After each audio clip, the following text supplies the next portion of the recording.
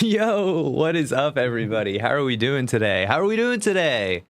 Little Thursday stream. We're getting back into Pokemon Black and White today. We covered a lot of ground last time. I think we've got a heavy, like, on the road fighting trainers kind of stream in front of us today. But who knows what's gonna happen? Who knows? But a lot of fun stuff has happened in the last week. Now, if you caught my community post yesterday, I said today we were going to have a new video, a tier list video, and this stream. I've changed my mind. I finished the tier list video, and I decided it was weird to do the stream and the video at the same time. So instead, I've set the video to come out tomorrow morning. And it's also like a 30-minute video of just me yapping. So that's gonna come out tomorrow morning. So I hope everybody enjoys that tomorrow. I'll be looking for your comments, of course. But yeah, how's everybody doing? What's going on this little Thursday? I hope everybody's doing well. It's good to be here. I'm ready to play a little bit more of this game. I've been thinking about it since the last time we streamed, and some of my opinions have gotten stronger, but I'm also cooling on certain things, I think. Ava the Banished is here. Hello. Who do I see in the chat? I see Frost Falcon, PD Gaming's here, TJ is here, Bison is here, Adept Karen is here, 8 p.m. in Germany. Oh my god, done with work, done for dinner, just here to enjoy before it turns to bedtime. That's what you like to see. We've got Lion, of course, in the chat. Awesome frame, nice library you have behind you. Thank you very much. Ready to finish work and get outside. The weather is glorious here in Columbus. Bison, have we talked about this? I grew up in Columbus. Big fan. We'll see how long that cooling lasts. That's right, baby. That's right. We will see how long. Oh my god. I don't think the chat is ready for tomorrow's video where I rank all of the Pokemon professors. I don't think they're ready. It's 30 minutes of just going crazy. Of just going absolutely crazy. Which one of those books is your favorite? Dude, listen, we want to get books? Let's get books. Here, we'll get some books. Here, hold on. This is everybody thinks this is fake. Let me grab some books.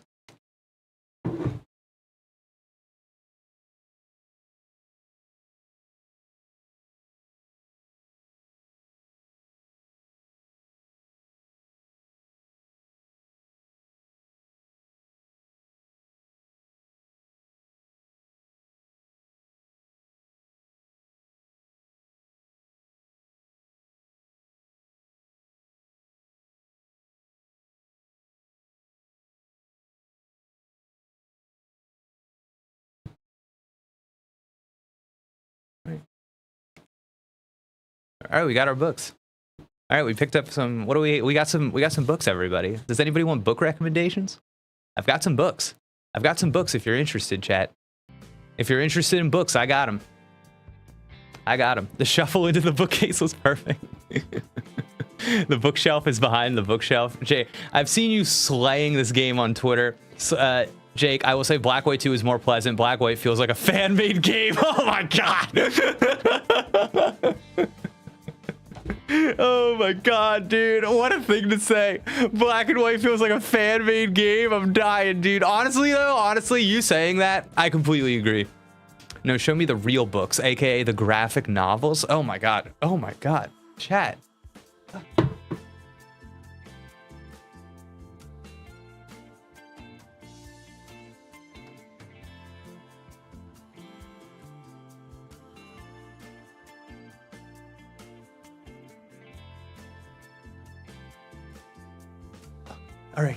All right, we're in. All right, we're in. Listen, not a lot is going to convince me that these are not the worst games in the franchise. Not a lot. It's going to be hard to convince me that these are not the worst games in the franchise. But yeah. Okay, anyways, we're having fun today. Chat. Okay, how about the ones in French? Okay, hold on, let me go get it. No. Oh my god. Listen, I got some book recommendations for you, chat. If you're trying to read, oh my god. This book has the best like first 2 pages I've ever read in a book. This best, dear God, I think about the first 2 pages of this book every day. I'm not even kidding. I think about it all the time. It influences everything I do. Just sicko mode, absolute sicko mode when it comes to fiction. God dang. We got some short story. Oh my God, getting a little caught up in the green screen here. Getting a little caught up. There we go. Wait a second. Hold on. Here we go. The illusion is shattered. Got a little collection of short stories here. Every single one of them, something you could learn to improve your practice. Dear God. What do we got? We got a little Sally Rooney. People like Sally Rooney, I think, more than I do. This is my favorite. This is my favorite of the Sally Rooneys. I think that I just like the story in this one the most. Some of them get a little ponderous, a little boring for me. I think I like this one the most. It's horny though. And of course we got your Superman. A little collection of modern Superman stories. Love to see it. Oh my God, what a time to be alive. All right. Let's hit it, chat.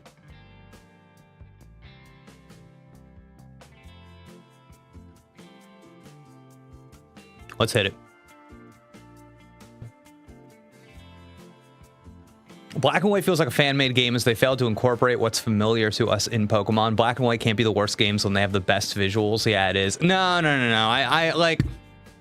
don't know. I think the best visuals thing is a little over. I don't know about that. I don't know. I'm willing to argue on that. I think that the visual style of these games is a little bit lacking joy. It's lacking the jolly vibrancy of the world of Pokemon, and it instead carves out a different kind of style for Pokemon. And if you like that, if you're saying that these are the best games visually, then I think that you are saying you like a style and a direction for the aesthetics of Pokemon that are different than what they typically go for. If you think these are the best looking games, then I think you must think that they are far and away the best looking games. They're man, the muted colors alone, I think really separate this game. Yeah, all right.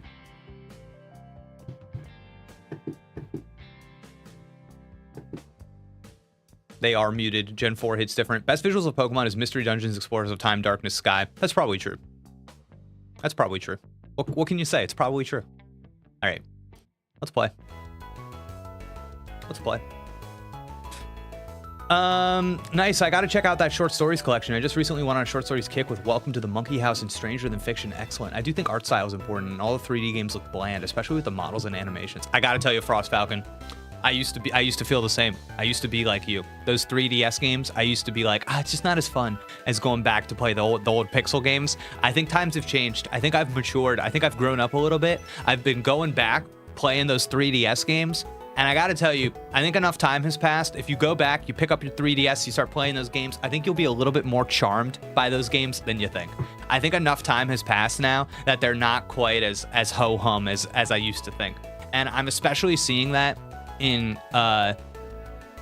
Ultra Sun right now that I'm playing on my own. I'm playing Ultra Sun. I'm feeling the vibrancy. I'm feeling the jolly vibes. I'm looking out at vistas. I'm checking out the characters. I'm seeing the Pokemon in the world. I don't know. There's a lot of good stuff going on there. It's good. I think it's, on the whole, I find it to be more visually interesting than this game. Jake, my work has a wellness program that pays out in Amazon gift cards. Can you recommend a handheld to play the older Pokemon titles? Dear God. Bungle, are you looking for an emulation handheld, or are you just trying to get your hands on a good old Nintendo 3DS? If you're looking for an emulation handheld, then I got the one for you. Hold on, chat. This is important. Chat. This is important.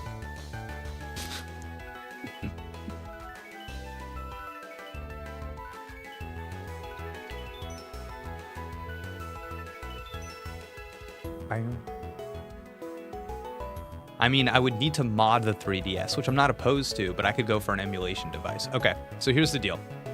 When it comes to DS and 3DS games, you're never gonna find anything as good as playing those than the actual hardware. You know what I mean? A modded 3DS will get you far, but even just like a normal 3DS or a DSi, that's the way to go, baby. But if you're looking to do everything like GBA down, then I got the guy. I got the guy for you. Hold on. This is your guy. This is your guy, baby. Miu Mini Plus. Different colors, whatever. I actually just got one of these recently. I got one for Dusty Gogoat of the Hidden Power podcast. Sent it over to him in the mail. A little surprise. Hit him up with it. Loaded up. Ready to go. And this guy treats me well. This is what I played all Pokemon Yellow, Pokemon Emerald on recently. Get that little fast forward button going. Got a lot of tips for this guy.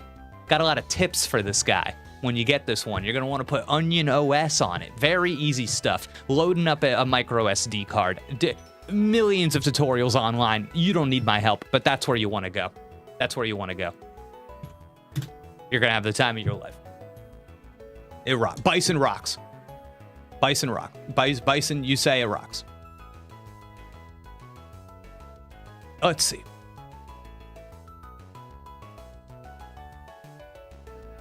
That's exactly what I wanted. Thank you so much. You got it. All right, chat, you ready to roll? Chat, you ready to do some Pokemon battles? How are we doing? What's going on in the game? Our team's looking great, I gotta say. Our team is looking good. Are we gonna... I think we take on this biker first. I think he's our guy. Hey, stop it. There we go. Do you want to pass through here? Then you must greet me. Hello. You know something me and Dusty have been talking about? Chat, how's the audio? How's the game audio? How's it sounding? Is it high enough? Can you hear the video game? Can you hear me and the video game at proper level? You want the game to be a little higher? What do we... Adept Karen says it sounds good. I always like getting at least more than one take. Let's see.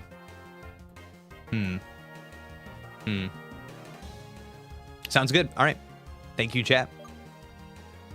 I want the game a little higher. That's what I kind of thought that was going to be the case. All right. Okay. I'm just doing little micro adjustments. I wish you could increase the game music, but not the sound effects.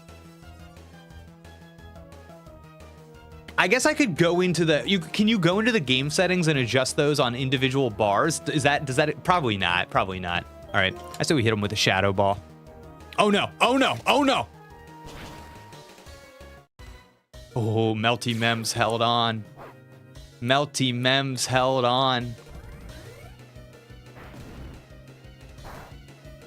All right, that's fine.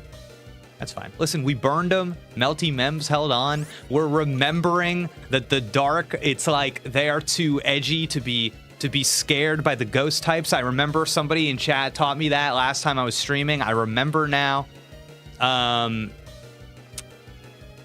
Okay.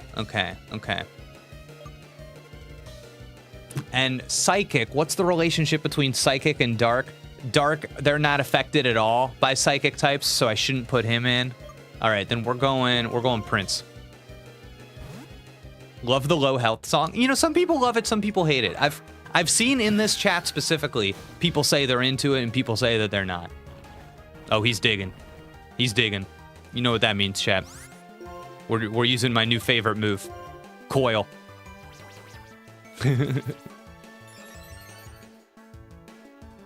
Dark is so sick and twisted that psychic Pokemon are disturbed if they read their minds. Yeah, exactly. Honestly, somebody in chat putting that way for me, that really stuck with me, actually. And I'm like, oh, that makes sense.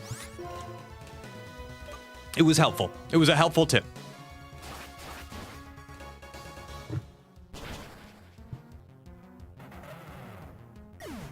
Oh, Prince is gaining a level, baby. Man, Prince is growing up into a big, strong guy. Melty Mems, Shield Face. Scraggy. Man, I think Prince is just gonna body this Scraggy. You ready for this? He's coiled. He's all coiled up. Yep. All coiled up. So I am a dark trainer type after all. Snivy enjoyer. Zidkins, of course. What is up? Zidkins, are you... I don't recognize the name. Are you new to the stream? Welcome if so. Glad to have you here. We're just playing a little Pokemon Black and White. I gotta say, biggest positive playing these games, positive new impression for the first time, is that I do like Pokemon Black and White Pokemon more than I thought I did. I went in thinking I didn't like this Pokedex. I'm coming out saying, you know what, there are actually a lot of good guys. A lot of good guys up in here. Love that his arms are always back there. Can we fight this guy? Yeah. I love that physical superior is weird when it's so definitively a special attacker in competitive play. Oh, interesting. Does it have the moveset for that, though? Does it have the moveset back in Black and White? I could see it having the moveset in the modern games, but I don't know if they fixed them, you know?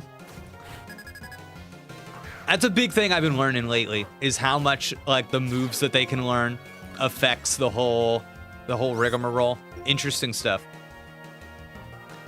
Is there an advantageous relationship here with ice and ground? Is that what chat taught me last week? It appears so. Yes. I don't like it, but I'll take it. Cursed. Sceptile is the same way. It only learns grass moves and coil. Yeah, see, that's the thing. It's like, what do you do? What do you do? All right. You fear Sigilyph, which is the correct opinion. Oh, no. Oh, wait, no. That's good. That's good. Garbodor's defense fell. Weak armor, dude. But its speed rose. Interesting. Oh, no. Sludge, but bleh, bleh. Oh, Chip, no.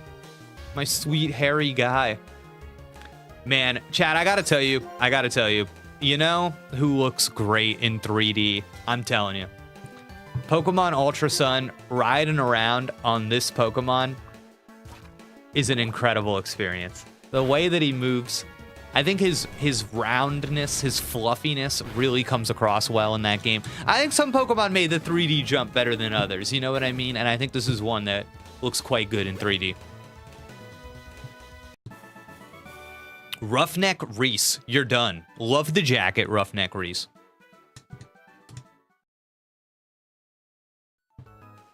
All right. Our guy has been poisoned. We're making a switch. Shield Face is going in the #1 spot, taking things over.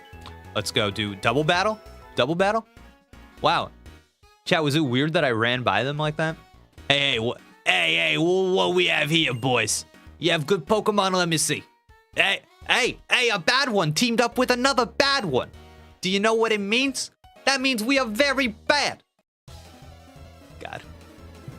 Hidden Power Podcast, of course, in the chat right now. New episode came out this morning. New episodes every Thursday. Start your day with some Hidden Power theories, discussions about rumors, leaks, speculation, that kind of stuff. You love to see it.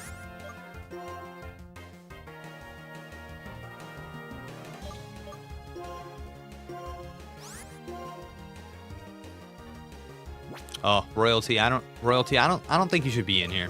We'll have you just do it. No. Royalty, you gotta get out of here. You gotta get out of here, buddy.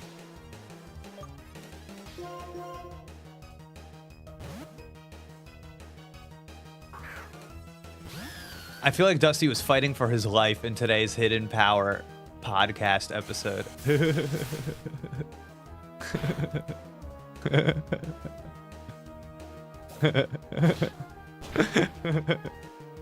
I'm not done listening yet, but I've listened to a lot, and that's how it goes sometimes, you know? That's how it goes. Oh my god.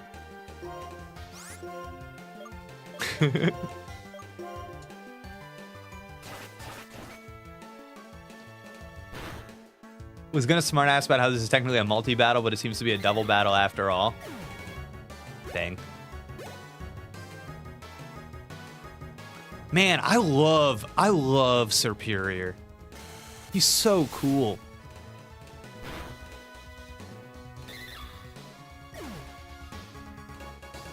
Back at the grind. Love to see you, Jake. Thanks for coming through, Lamp. Thanks for coming through. Yeah, we're back at the grind.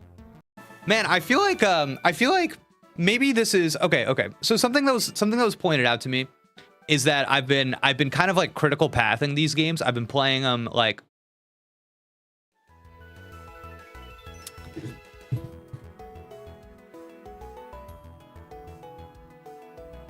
okay. Chat, I'm gonna do something right now. I need to. This is a mini yap. Okay, mini yap. Okay. I just want to talk about something I've noticed. Okay.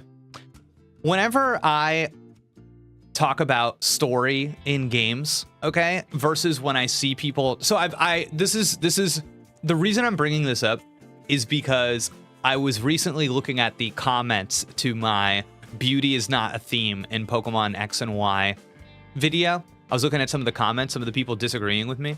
And I think I realized a common sentiment. I don't think people know they're doing this, but I think this is something that just makes the way that I interpret story different from a lot of people. And I think I can demonstrate what it is. In a future video, I'm going to make like a graphic that shows this better, but I want to talk about this a little bit. So imagine this is a game, okay? This is the end of the game. This is the beginning of the game. So this is your time playing the game. You start here and you end up here. This is it, okay? I think the way that people see story in Pokemon games is that over the course of you playing the game, the story shows up like, oh, here's a little story.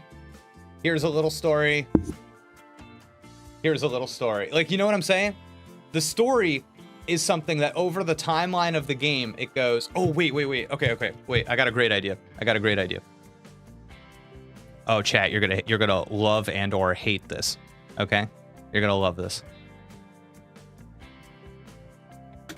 Okay, here's what we do. Okay.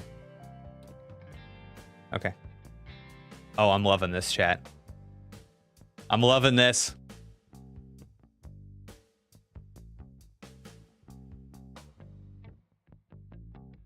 Okay.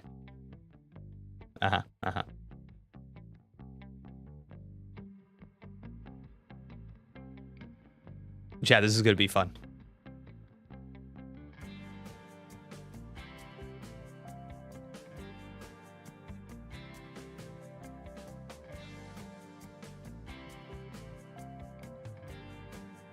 Oh no, what have I done? Why are they the same?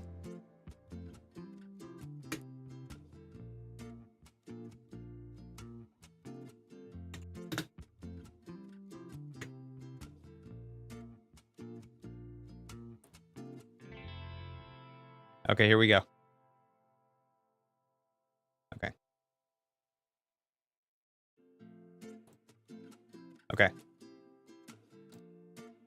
Okay, so imagine this. I think what people do is that they see if this is like the timeline of a game, okay? So once again, like where the G is, that's the beginning of the game, and where the E is, that's the end of the game. I think what people do is that they go, oh, the story of the game is here, and it's here, and it's here. Like, this is where the story shows up. And I think the thing that I do differently is that when I'm thinking about story, I'm thinking about the whole thing. I'm thinking about the entire game, and I'm wanting it to come through like this and not come through in little beats like this. Like, you're playing the game and then the story shows up. That's not what I'm thinking about. That's what I'm thinking about, the story and how it permeates through the gameplay. Like, I was talking on the Hidden Power stream recently about how, to me, part of a game's story is like in Pokemon Emerald, when you get put on the boat several times in that game, and you're with the guy on his boat. That's how you get around to the different islands in Hoenn, and you see the world, and that's how you experience the world. And I consider that narrative design, because later in the game, at a very specific point, you are given surf, and it changes how you see and interact with the world. And I think setting it up that way is narrative, is story. And I think, like, if you look at a plot synopsis of Pokemon Emerald, you probably wouldn't see that sequence of events included in a description of story. And I think that kind of bothers me, because in a video game, that stuff is totally narrative.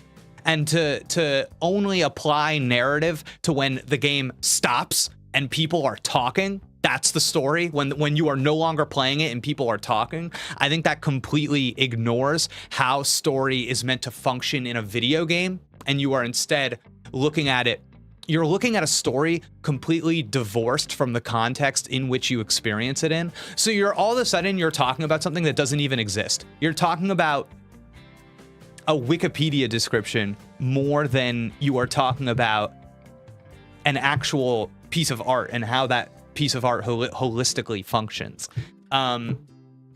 Yeah, so I've been thinking about that a lot. Yo, I just want an audio visualizer on screen with the little story text boxes moving to Jake's voice. Listen, I've got a great idea for how I'm going to show this in a video. I think it's going to be Captain Briny. Thank you. And Pico, of course. I was talking to a friend about this. Gen 1 through 4 all require search to proceed in the area you use it in or places you've been to. Yeah, that's cool stuff. So like, I don't even know what even really spurned me into talking about this at this point. I just get so wrapped up in these things sometimes. But I think all of this is to say, like, when I am talking about the way that I interpret and understand something, it is through a specific lens. And that specific lens is me and my background being a writer and a narrative consultant. And I think I understand story in a specific way. And I think other people are just looking for and want different things out of story than I do. And I think that, like, it's just weird to me how ready people are to say that somebody is right and somebody is wrong. Because to me, so much of this is supposed to be how you are interpreting it, how you are understanding it, what you get out of it, what are you looking for, and trying to see whose values align with who. So yeah, we need to focus on finishing White so we can move on to White 2. That sounded rude, actually. I'm loving the yap. I felt that surf moment in Emerald as a kid, exactly as you described, which is expanding the story to me more than just dialogue and the ideas of a writer, but also my feelings. Yo, Lamp, this is what I'm saying. I think a lot of people miss this about Pokemon games. This goes over their head. Like, the reason that these games are so enjoyable, before we even start, like, intellectualizing them as adults, I think people forget that those kinds of motions, those sequences, the setup and payoff of abilities are part of the narrative enjoyment of why we enjoy these, why we, like, enjoy these things in the first place. I think, like, Pokemon was such a phenomenon from the outset because it does so many narrative strokes well the first time out of the jump.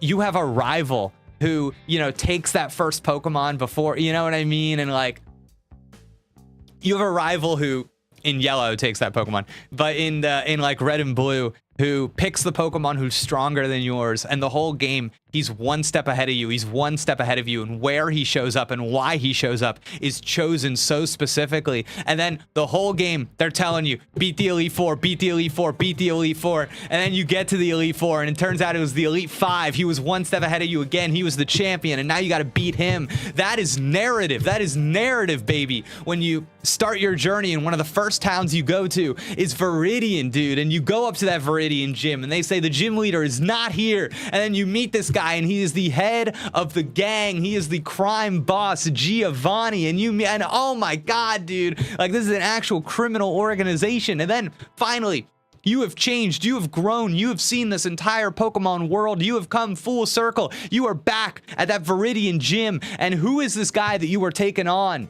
You're taking on the leader of that crime organization. Everything is the same, but you are different. Your relationship with the world and your Pokemon is different. And now you're ready to grab that 8th badge because you have come full circle. You have done what you set out to do. Like, god dang, these narrative beats all of these things are so beautiful, and none of it really has anything to do with when the characters stop you and talk to you and tell you what the story is. You know what I mean? It's all about the narrative design of the games, and that is writing. That is writing. Oh my God, it's so beautiful. So when I think about Pokemon Black and White, when we're playing these games, when we're playing Black and White, I feel like it takes all of the structure and all of the setup and all of the stuff that Pokemon normally does, it takes it all for granted. It says you already know how all of this stuff functions, so there is no care put into when things happen and why things happen. Instead, they just happen because it is Pokemon, because this is what they do. So it falls short. It's not as strong as a lot of the other games in the franchise for me. I think a lot of the stuff is, yeah, it's just kind of phoned in. So people are so invested in facts and feelings that they forget about authentic thoughts and opinions. Yeah, people are just way too into being right. I don't know, but... And then you give water to the guard and you feel good helping the officer. Dude, I've been building new competitive teams since Worlds, and I gotta say Scarlet Violet has made the process so dang easy. Oh, nice. Great. Okay, let's keep going. Sorry, chat. Something came over me. I just felt like... I don't know. That was... I don't know what I was thinking. Just felt like yapping, I guess. Shopping mall? Chat, we got a shopping mall? Let's go. Let's go, baby. What do we got in here? There are even some people in the mall who will challenge you to battles. There are even, why say even? There are some people in the mall who would challenge you to battles. On the first floor, they sell medicines. On the second floor, they sell TMs and different kinds of mail. Oh, we're going to the second floor, baby. I really admire Mr. Clyde, the Pokemon Gym guide, so I'm practicing being a guide too. Good trainers never use only brute force. They think about many different strategies, such as which... Yeah, all right, I got you, buddy. Is this also a gym? I feel like these are the kind of statues you see in a gym. How weird. Maybe even because there are already a bunch of bikers outside making a ruckus. Have you heard? There's a cave along Route 9. I don't know exactly where it is or what's in it, though. All right. Playing hide and seek would be fun. Okay. Yeah, give me some TMs. Okay. Not what I was expecting. Thought we were on the second floor. Maybe this is mid floor. Oh, here we go. That's it, brother? Oh my God, Disappointment City. Okay. I come shop at the shopping mall a lot because I want all the TMs. All the TMs? Brother, they're selling 2. I am a rich boy, so I have a great Pokemon.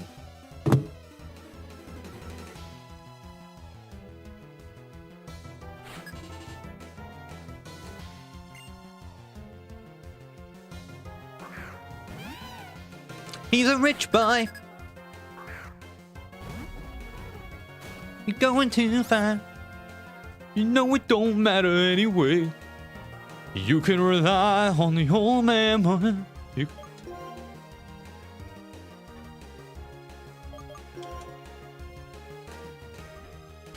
No! Wow, dude. He used fake out. What a competitive strat, am I right, gang?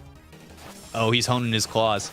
This rich boy. He's been watching those Wolf Glick videos.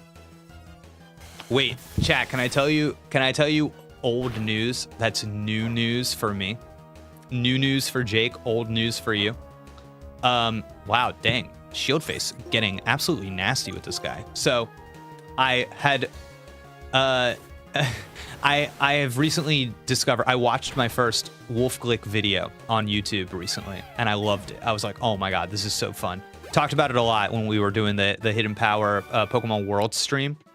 And then I discovered that there's been a ongoing like harassment campaign against Wolf Glick, being like, he's a cheetah, he gens his Pokemon, he's a cheetah, Wolf Glick, he's a big old liar, he's a cheetah, he's not using real Pokemon, he's using fake Pokemon, and dude, I love this so much because it is so stupid, dude. It's like who cares?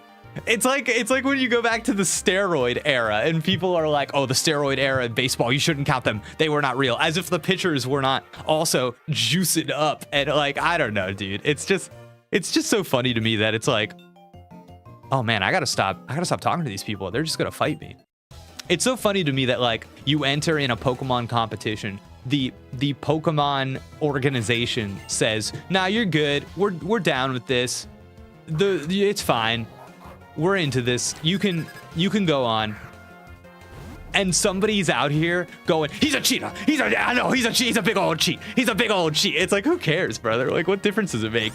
Was somebody else saying what the commands were?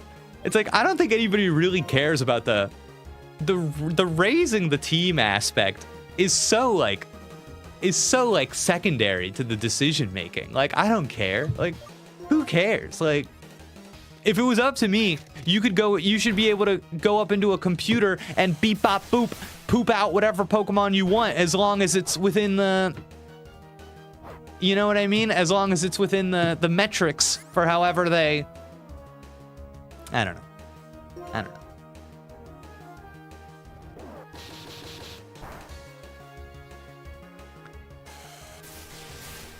2019 called, they want their news back. I told you this was old news. I told you. Oh, nice. Nice shield face.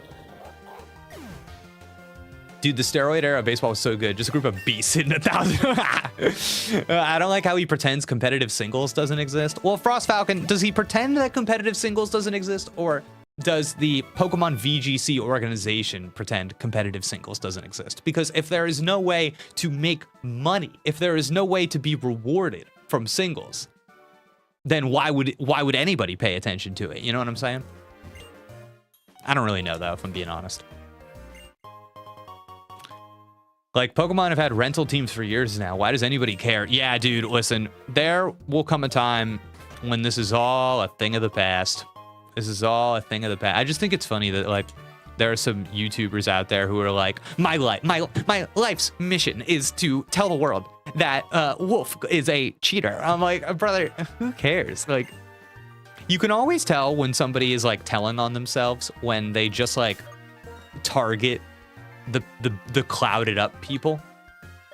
And because listen, if this guy was serious about exposing cheating, then he should be going after the Pokemon Company and Game Freak for not having like good enough systems or checks in place. He should be going after the institution, not the person. You can't blame the person for taking advantage of a system that rewards them. That's on the system to shut them down, not the person. You see what I mean? So that's how you can tell. People are always telling on themselves. They're just mad and jealous. Like, is every single person that the Wolf battles not cheat? And furthermore, if Wolf Dog is my big cheater on the scene, then it better be substantive. He better be like shutting people down at these tournaments like there is no question to be had. You know what I'm saying? But that's not the case. My man didn't even make it to the top 16. You know what I'm saying? That world champ difference did nothing for him. So it's like, I don't know. I just think it's funny. Oh God. The Jenning topic is nuanced, but it's tiring.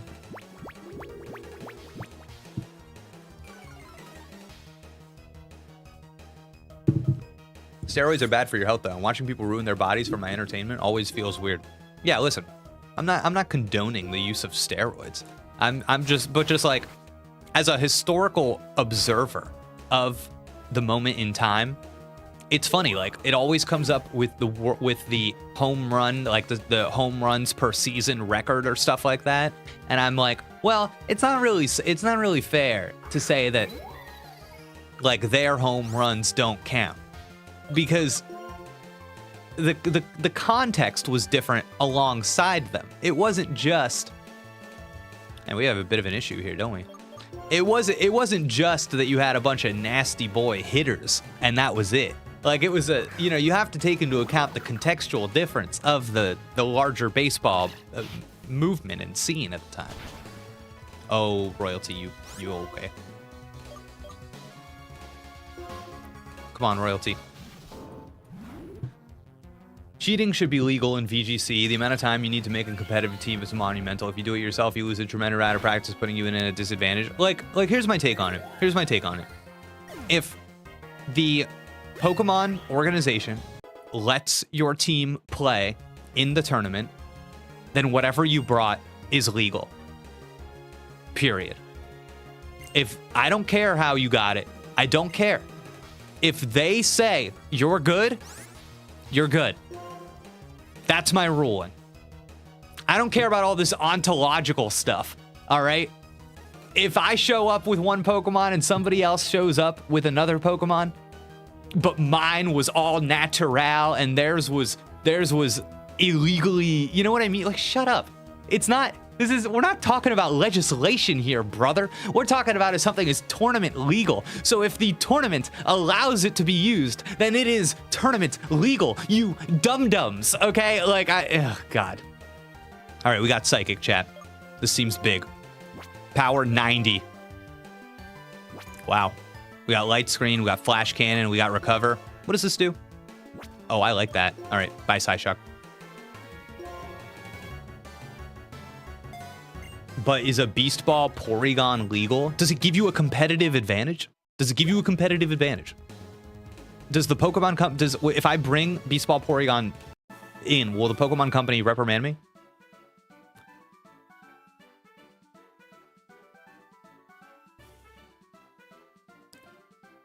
Genning is also not the same as juicing. Juicing would be like using Charizard with Hydro Pump because it's naturally impossible. Agreed. Great point. Great point, dude. Great point.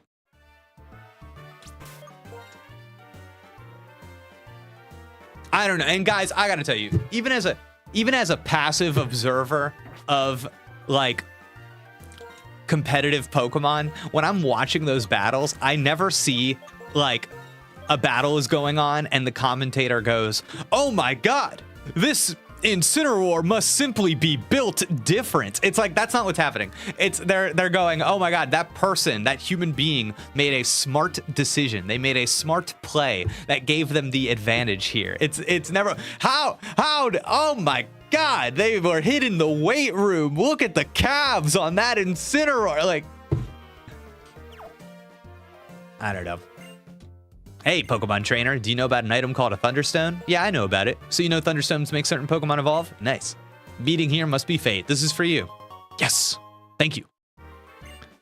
Yeah, I don't know. Again, I feel like this just kind of feeds into the whole thing I was talking about earlier about like the desire to be right over anything else, over like material understanding. It's like, well, no, the Pokemon are fake, so you are a cheater. It's like, shut up, dude. Like, oh my God.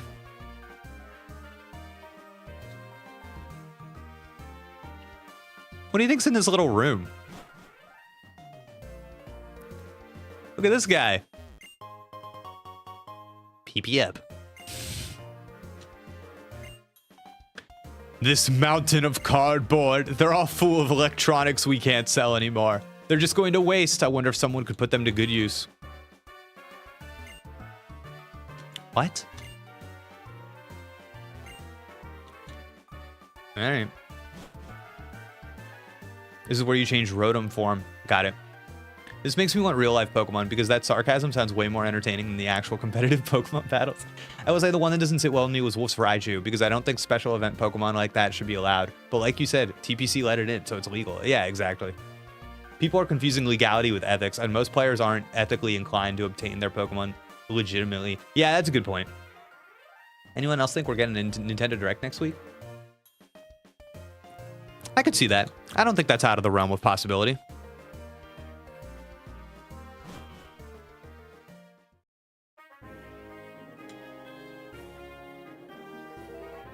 Man, how much space do I have left to go here before I hit a Pokemon Center? I feel like some of my guys are gasping for breath right now.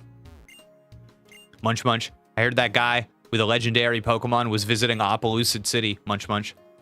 We talking about N? That guy. I heard. Is this the city? All right, I'm gonna talk to you, bro. But I know that I just want to get to a Pokemon Center. Hello, Jake, this way. Oh no. Chad, here we go. Laughing my LMAO, PETA would be all over IRL Pokemon battles. Can I make a point? Can I say something about PETA really quick? Can I say something really quick before we get into this? I see PETA get brought up a lot with this game specifically.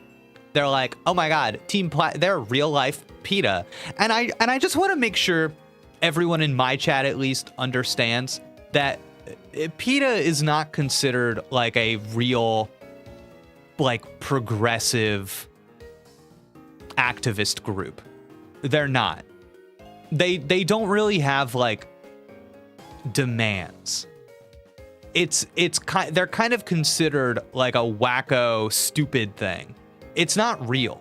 It's not like, there are a lot of activist groups out there, most of them legitimate. PETA is not like that. PETA is not a legitimate activist group. I'm so sorry. You know, it is a vestige of a time in which people were getting riled up about certain things, and it's pretty directionless. They're not very good at like grassroots organizing. It's not real. Like, sometimes I get concerned that people like look up PETA on Wikipedia and just like take it as at face value without understanding like actual social and historical context, especially when it comes to activism. And I get a little worried about that.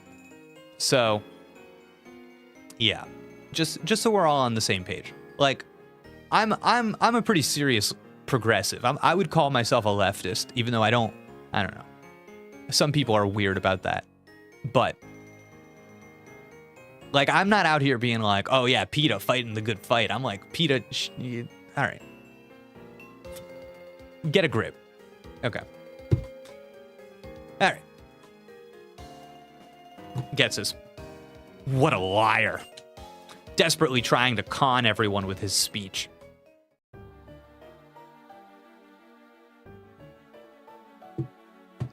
Let me take a drink. I've been a righty my whole life. Writing, eating, shooting basketball. Hey, Sarah. How you doing? You want to visit the stream? Come on by. Pull up a chair. A chair? Yeah, pull up a chair. Pull up a chair. I came here for chicken broth. Oh, okay, yeah. Pull up a chair. Get in here. ice cream. Hey, let me get you in here. What are we playing today? We're playing Pokemon White. Pokemon White? Pokemon White. That's right. Okay. That's right. There's Pokemon Black and Pokemon White. That's cool, yeah. Yeah. They're always opposites. They're always opposites. So you see this guy on the screen right here? This guy with the green hair? Yes. So what do you think of him? He looks evil. Did I nail it? You think he looks evil? Yeah. You think he looks evil? Well, he's a lineup of minions. Okay. He's wearing a cape. Uh-huh. And he's saying that's correct. Kind of like a thing You want to hear my voice for this guy? Yeah. Okay. Let me give you a little scene here. That's correct. Our Lord N has combined his power with the legendary dragon-type Pokemon and intends to create a new world. We herald the return of the hero of Unova, founder of this region. Oh, look at him walk. Pokemon are different from people. Okay. You are just... So You're working too hard for these people. That is amazing. That's amazing. You like it? Yeah, it's incredible. Wow, thank you. You're welcome. So the whole premise of this game is that this guy, this dumbass, it thinks that people are so stupid that if his son gets control of a big honkin' strong dragon Pokemon, everybody in the region will be so impressed and like horny about the fact that he captured that dragon Pokemon that they will do whatever he says. There's some logic there. Tell me, you think so? Yeah, why not? Okay, because the whole thing is that they want to convince everyone to release their Pokemon. So imagine you and me. The evil people want. Yes. Okay. So imagine. Is there an ulterior motive there? So yes. So imagine. Okay, imagine this. Imagine me. I have Chip the dog, and I love Chip the dog. Chip the dog's my best friend. But then, this guy's son captures a big strong dragon and says, "Look! I am the fabled hero of legend. I caught the dragon Pokemon that nobody has been able to find for years and years and years. And I am telling you, as your leader, release Chip into the wild." Well, that's not fair. Yeah, no.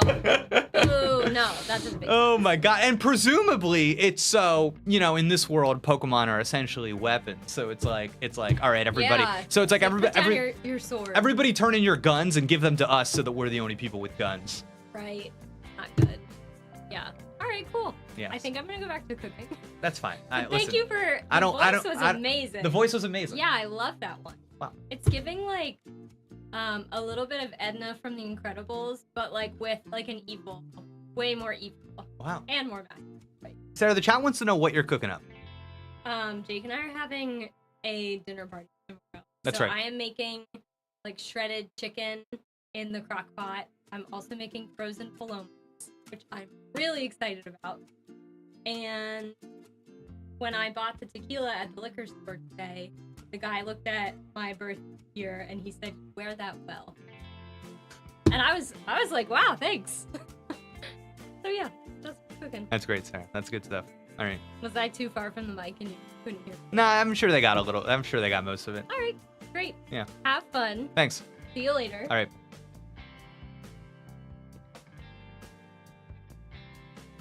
Bye, Sarah. Bye. Mwah. Mwah. Alright. Chat, I am not making a pro-guns argument. I am just saying I don't support this fascist rule. No, stop it. Chat, stop it. Chat, stop it. Chat, stop it. God, I hate guns so much. I hate them so much. I hate them so much, chat. I think anybody with, like, you know how there are people, do you have these people in your life that, like, think guns are just, like, cool? Like, the technical aspect. They're like, oh, the guns are so realistic in Call of Duty. That's half the reason why I like the game. I find those people to be some of the lamest people in the world. All right. Pokemon are different from people. They are living beings who contain unknown potential. They are living beings from whom we humans have much to learn. They are beings whose greatness we should acknowledge. Beings who should be freed from our oppression. Freed, Pokemon? We, Team Plasma, invite you to join us. We all want to create a new world where people and Pokemon are both free. Ladies and gentlemen, I ask you now, please release your Pokemon. And so I end my plea to you today. Thank you one and all for your attention.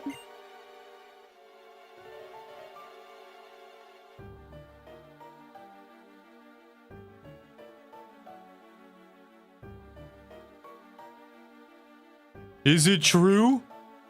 Have we been making Pokemon suffer? Maybe we should release our Pokemon like Team Players Messiahs. No way! Without Pokemon, I'll be lonely and sad. I am so mad that people say that the story in this game is good. This is a sentence in your good story video game. Choke me. Wrap your fingers around my throat. Get a Machamp to put his forearms around my neck and never let me breathe again. Without Pokemon, I'll be lonely and sad. Oh my god, how deep. I am so... Ooh, what a deep video game. Thank you so much. Oh, and that's the end of the scene. Oh, Jesus Christ. Oh my god. Okay. What was that about? That speech was off the charts strange. The cooperation of people and Pokemon is how Unova came to exist to begin with. If a Pokemon really didn't want anything to do with... Man, I feel like I got had a little burp. It would simply leave. Capturing a Pokemon in a Pokeball doesn't mean you've captured its heart. Okay, that feels like a cope. If I'm being honest, that feels like a cope. But it's okay. I would have gone for a different angle. I would have said, capturing a Pokemon...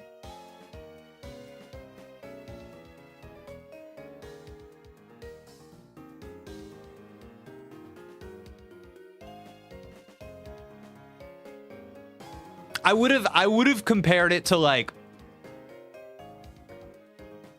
wearing a friendship bracelet. Or I don't know, it's like Pokemon have to accept the partner or something. I don't know. Oh my god. Black White Dude disagrees with Drayden's statement in some ways. Guys, I think oh my god. I think I got too far away from chat. I'm lost, chat. I'm sorry. We're just gonna keep going. Let's go, Jake. It's been a while, Iris and Drayden. Oh, Mr. Alder, and the guy who helped out that time. Oh my god. Okay. What's wrong? What does the wandering champion who left the Pokemon League need from us? Briefly, my request is this. Tell us about the legendary Dragon-type Pokemon. Are you talking about Reshiram or Zekrom? What's the sudden interest? Moments ago, a troublemaker known as Ghetsis was here.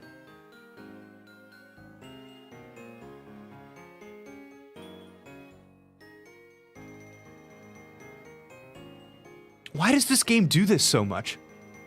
Do they think I am stupid? Like, this game does this a lot, chat. Where I watch a scene and then the next conversation is somebody being like, oh, I'm so mad. Oh, I'm so mad. Oh, I hate this stupid game. I hate this stupid game. Okay, so first off, we watch Ghetsis give that stupid speech to the crowd full of people, which is functionally the exact same speech that he gave in the second town we visit in this game to a different crowd of people. The only difference is that now he gets to say that N has the stupid legendary Pokemon, and there is barely even a materially different reaction in the crowd to what he says. It is the exact same thing. And then we have to sit through that whole stupid speech. And then we go talk to these idiots, and these idiots go, hey, did you know that a guy named Ghetsis was just here? You've only been seeing him give the exact same speech throughout the entire game. The only thing that's different is that he said a trainer named N. What trainer named N? We've seen N 30 times! We've seen him 30 times by now! A trainer named N has reawakened Reshiram. Yes, I know! 8 different people have told us this by now. We've been having this conversation since the last stream.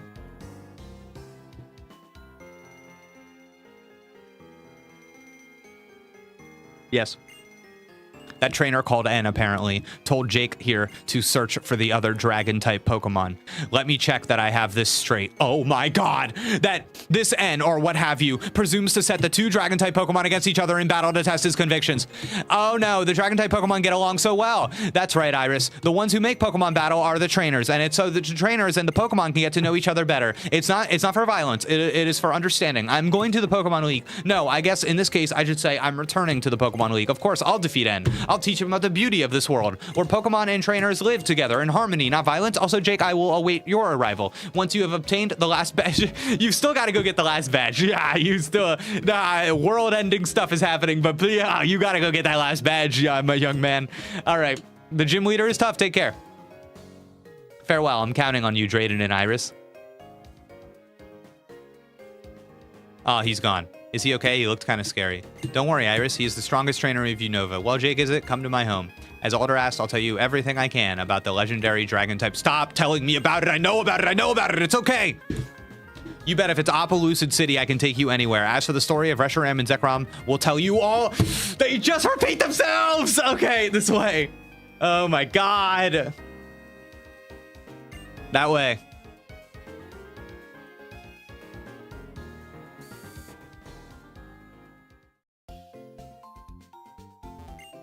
Oh, this is so stupid. Oh my god.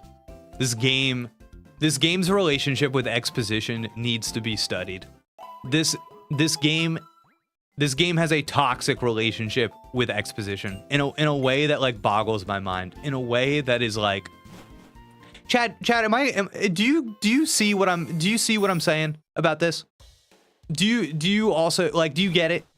Like, I feel like at the end of the last stream, I was talking about this. I was like, oh my god, how many people are going to tell us N's plan over and over again with the freaking legendary Pokemon? And then we're doing this thing and it's like, oh my god, we got to this town. And I think something that might be going on is that the game like gives you the option to go explore at any point So you could spend hours and hours and hours out in the world capturing new Pokemon, exploring new areas, and then you come back and it's like, okay, time to make sure that they know what's going on in the story. I kind of get that. I kind of see that that's what's going on, but I don't think that explains what happened there after like the Ghetsis conversation and then getting the explanation of the Ghetsis conversation again. Like that to me is just like these games are addicted to dialogue in a way that is so toxic. Like they just want you to click through more words. Oh my god, dude.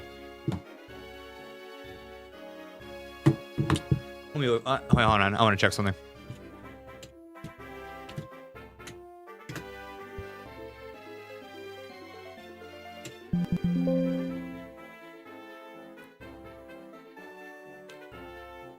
Chat, what's the name of the town we just got to?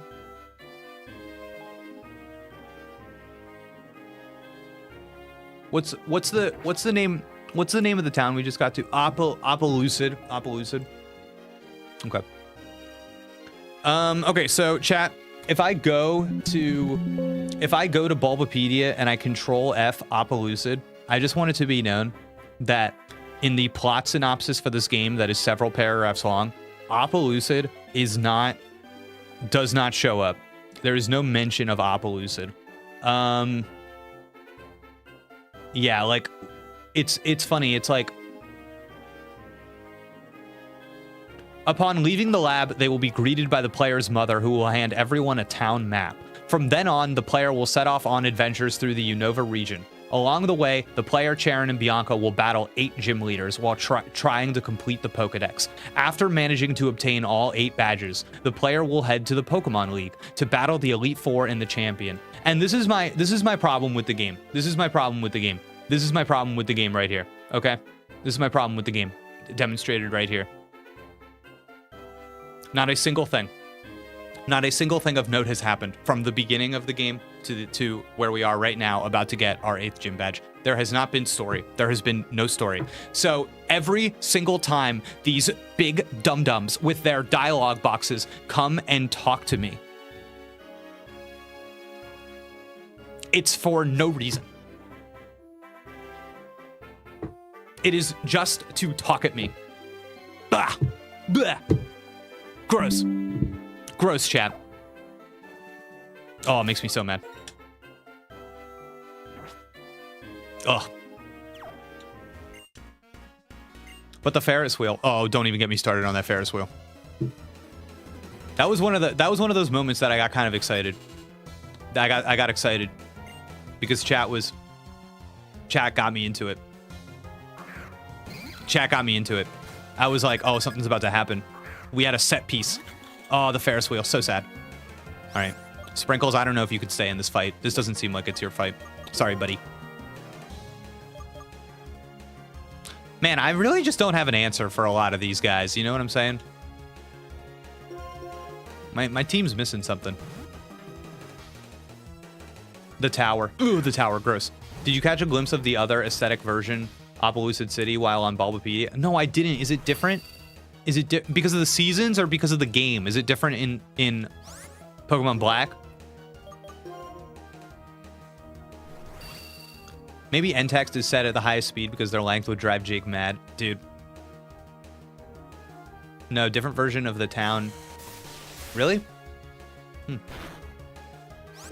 Man, Scald is pretty nasty, huh, chat? Oh no, high jump kick. This is gonna hurt. Ouchies. Scraggy is notoriously hard to fight before fairy types came around. Oh, interesting. That's fun. How different is the town? Is it like really different, or is it just kind of different? Past versus future? Wait, really? Wait, why? Why would it be past and future? Wait, what? What about this game is doing a past and future bit? Teach me, chat. Hey, fight me. Nobody can beat my speed and fury. Leave a like for Jake, because we love a yap. Oh, please, for the love of God, make this worth something. Please. One of the towns is from the past, and in the other game, it's the future. No, but why? Wait, what do these games have to do with past and future? Wait, why? Wait, what? Chat, what's going on? Wait, there's just randomly a past town and a future town? For fun and to match the legendaries. Wait, there's a past and future theme with the legendaries?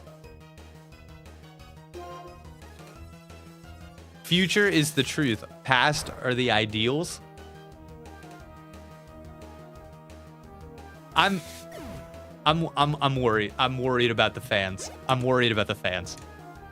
I will hold my tongue, but I'm worried about the fans.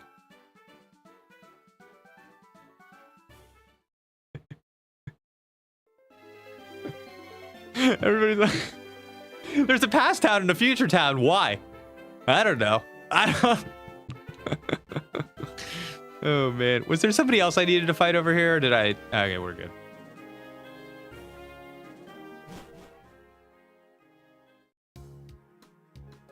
I think it's neat. All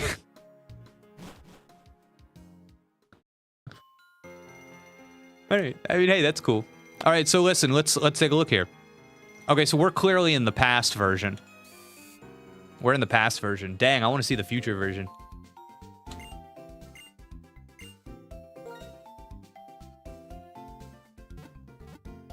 Story is so rich and complex, you wouldn't get it. Yeah, you're right. You're right.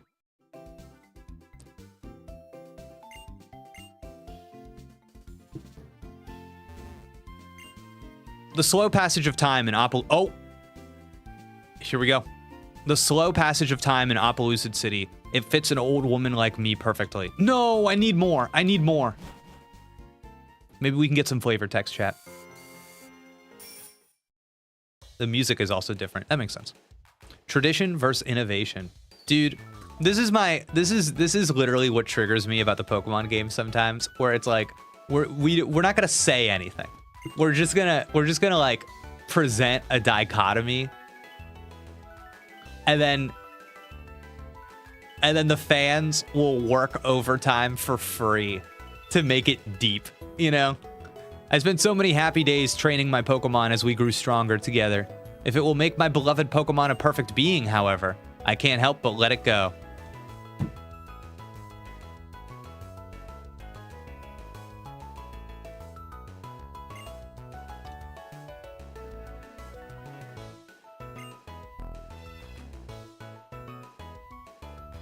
If it will make my beloved Pokemon a perfect being, however, I can't help but let it go.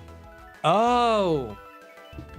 He's absorbed Team Plasma propaganda. Oh, okay, cool. So have we really been making our Pokemon suffer? Yeah, man. You specifically. You freak. If all Pokemon are released, trainers and gym leaders will no longer exist. For better or worse, the world would surely change. Okay.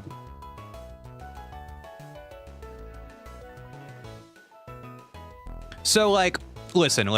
Give me some idealized past stuff. The hopes of an ancient people are put into this melody. I will bring them back to us now.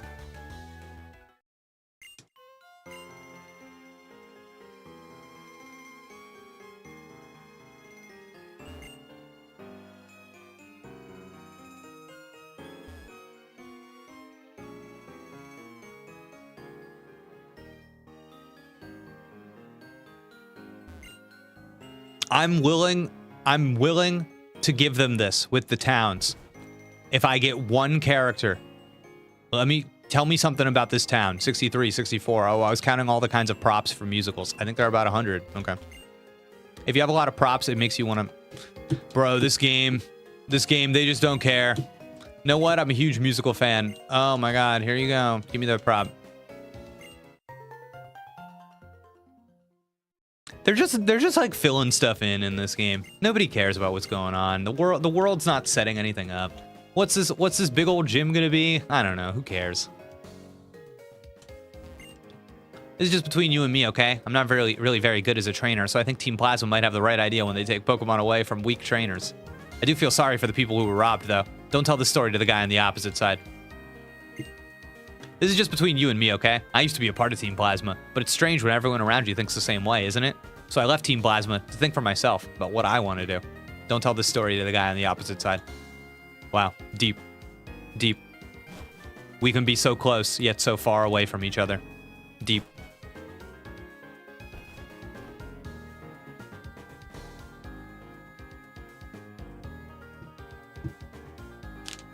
Okay. Quick note.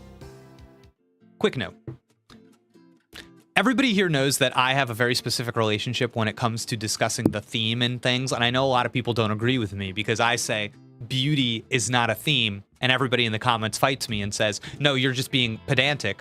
Beauty is a theme in this game. Look how it appears here, here, and here. And something I just want to make clear is that it is my belief that you cannot tell the theme of a piece of art unless you experience that piece of art. You cannot tell me what the theme is of a game until you actually play that game and you see that the argument that game makes over time. When you tell me that the theme is beauty, that is something that somebody could tell me from marketing materials. That is something somebody could tell me without experiencing what the game is actually doing, how the game is functioning, how it's communicating with you as a player through its design, narrative, and otherwise, which is why I find the insinuation that a single word or just like a generally vague, repeated past versus future, truth versus ideals, none of these are claims, none of these are arguments, none of these acknowledge how the game operates or functions. They don't take into account the specific choices that people make in any designed piece of art. It has nothing to do with the game and it has everything to do with like the product from the outside. And when people you don't know what the theme of this book is until you read it. You don't know what this book is telling you until you read it. I can tell you, I can go in here and we can say, here we go. This intense novel follows Tony Webster, a middle-aged man, as he contends with a past that he never thought much about until his closest childhood friends return with a vengeance. One of them from the grave, another maddeningly present. Okay, so the theme of this book is memory. You see how dumb you sound right now? You didn't read the book. You didn't read the book. You can tell me things that are in this book. You can read the little thing on the book jacket, and you can tell me ideas that permeate this book, but you cannot tell me the theme because you have not read it. You cannot tell me what this book is trying to say about people, what existential truth is being relayed through not just the words on the page, but the words between the words on the page. That's what a theme is.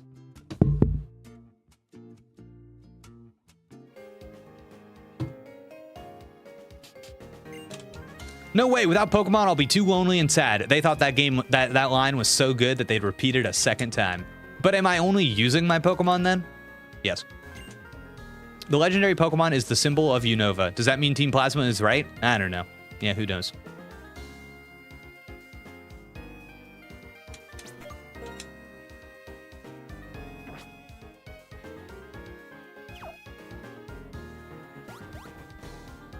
Just a little farther.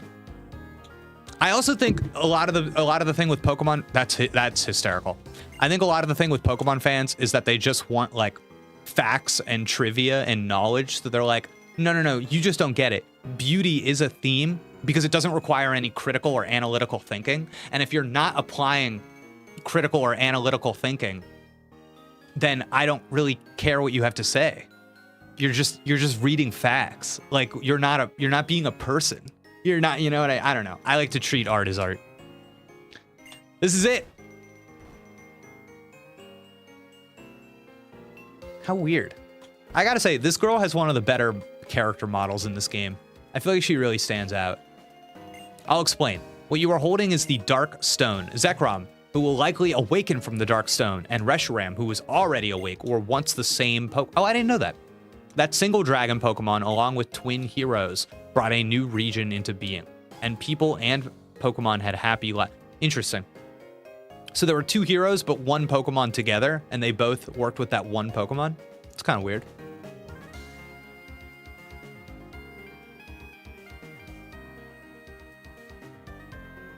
Hi, Jake. I rarely get to watch live, but big fan. Just wanted to reveal myself. Toasty-O's! Welcome to the stream. Thank you so much for revealing yourself. How sweet. Coming in saying you're a big fan, doing the grand reveal. I love when new chatters reveal themselves, and thank you so much for enjoying and coming by the stream. I hope you're having a nice day. Toasty-O's. What a name, dude. Don't forget, it's someone's turn to call in the wellness check for Jake tonight. General audiences need to be equipped with the right vocabulary, I think, which is what you are doing here. Yeah, I'm trying. I like facts, trivia, and analysis, sometimes both at once. I agree. I think there's a place for both things. I just think sometimes you can't confuse research for analysis.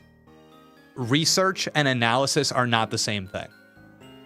Analysis is about pulling from the text. Research is about doing things outside of the text and bringing them in. You know what I'm saying? You need both. Much of what we as humans experience isn't exactly objective. Different people experience different events and circumstances in different ways. Exactly, which is why I love being like, how does this speak to you? Dude, that's why the theme is beauty thing gets so under my skin, because I'm like, beauty according to who? Beauty according to who? What a question. Conventional beauty standards, maybe, but for who? Who was like, what? When your theme is beauty, when you say your theme is beauty, what you're actually doing is upholding an idea of beauty that oppresses certain people, right? Like, what do you say? Man, people are so close. People are so close. When they say it's beauty, I'm like, what does the game say about beauty? There's your theme. Go one more step. You gotta analyze. If you're not critically thinking, you're just the Daily Wire. Can't disagree. You could say research is for the truth and analysis is for the ideals. Oh my God. And okay, here, let's keep this going. One day, however, the twin heroes, the older brother who sought the truth and the younger brother who sought ideals. I actually think these games could be vastly improved if this kind of thing was tweaked. I wish that instead of saying one sought truth and the other one sought ideals, I wish they went after actual things and were like, one trainer wanted to know how Pokemon really felt, wanted to know what Pokemon really thought about their trainers. And the younger brother chose to believe that so-and-so, and so, you know what I mean? If they rooted it in a real thing, and the heart of the real thing was truth and ideals, that would do a much greater job at like showing the friction between those two concepts and how it's really about like two people's life choices and worldviews diverging into two different directions, what people are concerned with. But when you say one person's looking at truth and the other one's looking for ideals, it just sounds like gibberish because nobody's doing that. It's almost like linguistic capture. It's like deciding what truth means and deciding what ideals mean. But somebody's ideal could be the search for truth. Like it's just meaningless. They're just like weird, vague words.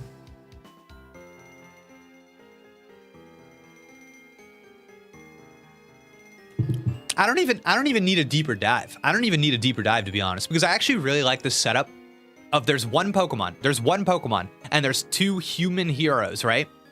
So tell me how the relationship with that one Pokemon between these two brothers was different. How did they view that Pokemon differently? Because they had two different worldviews. What did brother A think about the Pokemon, and how did brother B think about the Pokemon? And then you can dramatize their split in worldviews with the split of the Pokemon into two different Pokemon. You see what I'm saying? But like now, like just saying truth and ideals doesn't. It's like lazy. It doesn't say anything. Yeah. Man, I feel like I actually hit something there. I feel like I really hit something there, actually. I think that was a good critique. Chat. I would take that to the bank. Begin to argue about how to decide which one of them was right. You see what I mean?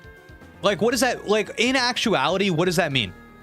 What does that, like, tell me, what does that mean? Two brothers, they sit down at the dinner table. They're having a rotisserie chicken, some rice and beans. They're sitting there with their fork and knife. Reshiram, Zekrom fused together is in the backyard playing with the local fauna. You know, when I look at Reshiram, I think about the truth. And then Brother B goes, whoa, you think about the truth? When I look at, his name is Zekrom, by the way. When I look at him, I think about ideals. Ideals? You think about ideals? That can't possibly, no, I think about truth. Ideals, truth, ideals, truth. Like, what are they saying? I don't know. I feel like the game does nothing to, like, I don't know. Yeah. The single dragon type Pokemon that had been with them all that time split its body into two. You see how what I'm saying would be so helpful for this scene? Like, this is like literally the purpose of allegory. Like, you come up with a little story and it informs you in this way.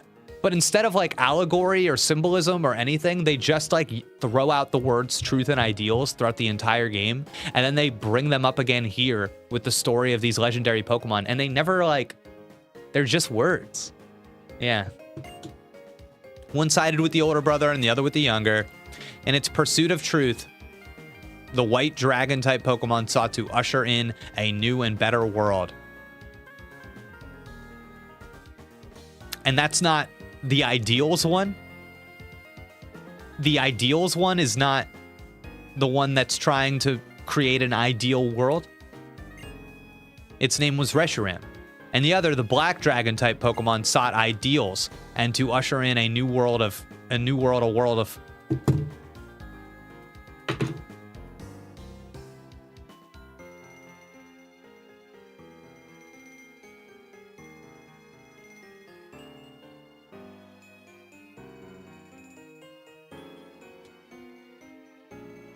Okay. All right, so this is good. This is great because everything I just yapped about is being shown right here. This is exactly what I'm saying. When you make your words interchangeable and you hinge everything on those two words, you make them absolutely meaningless words that you could swap any use of truth with any use of ideals. In the sentence, you could control F, truth and ideals, and swap them at any point in the game. They are so meaningless. You could control F and switch them, and nothing about the game would change. When that is the case, you literally have two Pokemon you have a Pokemon that split in two, so that one could go after a better world, and one could go after a new world full of hope. Kill me. Because the two of them were once the same entity, their battle raged endlessly, and neither one could be declared the winner. They simply exhausted themselves. The twin heroes proclaimed that there was no one side that was right, and ceased the conflict. But the two heroes' sons started the battle again, and an instant later, Reshiram and Zekrom destroyed Unova with fire and lightning. Then they disappeared. But if people work with Pokemon in the right way, we don't have to worry anymore about the world being destroyed. I mean, Reshiram and Zekrom worked hard for everyone and made a new region. Okay. So it should be... They destroyed it, but then they worked really hard and they made a new one. True. Pokemon cannot speak.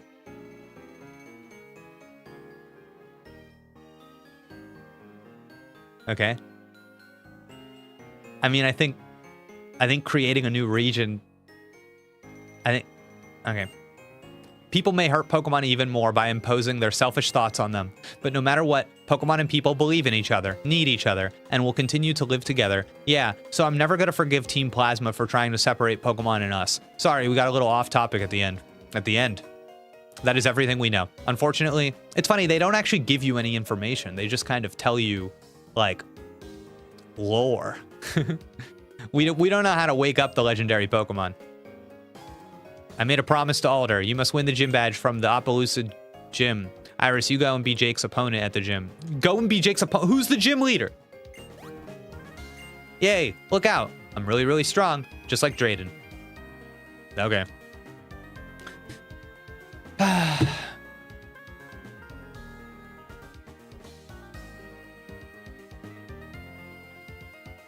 Totally agree. More on the two heroes and what they actually did would have been so nice of them. Yeah. But truth and ideals are not mutually exclusive. These brothers could have had opposing, identical weekend views from what the game is saying. Totally, they don't go into it any further. World views.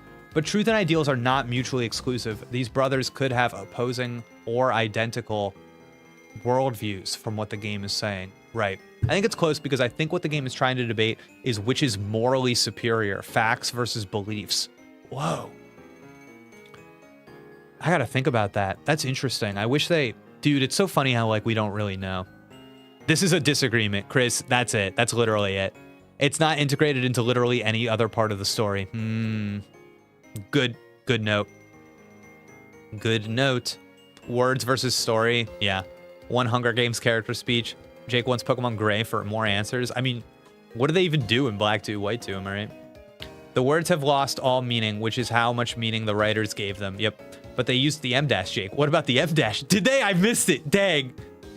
But Black and White could have benefited from being gray. Wait from him in the Pokemon Masters. Oh, a quote from him in My name is N. I'm on a journey to find the truth and ideals that Pokemon and humans can achieve together. What does that mean, dude? I wonder if they do swap them in some cases, depending on which version you're playing. That's funny. Funny you say that, Jake, because that's probably exactly what they did. Control F and flip the words when transferring the script of White to Black. It's funny. I'm not finding that this game focuses more on truth or ideals. Which version do I have? Do I have the truth version or the ideals version?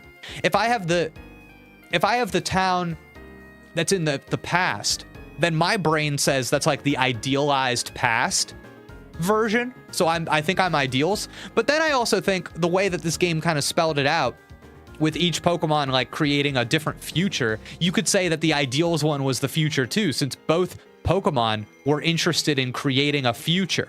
Like, they didn't even do a thing where, like, oh, Zekrom wants to uphold the ideals of the past, and Reshiram wants to pursue the truth of the future. Like, they didn't even do it that way. So it's hard to say, like, what ideals, truth, which one's past, which one's... I don't know.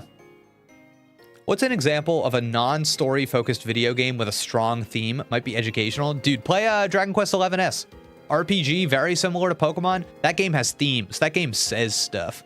It's a lot of what you might expect about like friendship and stuff, but man, about like understanding one another, but it's in there. Oh, dude, you want a really good one though? You want a nasty one? You want to take in some grade A literature? You got to play some Octopath Traveler 2. Mamma mia. Oh my god, that is a game about the disenfranchised. Oh my god. All right. I don't know why they tried to shove a creation myth aspect into it. Jake, what's the theme of the show Heroes? Oh man, it's been so long since I watched that. Probably something about persecution. Probably something about persecution, if I had to say. I would have to go back. The first interesting lore of the game, possibly. The Split Dragon. Jake, anyone gonna watch the newly announced video anthology series on Prime? Oh yeah, it looks kind of neat. I always thought Black and White were trying to mimic Yin and Yang. Dude, they are. They're trying to mimic everything because these games paint with such a vague, in-specific brush that it's like writing a horoscope. They just want you to read it and go, oh my god, this is so meaningful. It applies to me. It's so real. But really, it's just written in a way. There's literally like I had a writing mentor that had a lesson he used to teach called horoscope writing, and it was a style of writing that invited readers to inject their own meaning into it. You keep things vague and you keep certain things that don't matter specific, and it makes people do that. So people bring in all of this outside stuff and they go, oh my god, it's just like this, it's just like this, it's just like this. But that's because there's no meaning to derive from the piece, so you have to bring it in from the outside and inject it into the piece. So when Pokemon gives us a vague plot, it's bad, but when Hollow Knight gives us a vague plot, it's cool. How does that work? Well, I don't really like Hollow Knight, if I'm being honest with you. But Hollow Knight, I don't think Hollow Knight is giving you a vague plot. I think Pokemon is talking at you, specifically, the whole game, about its story, over and over again. Okay. if you spend a lot of time on a page talking about one thing, that means that the book, in its structure, in its form, thinks that that thing is important. So this game spends a lot of time having you talk to characters about this game's themes and story, right? So the game is saying that those things are important. Whereas in Hollow Knight, that's not how they deliver. That's not the mechanism through which that they deliver the story. The mechanism is understated, and it's something that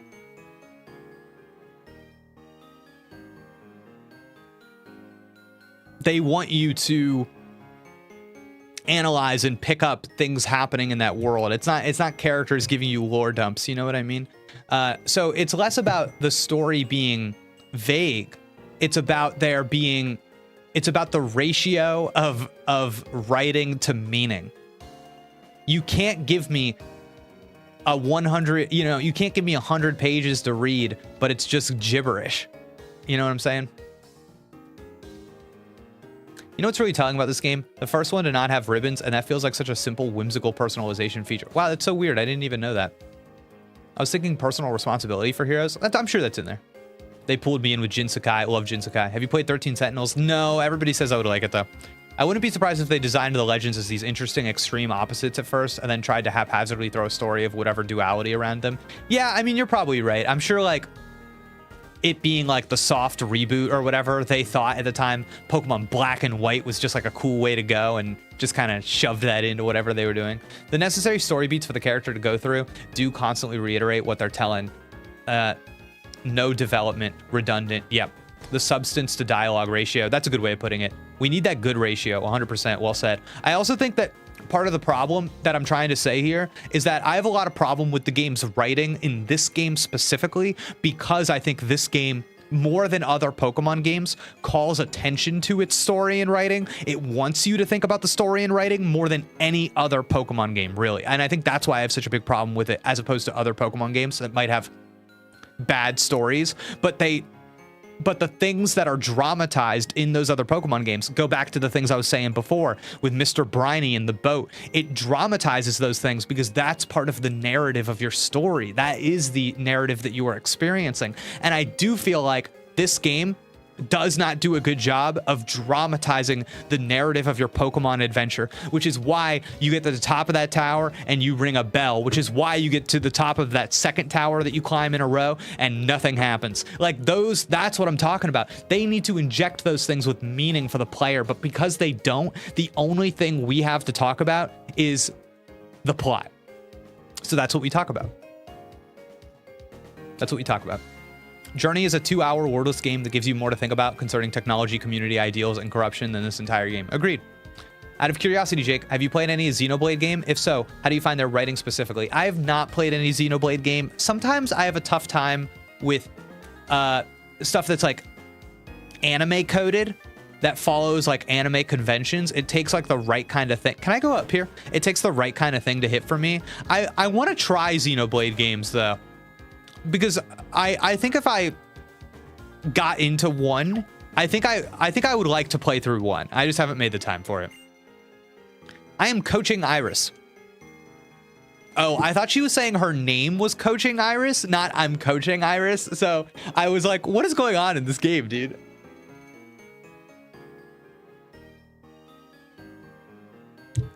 Anime coded, bruh. Is that not accurate for Xenoblade? Is that not accurate to say that? People ask Jake about Xenoblade a lot. Yeah, it does come up a lot. I'm afraid of Jake playing Xenoblade. No, I honestly, I think I might like it. I think I might like it.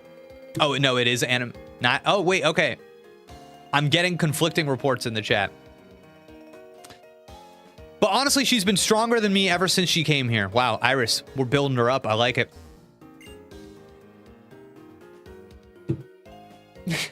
Chris.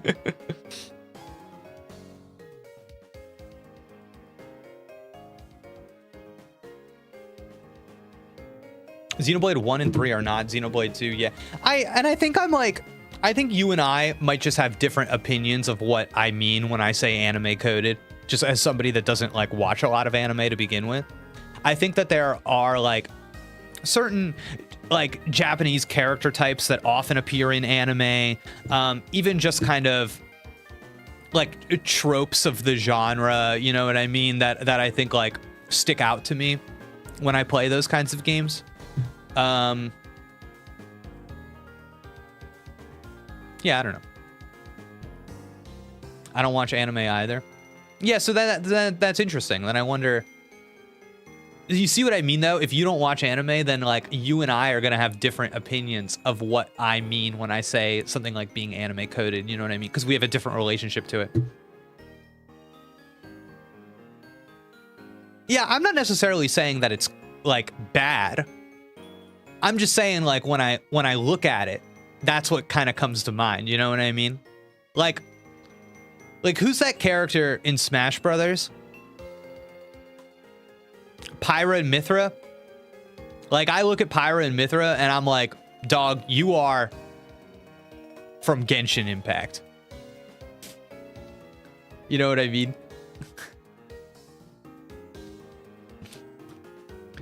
Concerned about your Pokemon's weight? You don't need to put it on a diet. Just let it hold this. Whoa. Body shaming the Pokemon. Nice. The weight of a Pokemon holding a float stone will be halved. That way you can reduce the damage caused by weight-based moves such as low kick and growth. What a specific use case. I have an item that I don't know how to use. Would you give it a try and see if you can make it? Yeah, sure. Ring target. Wow, I don't know what that is. Ring fit. If a Pokemon holds ring target, it can be hit even by a move that would usually have no effect. For example, a normal type move would hit a ghost type Pokemon.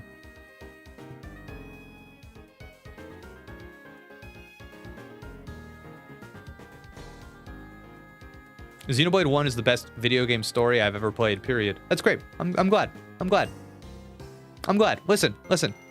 There are games that I would say are anime coded that I really like. Kingdom Hearts. Love it. The World Ends With You. Love it. And those are anime coded games.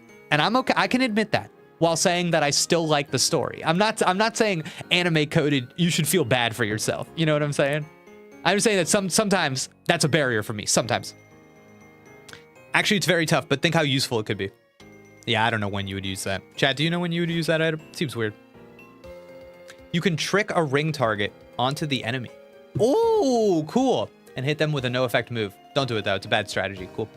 My favorite video game story is still Final Fantasy VII, which is a pretty basic opinion. Sure. I get that. That makes sense. I like it. Xenoblade 2 has Nomura, the guy who did Kingdom Hearts and The World Ends With You, as a character designer for the Torna characters. Look at that, dude. Nomura, the guy for the Torna characters. I'm assuming that's DLC. Did they have a lot of belts and zippers? Nomura, the king of zip.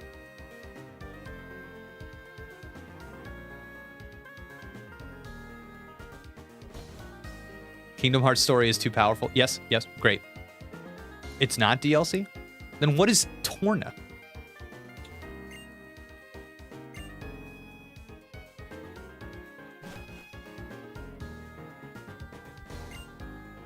I want to know the future. I'm very worried. I wonder how my child time will... I'm making a machine that connects the future and the present, but electricity is desperately short. I've heard that in another world, there's another Opelucid city that looks very futuristic. How could you hear that? If there's Pokemon from that world that knows the move Charge, the machine may work. Oh my god. Oh my god, I can't talk to him. Dog has been in the multiverse. What will I be when I grow up? Oh my god. Torna is standalone DLC. Oh, okay, so yeah, so it's, okay, so it's... Chat, sometimes people are out here purposefully misunderstanding me. I'm just saying, like, that wasn't like a... It wasn't like a full game. It was like Xenoblade 2 Torna. Like, you know? Oh my god. Battle House, triple battle. What is this? Torna is the name of the standalone DLC and the name of the villain group. Okay. NA. Love you to pieces. But do you see how if it's a little funny to me that if you scroll up on your chat, I can see you saying it's not DLC. And then in your explanation, You say Torna is the name of the standalone DLC.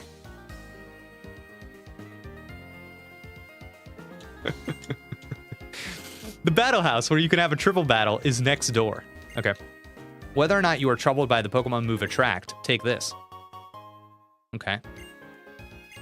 Interesting. When a Pokemon holding the Destiny Knot is affected by Attract, the opponent will also fall in love. Dude, that's awesome. Dude, mutual love? That's how you do it, baby. It's a complex question. Oh, man. Torn is not DLC, it's an ideal. Okay, I understand now. It is the Reshiram. Yes. It doesn't matter if we win or lose, as long as we have Pokemon with us. Cool. You need to have 8 gym badges to challenge. All right. All right, I'm not finding a lot of interest in this town. So I think I'm moving on. I think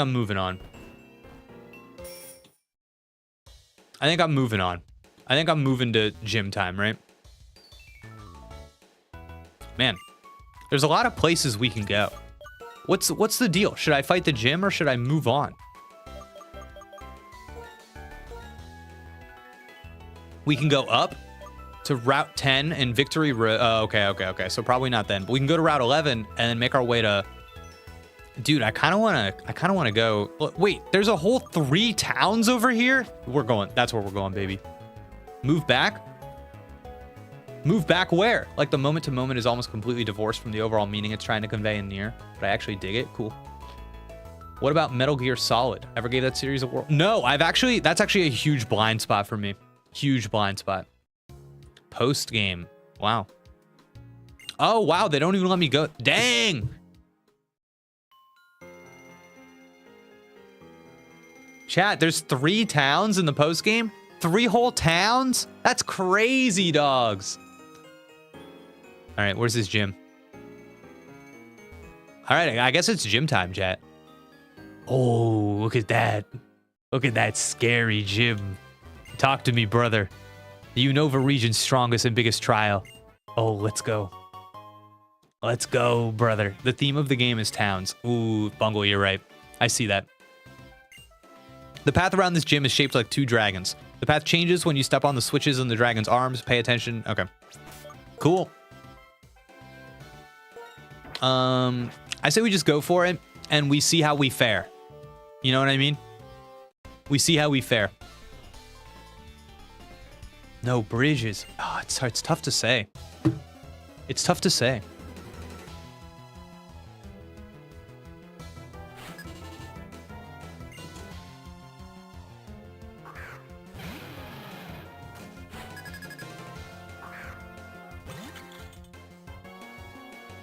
Ooh. Okay, there's a pretty big level increase on these guys. They're rocking in the 40s. This might be tough. I mean, maybe we get some good experience fighting these little trainers leading up to the gym, but... Oh, sprinkles. That is how you do it. You got sprinkles, you're golden. Let's go. Chat, you know what's crazy? Like, I've been playing Ultra Sun off stream, and I feel like a theme is emerging in that game that I'm really digging. Let me tell you about it in a second here. I gotta see if I want Inferno. 50% accuracy? No. No. 50% accuracy? Who's using this? 50%? No. No. No. I'm not using it.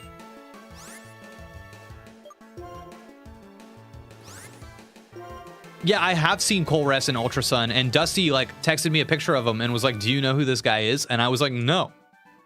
Who is he? Like, so we'll see. But something cool that I'm noticing in Ultra Sun is this thing that they're doing with Lily and Hao, because I feel like Hao is somebody who he is, his identity, his personality actually like doesn't agree with kind of the path that he is supposed to be on. like he is the grandson of the Kahuna.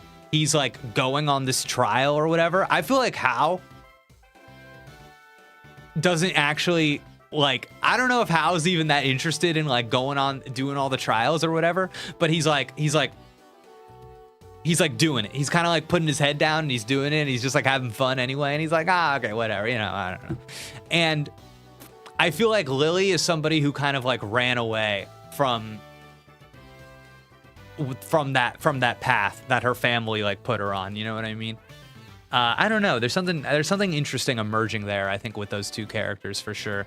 There's like a NPC in Ultra Sun that said something to me about how he was like changed once because he wasn't taking battles seriously, and Hala like yelled at him, and like Hao was like different from that day on, and I was like, whoa, sick. I love that, dude. What's going on here? Whoa. Whoa, this is weird. Yo. What are we doing? Okay. Cool. I will tell a trainer who beats me how to move forward in this gym. Colress, I love him, so you're gonna hate him. You'll learn about him in Black White too. Wait, really? Wait, the guy in Ultra Sun, he's in Black and White too? Oh, so he's like a returning character? Oh, okay. Good to know. Good to know. Man, look at this little guy. I kind of wish I had one of these, chat, if I'm being honest. Always like these guys. Always like them. Got him. Wow, Sprinkles is going to do work in here, huh?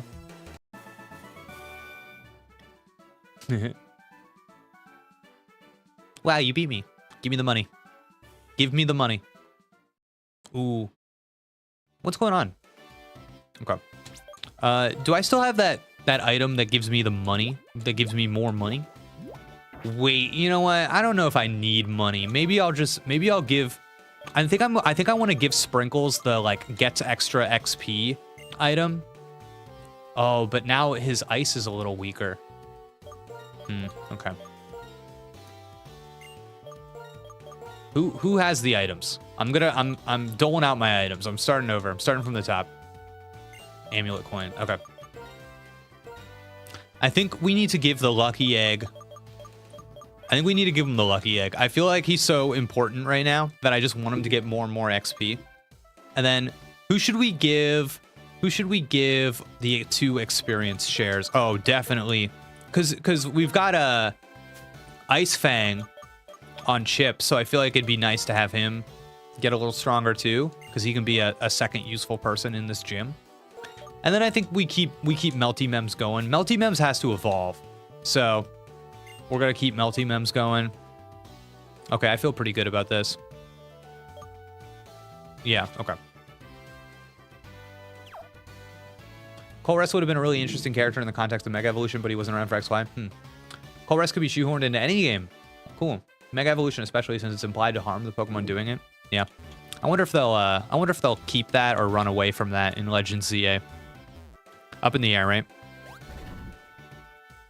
Oh, I stepped on a switch. Oh.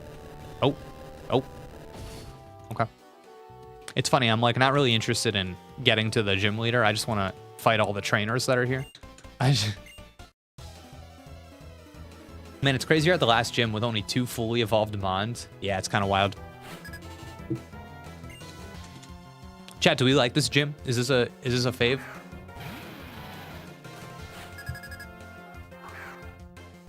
How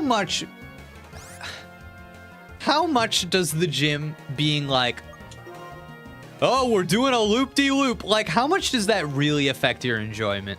Because there's a part of me that feels like I'm just kind of running forward. You know what I mean? It's like, is it a puzzle just because there are switches? I don't know. What's the best gym in the history of Pokemon? What's your favorite gym? Is there a gym that you're like, that's how you do it? That's a gym, baby. I don't know. Like, what do you want from a gym? I don't know. Ooh, this one was fast.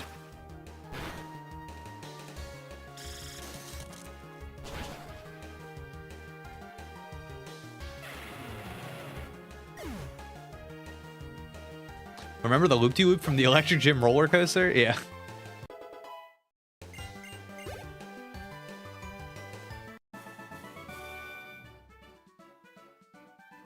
You're strong. I guess you want to know about dragon heads pretty badly. I do. That I do. Lieutenant Surge. Tell me why. I like Clay's gym in Black and White too, but a lot of that comes from the music and Clay himself. I do like Norman's Emerald Gym. Oh, Tiz, I just played that. I loved Norman's Emerald Gym. That was awesome with the different rooms. That actually was a sick gym. It was very memorable. Yeah. Man, is that it? Is that the answer, chat? It like doesn't, there's no like rule for how we want the gyms to be. We just want them to be memorable. Is that the rule? That's kind of interesting, right?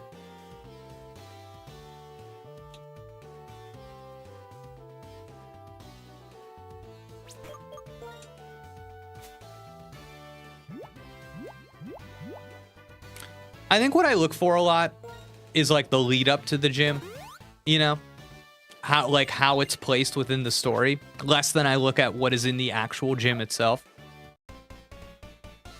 Because I almost feel like I almost feel like this game just kind of does the same trick over and over again, like the roller coaster and shooting out of the cannons and then just going on the different paths here. It just kind of feels like it's the same thing. I liked the one where we were, I remember the one where we were pushing through the honey walls in this game. that was kind of fun.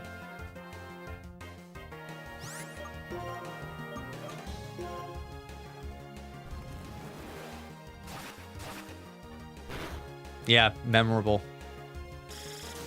The relationship to the pro tag was great. Dude, that's one of those things that really works for me in Emerald.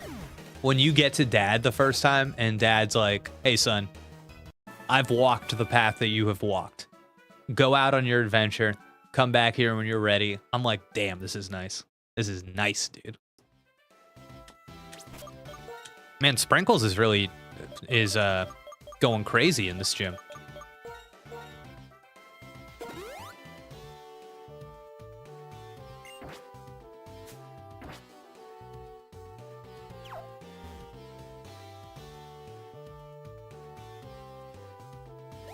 But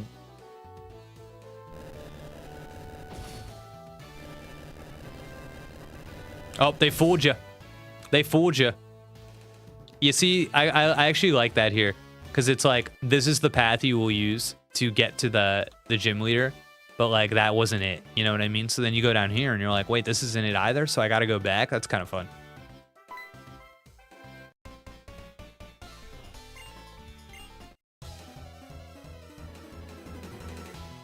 Wow, I love this. I love this favorite gym conversation right now.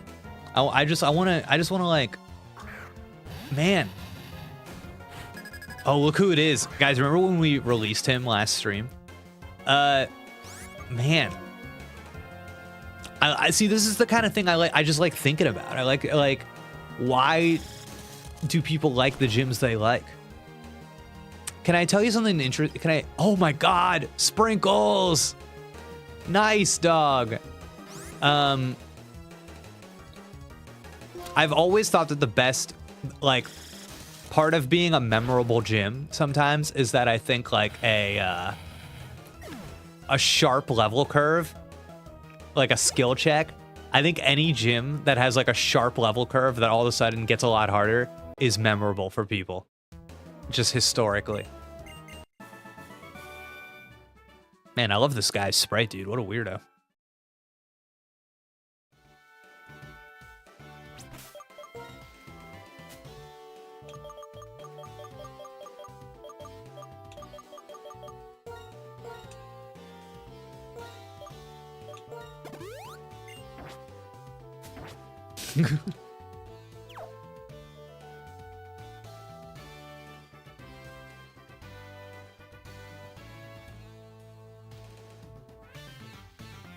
But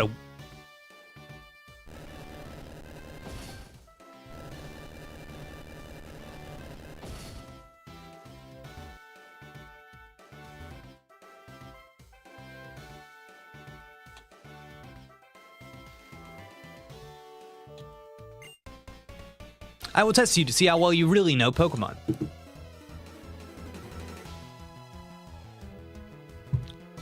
If we're talking memorable, when they did a random camera pan to a dog dancing on a speaker during the Ghost Gym in Scarlet and Violet, I love that so much. Heck yeah, dude.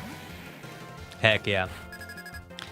You know, I know they don't really count because they function differently, but I really like the gym equivalents in Sun and Moon and like Ultra Sun and Moon right now. I like how a lot of them are like, I think it works with what that game does from moment to moment, how it's like,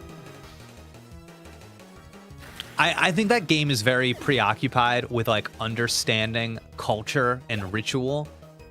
And I think it's cool that like before every fight, they're like, no, you gotta do something to like better understand our world and how we operate first. You gotta watch this dance. You gotta make this food. Like these are cultural things, you know what I mean? And as you progress in your cultural understanding, your strength levels up alongside it, as if those things are connected. Like, I love that kind of thing.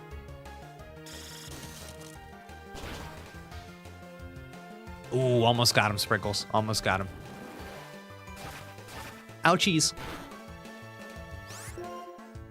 Hit him with the flash cannon, Sprinkles.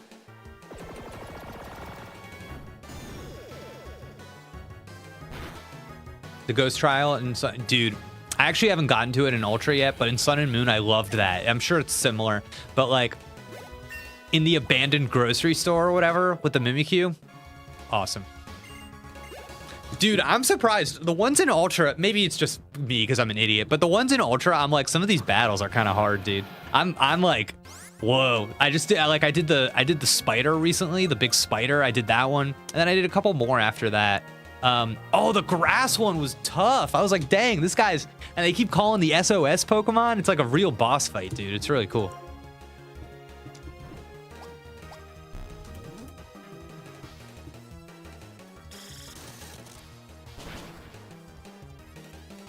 Yeah, you had to be ready. Dude, those totems are nasty. That's who it was, Lurantis, yeah.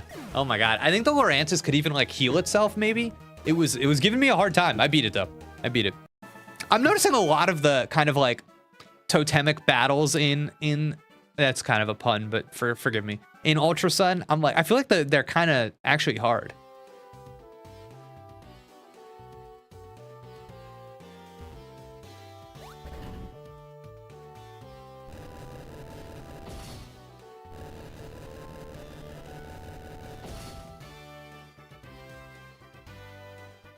Ooh, is this giving me a way out?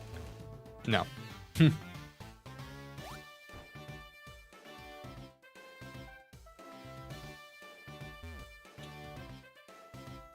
Wait, I'm back here? Whoa. All right. Bum ba da bum bum. Bum ba da bum. Oh. Oh. Oh. Oh. Oh, chat, I wasn't paying close enough attention.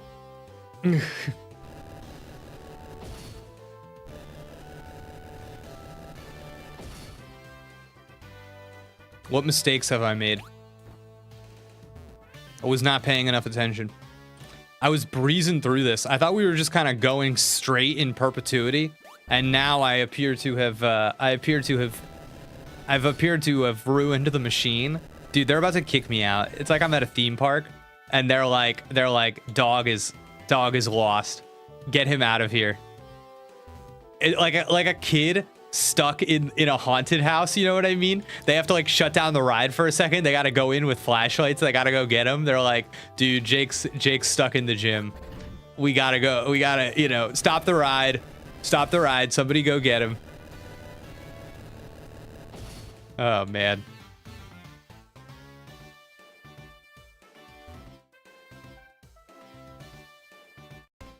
Oh, I didn't fight this lady. Oops. Probably could have healed before this. My bad. Another kid fell off the dragon and broke his leg. Oh my god. Dude, nobody makes it to the Elite Four. They keep falling off that very narrow path of the 8th gym. Oh my god. All right, Sprinkles, do your best, buddy. Do your best, Sprinkles. Very good. Very good, Sprinkles.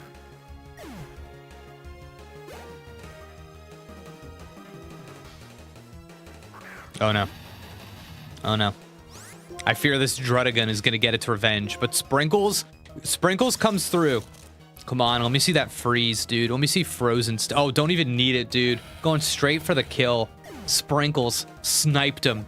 Ice through the neck. That Drudigan is dead. Melty Mems gets the level up. Love to see it.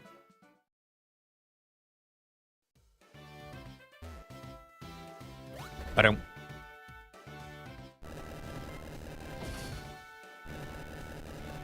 Cool. Wait a second.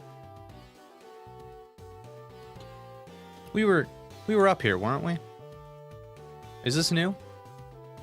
Oh, right. We never got behind this guy. That's kind of cool. Wow, more trainers? Dang, this game is serious. They're like, they're putting you through the ringer, dude. If we didn't have Sprinkles, what would we be doing? Chat, what do you do in this gym if you don't have an ice type popping off beams every 2 seconds? We have 10 years experience battling. I give you a taste of a veteran's skill. I feel like this is a lot of trainers to fight before the gym leader. Is that typically how it goes in end gyms?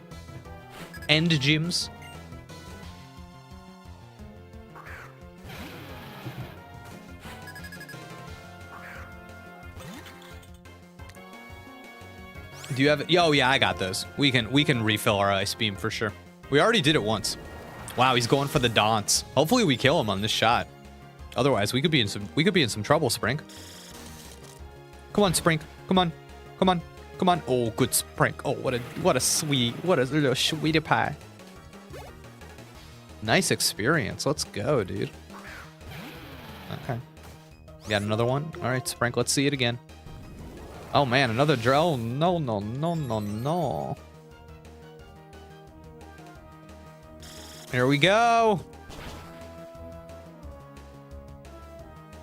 Man, chat, you know what I'm really curious about with Black White 2? I'm curious about how my feelings about the general aesthetic change once you have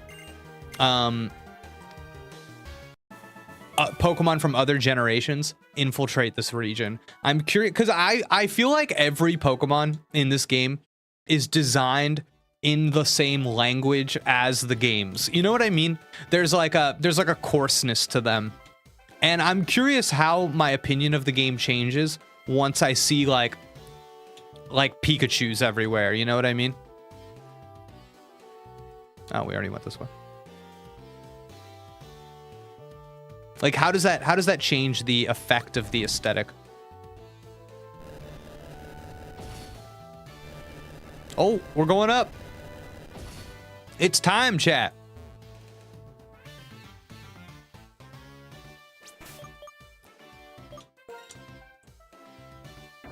Are you eager to finish the story such adventure, or would you want to know about optional routes with trainers without the game telling you to go there? I mean, if they're interesting, you know, I'm curious about that.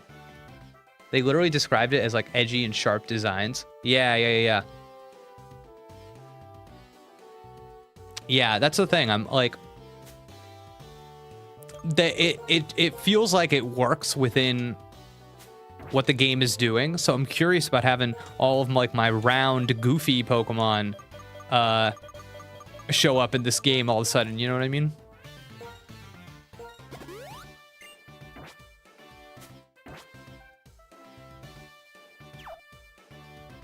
Man, do we keep Sprinkles in the lead? That's what I'm wondering about. That's what I'm wondering about.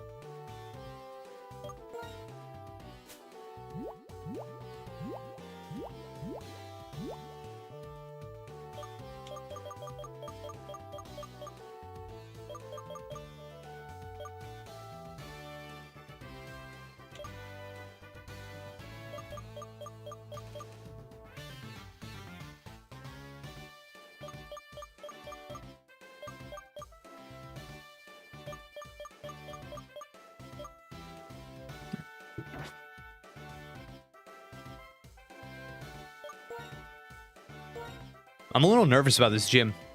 I'm a little nervous, I'm not gonna lie. I'm a little nervous, chat.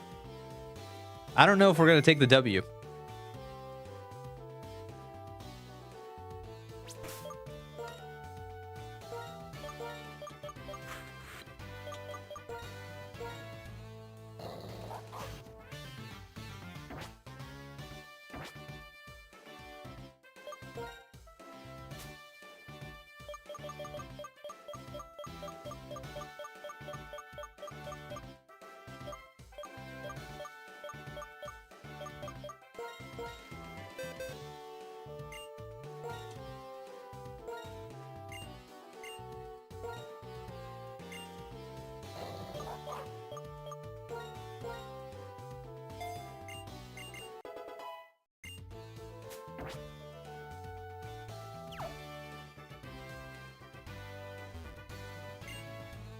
Hi, I'm Iris, the amazingly strong gym leader. Tell me, what Pokemon are you using? How will you fight? Oh, I'm super curious, so let's just get started. All right, Iris. Let's see. What do you look like? Whoa. Is Iris a child? Whoa, cool. Okay.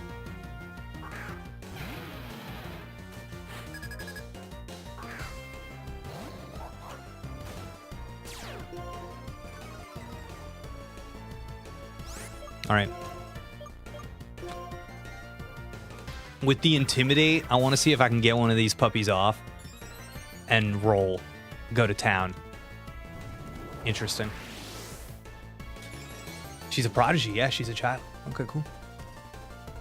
Oh, no. Attack and speed rose. That's going to be a problem. That's going to be a problem, chat. Oh, my God. It's going for another one. Ooh.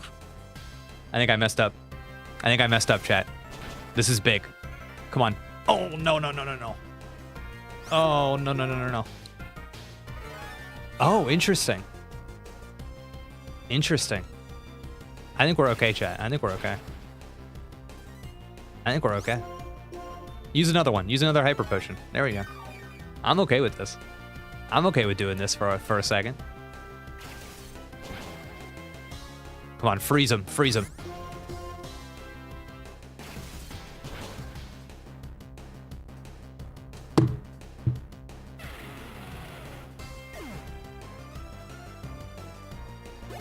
Future, ideals, truth.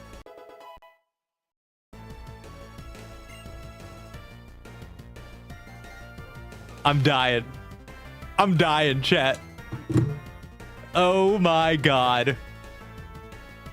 That's how we do it. That's how we do it in Unova. Oh my God.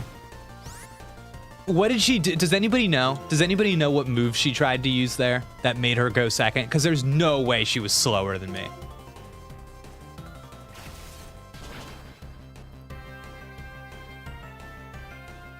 Ooh, ouchies. Oh, what is that? You know what? It could have been worse.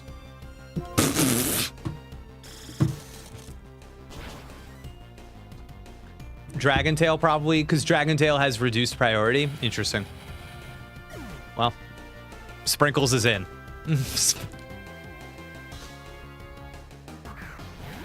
Sprinkles is in, chat. Sprinkles is in. Oh no. It's breaking the mold. Come on, Sprinkles. Oh no. Oh no. Oh no. Oh no. Okay. All right.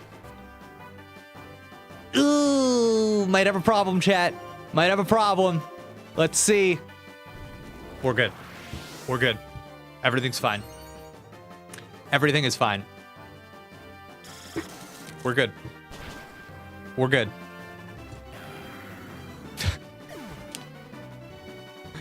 Easy peasy. Oh my God. I sleep. I sleep. Today, I sleep. I did my best, but we lost. Iris, you only ever used one attack. I think you maybe go back to trainer school, my dog. Whoa, that was so cool. I'm so happy I could battle a trainer as strong as you. All right. Easy. Shield. I was thinking, Peach, I was thinking that the entire time. I was like, you know what? Each of these dragons are getting low enough that I bet you and Aqua Jet could finish him off even if one of my guy dies. So I was never worried, was not sweating. Hey, that's your 8th badge, right? That's so cool. Now every Pokemon will do what you ask, no matter how big they are. You know what? I'll give you this TM too. Dragon Tail.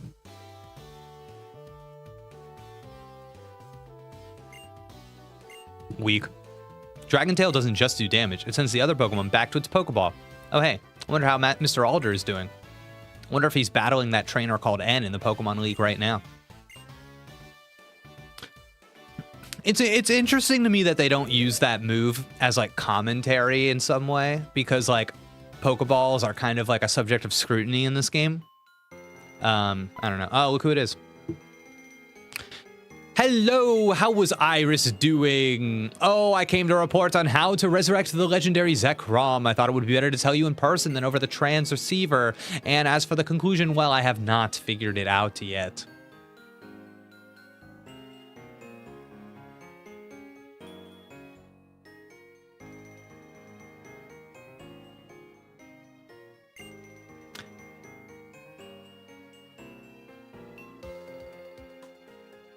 I'm sure the Pokemon will wake up when it deems someone worthy. More importantly, aren't you amazing? You have all 8 of Unova's gym badges now, right? You've become so strong. You probably don't even know it, but you've changed a lot. See? Trust me, you have had quite the character arc. Well then, I'll show you where such a strong trainer should head next. Man. And people say Sun and Moon are handholdy. Jesus Christ. Why can't they just say a sentence that doesn't make you want to facepalm? I don't know. Pass through that gate, go down Route 10, and you'll arrive at the badge check gates. Once you get through Victory Road, which is past the gates, you're finally at the Pokemon League. And at the Pokemon League, you fight the Elite Four. And each of the Elite Four specializes in a different type of Pokemon, and they're very strong. And after you fight the Elite Four, there's going to be another battle. It's going to be a champion battle. That guy's going to be really strong because he won't rely on just one type, and it'll be a surprise because you've already beaten the Elite Four. Oh, that just made me think of when I was showing you around the Pokemon Center in Cumula Town. Jake, do you regret setting out on your Pokemon journey?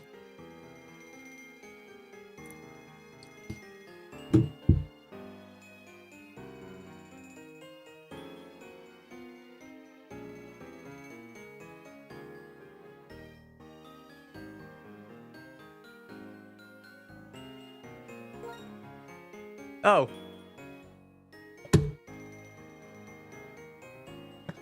That's okay, don't worry. You don't have to tell me everything. Please don't tell me that. Please do not tell me that. But I'm very happy that you 3 chose to train Pokemon because they... Dude, the theme of this game is that life has no meaning. That's the theme of this game. Jake, this is a present for you.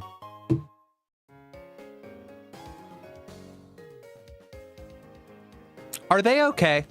The people that made this game, are they okay? They literally just said, right after we ask you, do you regret playing this game? And I said yes. And they rewarded me with a Master Ball.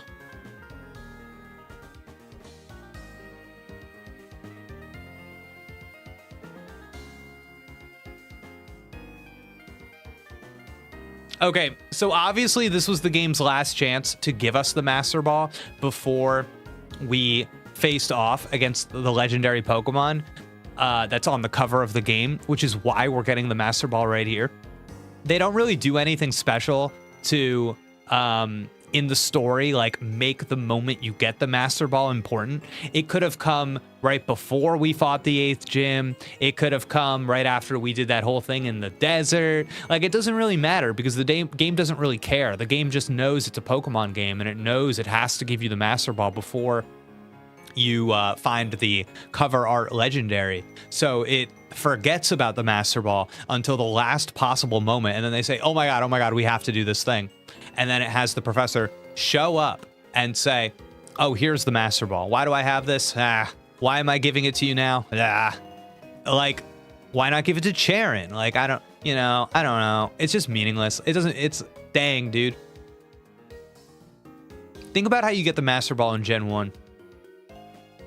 How could they nail it? how could they hit a home run on their first swing? And then you get here so many years later and they're just like, and it's funny. And it's funny, chat, because this is one of those moments I'm telling you about. This is story. When the game gives you the Master Ball and how, this is story. But when people talk about the story in these games, they don't talk about this. And that's what frustrates me. That's what frustrates me. Because this is narrative. This is my Pokemon adventure. Dang, dude. The way that the game chooses to dramatize giving you this item is so weak. Do you guys see what I'm talking about? Do you see it? Can I get some nods? Can I get some head nods in the chat or something? Because it just feels so inorganic. Why the Master Ball? Why not the Light Dark Ball? We already have it, dude. Okay, B-Dub, you see me? Yeah. After you just told her you regretted your journey? Yeah, dude, right? Okay. All right, I'm seeing the nods. I hope people just don't think I'm like a crank. I don't know, because in other gens you just find it or it's given to you by the professor. But isn't the moment you're given the given the ball a little more like meaningful and important? Like, how do you get the Master Ball in other games?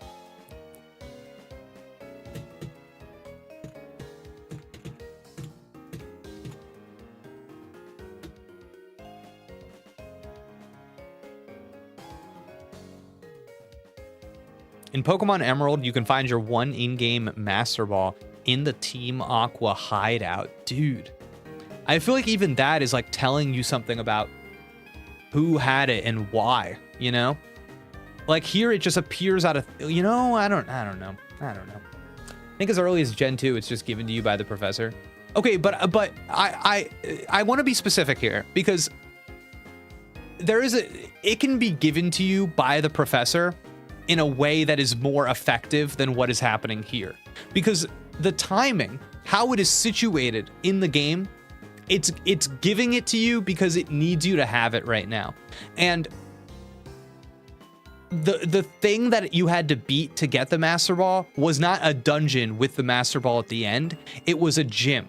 You've beaten 8 gyms, but because it's the 8th, because it's time to go fight the legendary, you get the Master Ball here. Like, there is no connection between the gym and the Master Ball in any player's minds. It's, you know what I'm saying?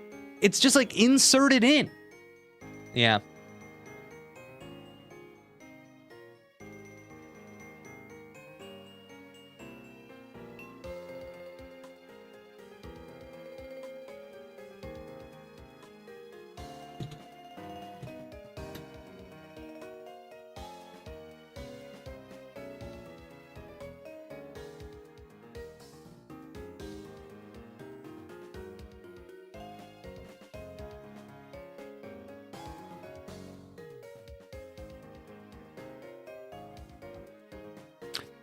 So,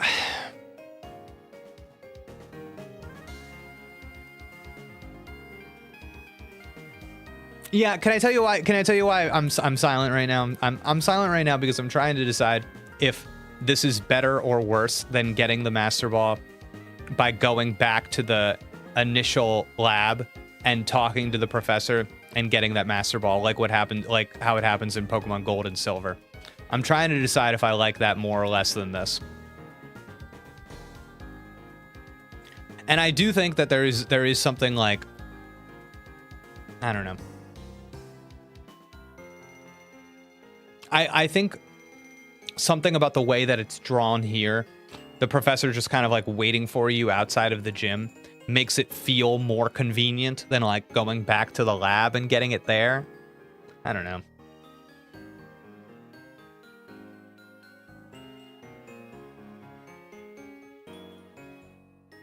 Perhaps the devs assumed fans are desensitized to the impact of receiving the Master Ball.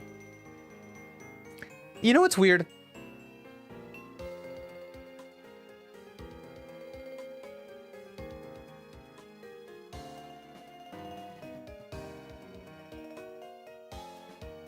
I almost feel like couldn't you have just like, I want to see what she says actually. This Master Ball is the most powerful kind of Pokeball. It can catch any Pokemon without fail. This is the only way I can support you, except to say be true to yourself. No matter what happens, stay strong and keep going with your Pokemon. See you. Okay. Okay, here's my note. Here's my note, actually. I think I've got my note. So I think my note is actually... You know how she came and she showed up and she was like, I don't know how to awaken the legendary Pokemon from that ball that you have. I don't know how to do it. I actually think she could have saved that scene if she said, I haven't been able to figure out how to make this happen. So you're on your own. But if the Pokemon does awaken from that ball, I made this for you to ensure that you would be able to take control of that Pokemon. You have all 8 badges now. You have all 8 badges, which means that you can control Pokemon up to any level, which means if you are able to awaken that legendary Pokemon, use this ball and you will be able to control it. I'm so sorry I couldn't figure out how to awaken that Pokemon, but if you can do that, use this. You are strong enough to use this now. Most trainers do not get strong enough to need a Master Ball because they're not fighting Pokemon that strong, but you might. So take this. Like you could, you know what, you see what I'm saying? Little tweak gives purpose to us getting the Master Ball here. You know, makes it part of the story that's ongoing instead of just kind of like showing up and dipping out. Yeah. Little tweak. It's so annoying that she drags us over to the gate when I need to go back and hit the Pokemon Center anyway. You know, it's You're describing Legends Arceus. Am I? Is that what happens in that game? Do you get a Master Ball in Legends Arceus that you can just throw? Whoa. Better story writing in the chat than the highest grossing company in the world. Yeah. I think in Black and White, they don't want you to stop continuing your journey. Probably at why you never went back home or the professor office. Yeah, which is weird because we have Fly and they never want you to fly. They're never like, go fly there, you know? Which I think is kind of like a Pokemon thing, but I get that's not true. They I don't know. They don't force you to use any HMs besides Cut. Yeah. Yep. All right.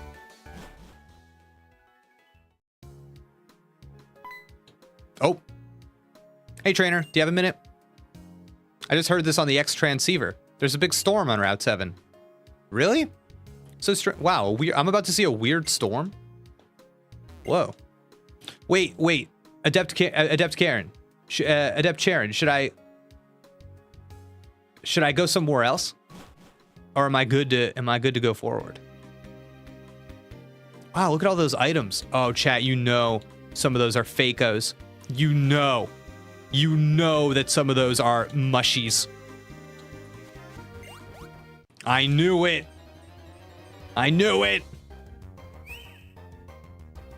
Fungus.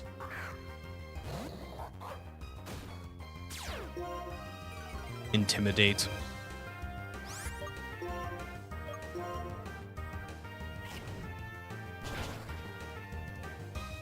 You're done. You're done, Fungus. If I could recommend at least one location, I suggest the route near the first town. You got it. I'm in. Let me clear out these funguses. And then I'm hitting it. Route near the first town. Okay. Now let's build a VGC Among Us. Nice. And chat, I will say, one of the coolest things about playing these games and streaming them is, just like I did with Heart Gold, I do look forward to taking my team that I use in this game all the way forward to Scarlet and Violet. I think that is so cool.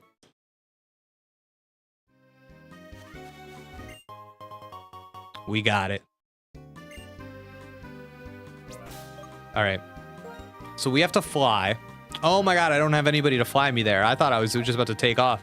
I thought I was using the ride Pokemon system from Alola. Then I remembered. We gotta go get we gotta go get Jane the bird. All right, let's do it.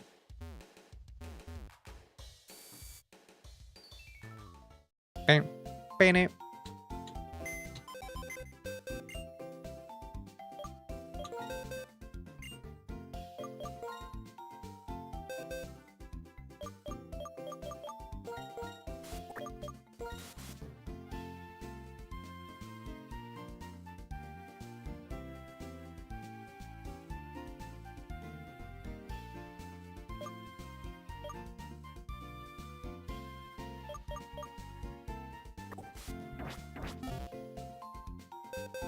You also need surf when you get there. Good to know. I think we're covered then. I think we're covered. I think Jane has both of those. Yeah. All right, so we're talking first town. We're talking to the left here, 17. Is that what the Route 7 he talked about, by the way, is by the Mistraltons? Wait. Is this what we're saying? We go to New Vema Town and then we go to the left? No, Route 7. Okay. 4, 5, 6, 7. Okay. Not 17. Yes, 17. Oh my god, chat. You're killing me. 7 is something else? Oh my god. We're getting a lot of answers. All right. We'll do a little column A, a little column B. How about that? 7 has the storm to check out, though. Oh, okay. Oh, 7 is the storm? Oh my god, chat. Wait, this rips. I give him credit. I give him credit. That was cool, actually. I give him credit. That was cool. Oh, and it's raining in the battle. That's sick. Save? Why?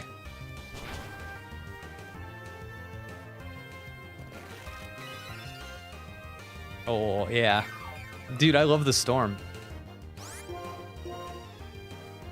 Wait, why is chat telling me to save? What's about to happen? Oh, poor Chip.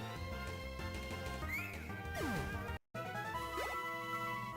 right, so chat, I'm on. Is there anything to see here? Is there a direction I should go in now that we've seen the storm?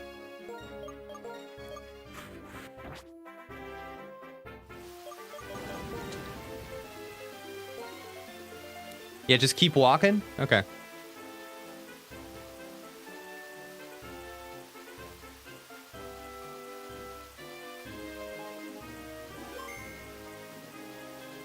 All right, I'm getting back on that little bridge.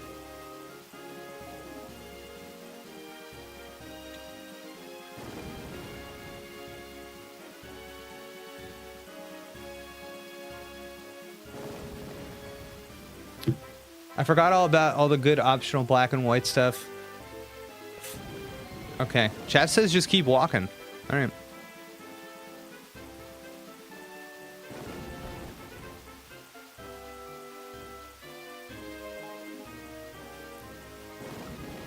My, that Pokemon has come again too. Now, child, don't you go heading into the tall grass. That Pokemon might be too much for you. We'll catch a cold standing around talking in this wind and rain. It's not much, but come stay in my home a spell. Oh no, we just walked in? Chat, no. What's this? Is this lady gonna eat us? Oh no. Even a youngin like yourself will catch a cold if you get soaked by the cold rain. Sit right down and have some soup, why don't you? All right. Oh no, chat, I can't believe I'm eating this soup. In the Unova region, you see, there is a Pokemon called Thundurus that creates thunderstorms. It flies around the region and sets loose wild winds and crashing lightning. Have some soup now, dear. It'll warm you up. A soup jam-packed with healthy vegetables. It's delicious. The heavy rain is ruining the crops I've worked so hard to raise. What a troublesome Pokemon. I thought I would try to catch it, but it flies around so fast that even when I thought I found it, it just flew away. In one day, you can make a lap around the entire Unova region. In the mornings, it's in the south. In the evenings, it's in the north. It shows up here in the evenings. Okay.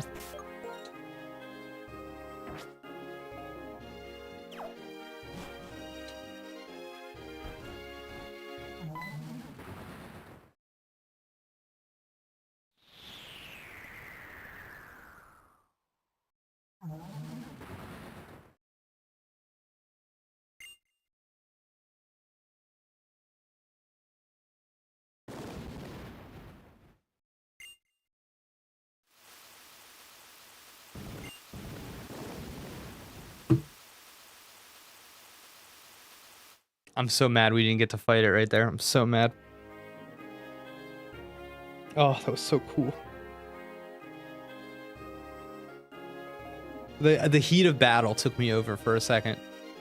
Oh, I was so excited. Oh. Oh. Okay. Oh, that was awesome. All right, chat. Am I free to leave Route 7? Am I free to leave Route 7? Is that it? Damn, that's lame. I thought you were able to fight it right away as well. Okay. Man, what a bummer. It was a cool moment, though. I liked it. You can literally chase the storm. That's cool. I'm into that. All right, now we're going to 17. There's something to see on Route 17. That was neat. That was neat. Is this my house? Mom, Mom, Mom. We're doing great. Isn't there the surfing thing down near the beginning of the game? Okay. Your father went on a journey with Pokemon just as you are. We met during his trip. Oh, Mom, say no more.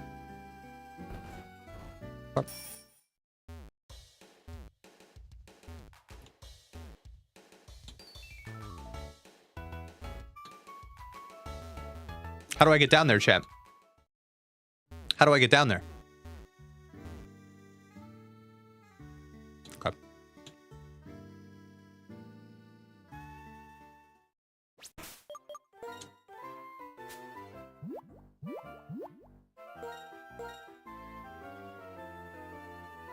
Weird, because it kind of already looks like we've gone up from this town. So it almost seems like we can't go left here. Okay. Chat's saying we can, though, so. All right, let's give it a go. Oh, would you look at that? I see. So we go left and down. Oh.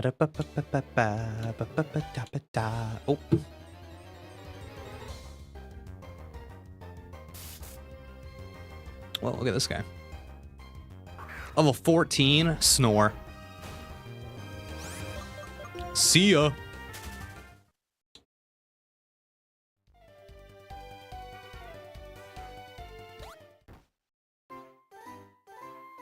Dude, are you just a trainer? Are you gonna fight me? Whoa. I wonder what level this trainer will be at. I choose a move and my Pokemon will do the move. In a moment, that move will reach your Pokemon. Sure.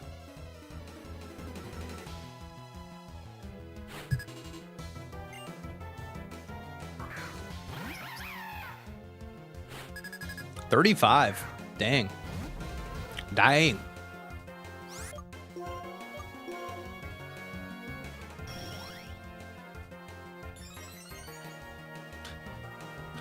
We all live in a Pokemon world. Pokemon. I wanna be greatest master of them all.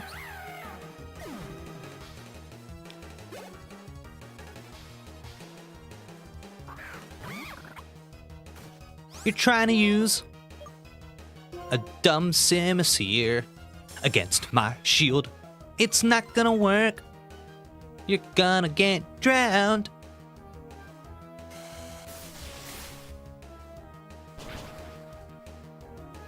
Oh, Shield Face, simply too good. Simply too good and strong. A good and strong boy. I lost, but during the battle, we were connected, right? Oh, man. This berry may connect you and your Pokemon. Sick, dude. Thank you. From today to tomorrow, people, Pokemon in the world, I love this connected feeling. Send a like to your favorite Jake team member. Dude, send a like.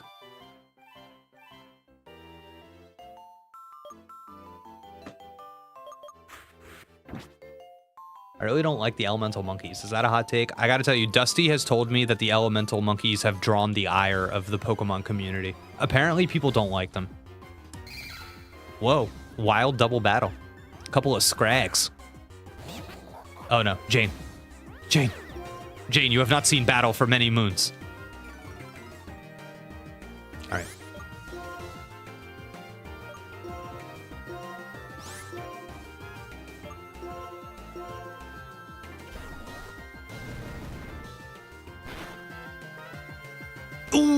Ooh, okay. We got him.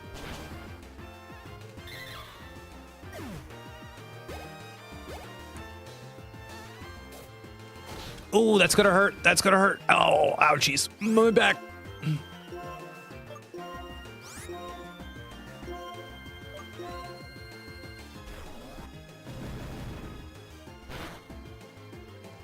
Oh, that's how you do it, baby. Oh, Jane, so close to gaining a level. Love to see it.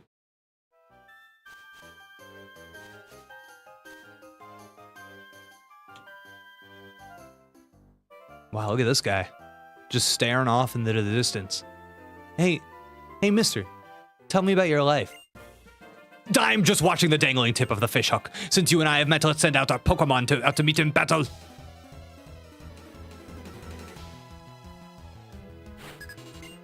Can I ask a question that I know will get me in trouble? Is this a safe space? Can I ask a question? I know it will get me in trouble. I know that you're all gonna say, Jake, you shouldn't have asked that. I know this is gonna get me in trouble. I know it. I shouldn't ask. It isn't safe, but go ahead. Oh my god. All right. I guess this thing's a ghost.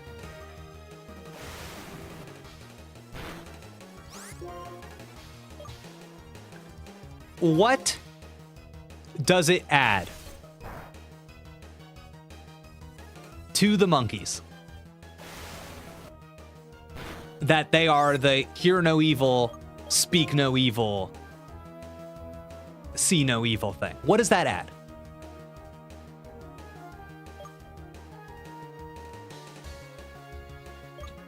Why does that do anything for people? Okay.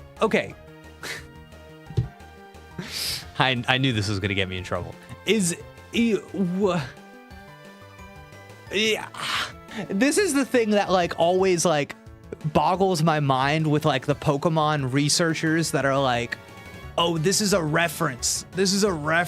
I'm like, but like, what does it do for your understanding of the like how does it? What is it? Why are they referencing that? Like, why? It makes pretentious fans feel good for knowing the reference. I only think it's cool that you kind of have to suss it out on your own. Okay. It's based off of a real life thing.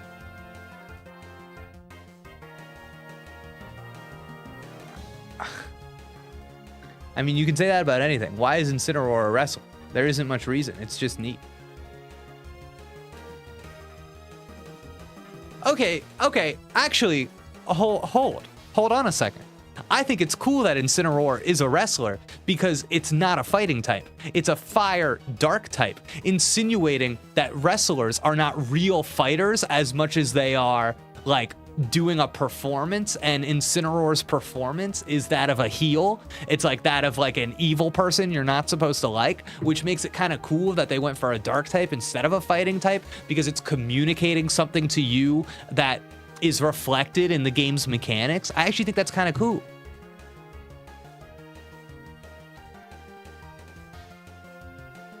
Like, I don't know.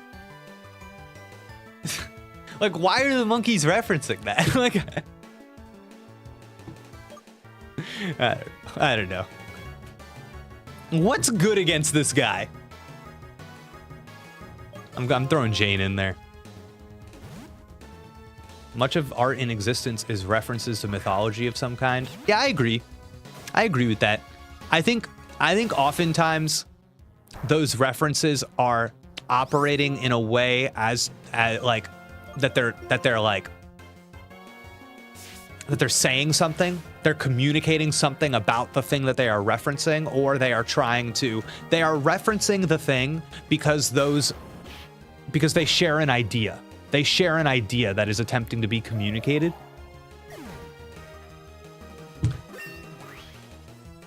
Like, I bet you there's an answer about the monkeys, and maybe we just don't know the lore. Like, I'm curious what about the monkeys' lore makes me go, oh, that's why they decided to reference those hear no, speak no, see no. I just don't know the lore. What's the thing that the monkey? Yeah, I don't know. I don't know what the monkeys are. I will say I'm not particularly learned when it comes to that particular mythology. I don't really know where that comes from or what that is. You know? It's out of the old wheelhouse for Jakey boy. So maybe there's something there.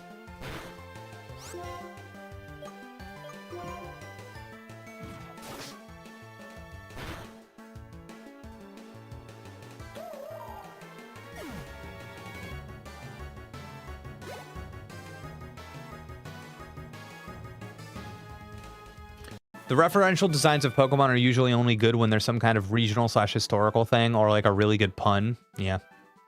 It's just a fun inspiration to base their differences on. Nothing too deep that I know of. Okay, I thought we had an answer and I was behind.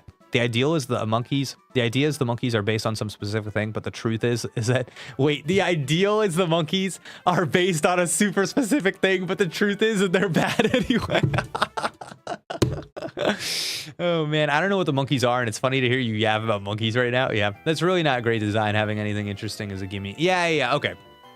I think that I'm not trying to yuck anybody's yum. Well, first off, I don't think anybody really likes the monkeys that much to begin with, but that's just something I point out. I honestly think Lion hit the nail on the head where it was like, people like references, and that's like as far as it goes. What are they doing? How is it functioning in the world? It's not saying anything. It's saying that people like references. I honestly think that that's money. I think that that's money. Content. It's content. Green one is all right, but people do like people like if you catch one of those monkeys now, you just have to nickname it reference. You just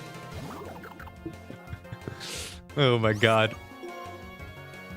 Yeah, honestly, dude, Peach, you're making a good point there. I understood that reference. People love understanding references almost as much as they love references. You know? It's empowering. You know that is based on this thing? Oh, cool. And what do they do with that?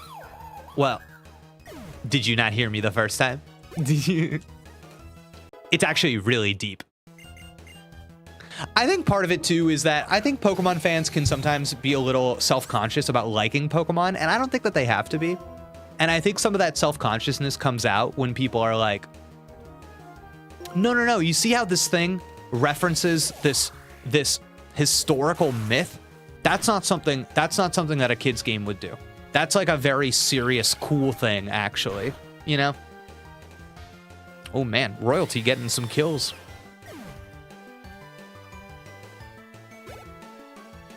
References appeal to the part of you that needs to be rewarded for having knowledge of something. Yeah, I think that's a good comment too. I think that's a good comment. It makes you feel like all of this Pokemon knowledge you have is for something. I'm gonna use this little rest to give you this present. Okay. Monkey, make me feel cultured. Run in cities and on mountain paths. I don't know. I just like love Pokemon so much that I'm like, you don't have to like needlessly intellectualize some I don't know. Okay, let's be honest though, chat. Let's be honest. I'm sure you've all thought about this while watching a Jake stream. To what degree is my brain poisoned by the way that I specifically read and interpret art? Does my master's degree in creative writing make me a little not normal? Yes. You know what I'm saying? Is that a barrier between me and the people? Probably. Oh, you stupid watchhog.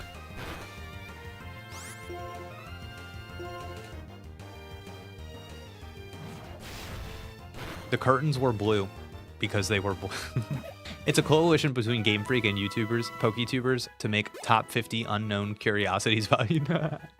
I only appreciate that response from people if they truly mean it and are actually personally interested in what they're saying. Yeah. Oh yeah, becoming an expert in something makes you appreciate good art more and hate everything else. Oh my god. Man.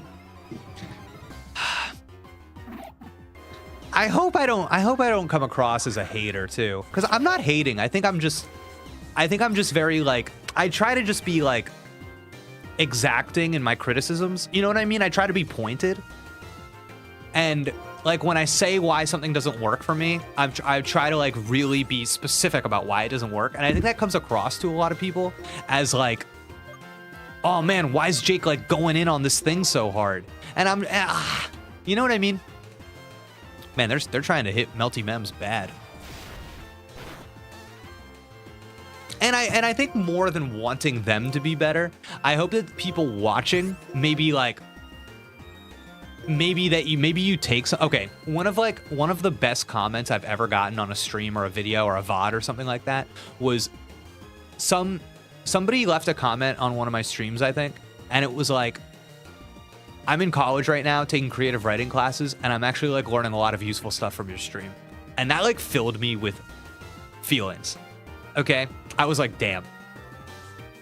That's the thing. I feel like if I'm exacting in my criticism and my critique, then you can see the way, less about the criticism, less about what I'm saying, but how I go about formulating my thoughts. That methodology is like, maybe that is helpful to people outside of like, this specific game. Because like trivia is cool, but trivia a lot of the times doesn't extend outside. You know what I'm saying? Ooh, Melty Mems get the kill. Nice.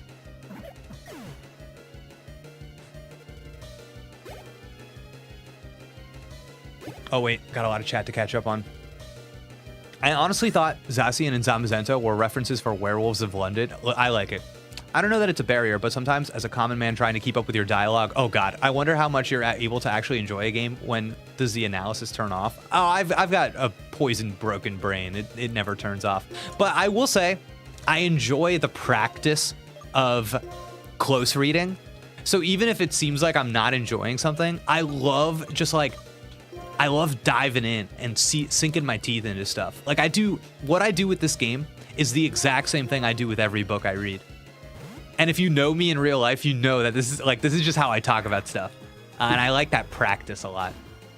My brain is poisoned too, but I know that these games are written sort of bad, so I just trying to enjoy speculating on devs' intent. Also, how did you get a job in story consulting? Cool question. So, when I was a teenager, I wrote a movie that this is like my origin story, chat. When I was a teenager, I wrote a movie for the girl I was dating at the time, where she was like the main character. I don't know. It was just like a present. It was like a birthday present. I thought it was cool.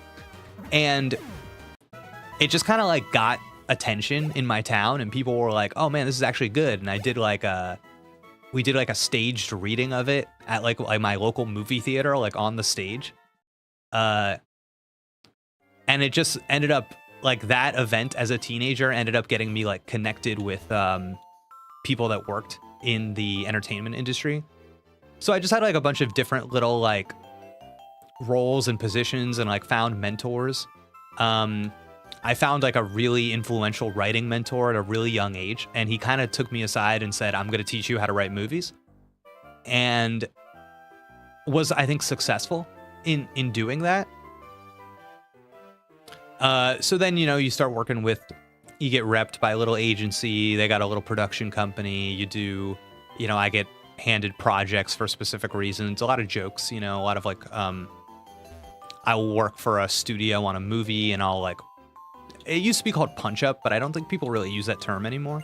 But it'll be like, oh, we like this movie, but it's not, it needs more jokes for that mass appeal. Can you go in and put some jokes in there? So I did a lot of that kind of work. I did a lot of like punching up relationships stuff too.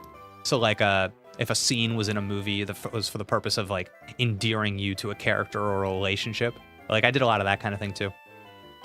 And then you end up working with so many people across the industry that if you make an effort to have them remember you and want to work with you again in the future. I know most of my work comes from like when I worked at a studio and they would like pick up and drop different scripts, people just like liked my notes so much that they were like, hey, we're not working with that place that you worked for right now, but can we just work with you?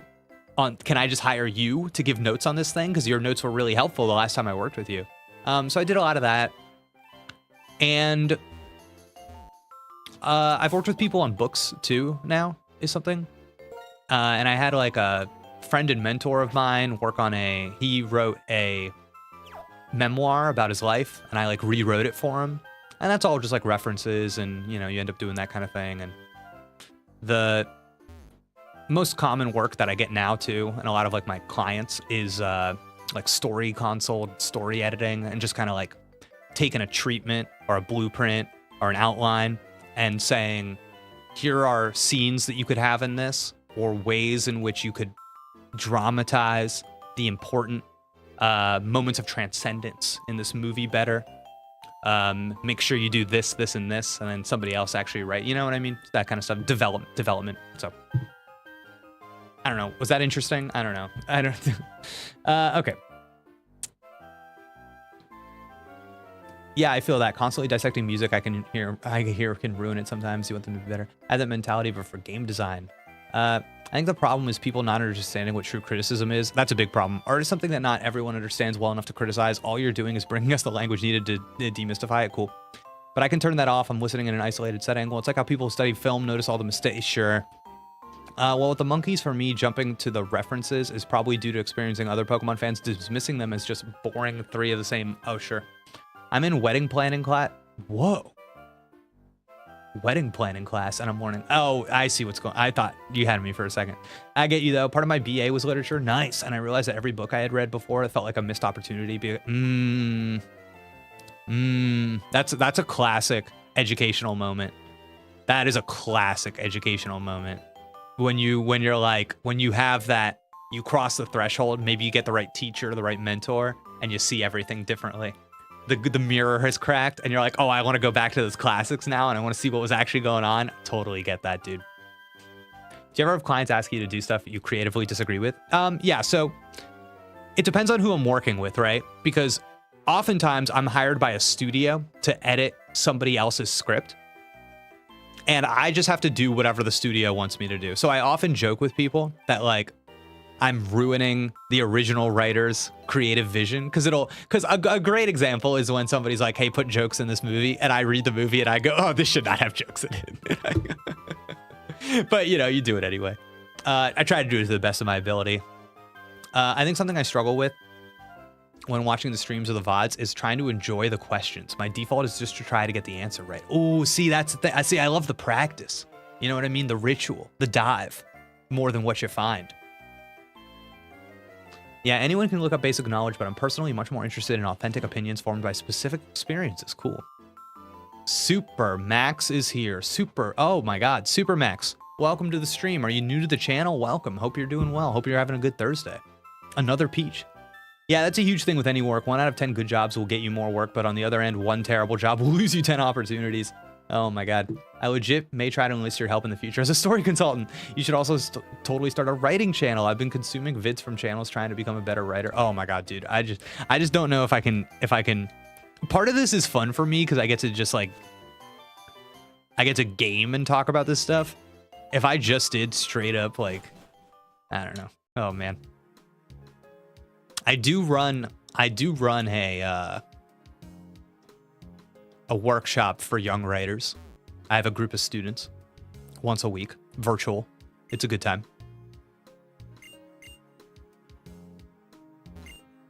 Wasting money is bad, but wasting time is even worse because there are some things that can only be done now. Dude, you know what my big thing is right now? I've been blowing minds with the beat sheet. The students love a good beat sheet. It's illuminating for them, and nobody's teaching it in writing classes. Wow, this area is really interesting. It just kind of keeps going. Can he start a Pokemon battle with us from across the way? No. How's the team doing? Everybody's a little beat up. I'm not gonna lie. Let's get Sprinkles in there. The time commitment of the channel, a writing channel, no, yeah. I'm already pressed for time. I got a big movie pitch next week, everybody. Fishermen read the flow of water or the flow of battle. Cool. Especially while planning a wedding. Yeah, that's how you do it. I'll take gaming plus story writing advice light any day. Nice.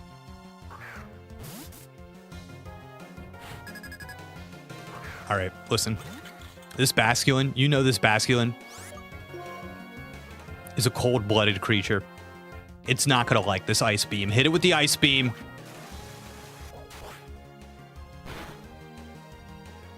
Come on, Sprinkles.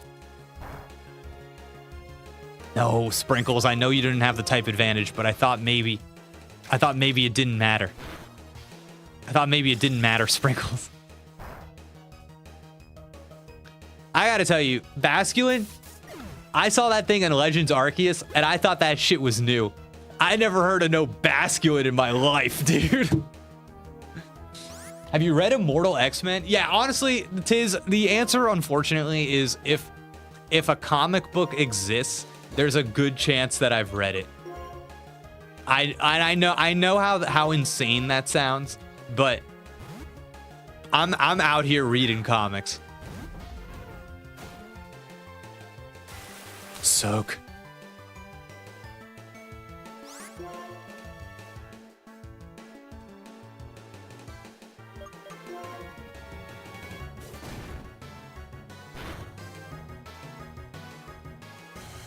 The children crave you nutrients, so I have to get dinner ready. Great stream as always. Really enjoyed the feedback from that chat. Of course, Bungle. Be well. I know it's not Wednesday, so it's not Fast Food Wednesday. So get those nutrients. Bust out those nutrients. Let's go. Thanks for hanging out.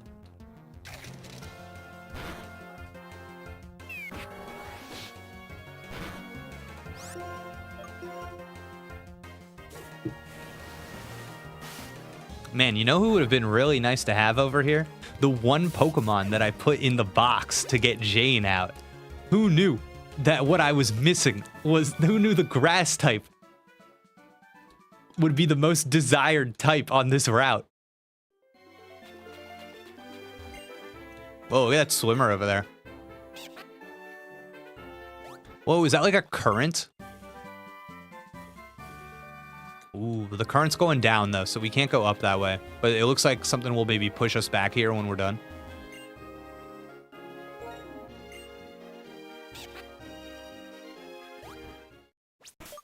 How did you like Sins of Sinister? Dude, I gotta tell you, I feel like any storyline with Sinister is like right on the edge of being good, and they don't like go far enough or deliver, or it's like it starts off with like a cool idea and then it just we just kind of forget about it or something.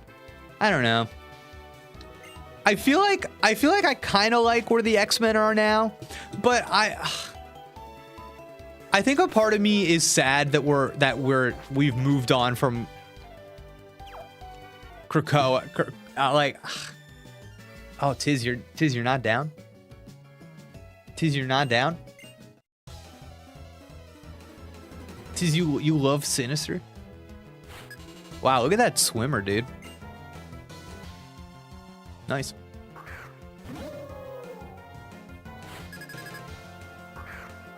I'm only interested in, okay.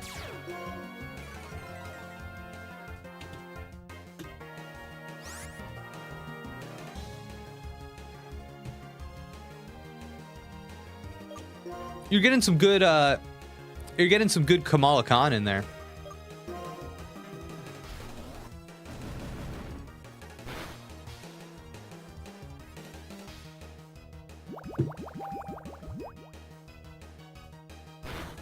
Man, Tiz, you know what I miss?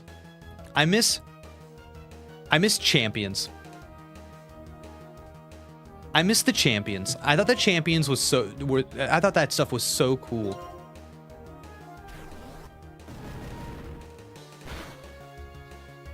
It feels like something that they didn't see through.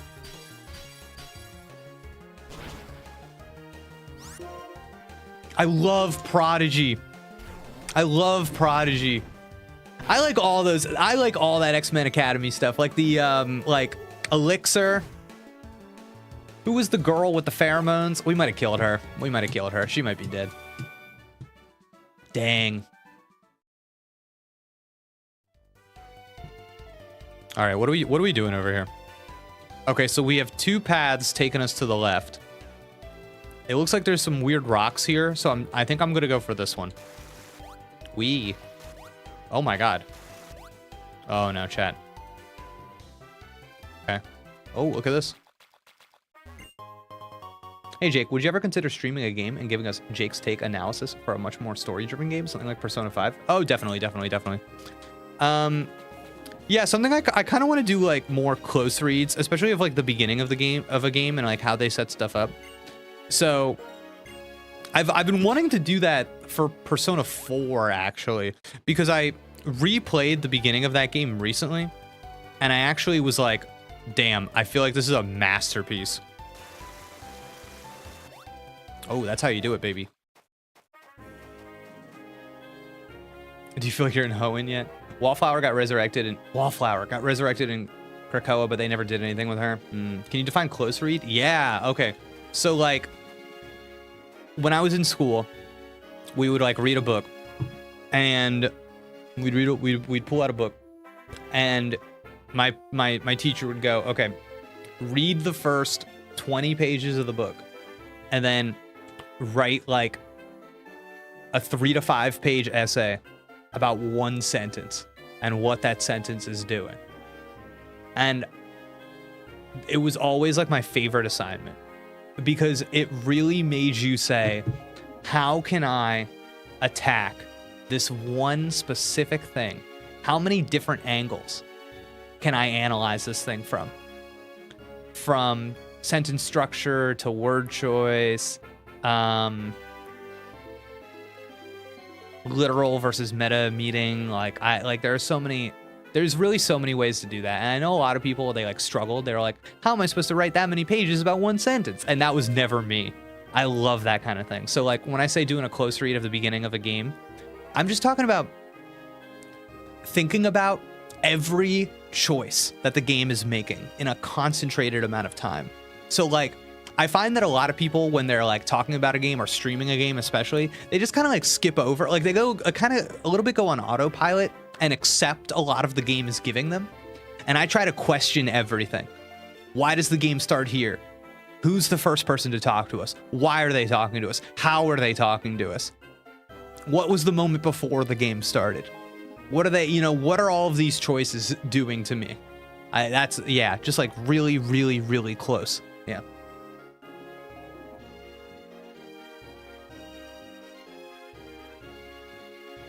Writing essays about books was always my least favorite part of school. Yeah, I get that. I understand people that struggle with that kind of thing.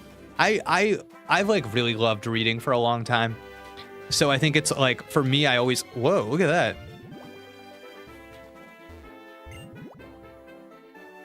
What is this? I think I always just like treated it as like, whoa. Like talking about something I loved, you know what I mean? Oh, look at this little freak. Oh, level 15 weirdo? All right. Listen, you're not getting caught. You're not going in a ball. Moa. But I will let you die honorably.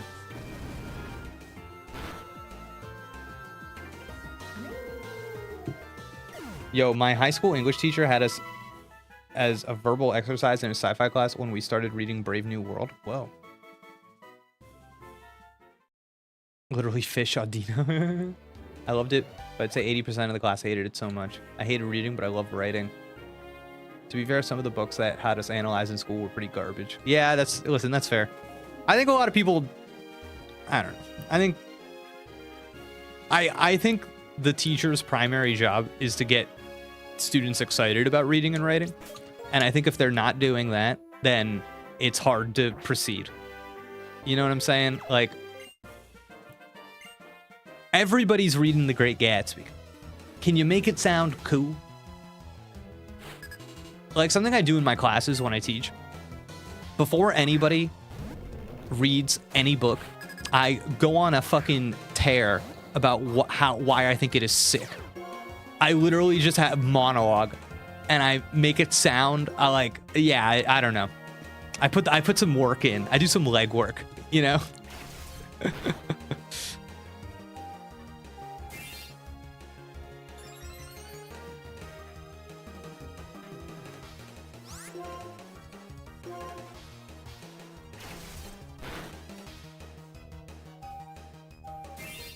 Frankenstein was gas. Oh my god. Oh my god, dude.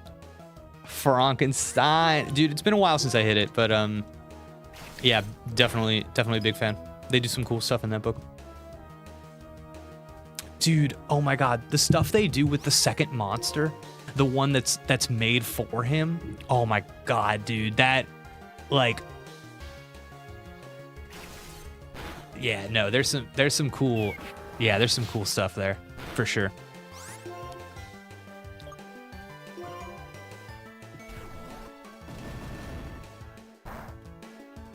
Come on, Boldor, go down. Go down, Boldor.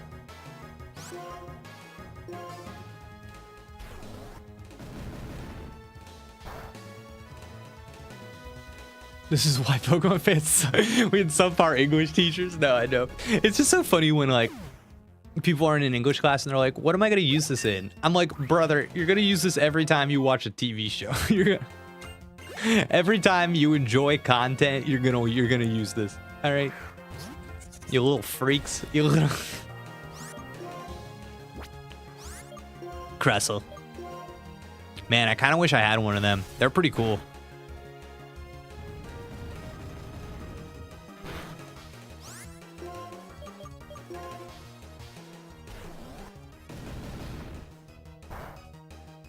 Ground lasagna, that rules. Oh my god. Dude, we need a regional variant of Crustle so bad that, oh my god, that is lasagna. Seriously, the teachers are barely hanging on. Dude, I don't know how they do it. I have a lot of friends that are like public school teachers, and they tell me harrowing things that would be very difficult for me in that environment. Like, I don't know. It's tough when like my friend tells me like, yeah, every single one of my students is like watching Jordan Peterson on their phone. Like I'm, you know, that kind of thing just makes me want to throw myself out a window. Man, this area is still going. Like, what's gonna be over here? This is such a weird little area because I genuinely can't tell like what could possibly be hidden over here. My sister is a public school English teacher. Oh no. Oh no. From what I've heard, public schools have only gotten a lot worse since I left them. Yeah, I mean, I can tell you like. The COVID years affected people. The COVID years affected people. There's a large group. There's a group that is like largely behind. Yeah. Because how could they not be? You know what I mean? Oh, there he is. There's the Dwebble. There's the sweet little Dwebble.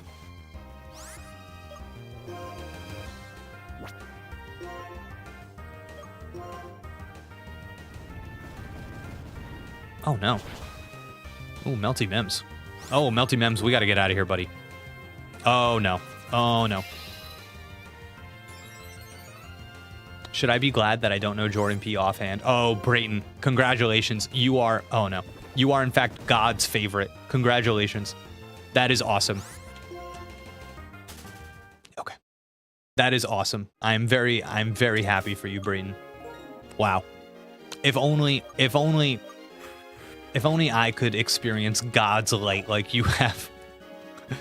Oh, cool little house. Okay, let's go.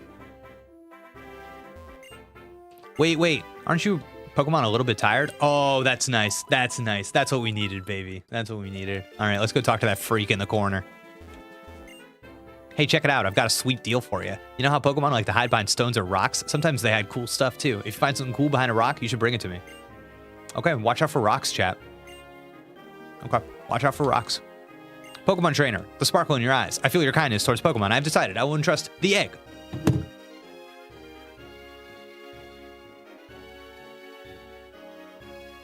Egg. Yes. No, no, no, no. Give me the egg. Please be a PC. No.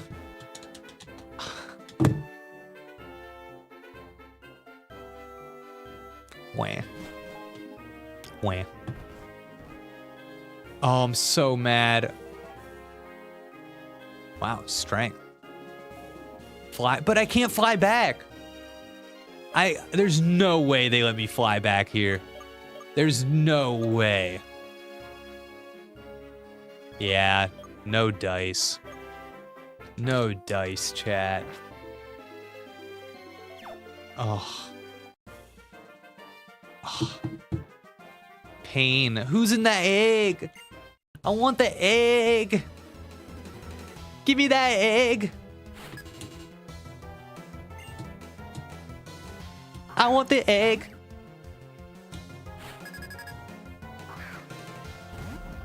Give me that sweet egg.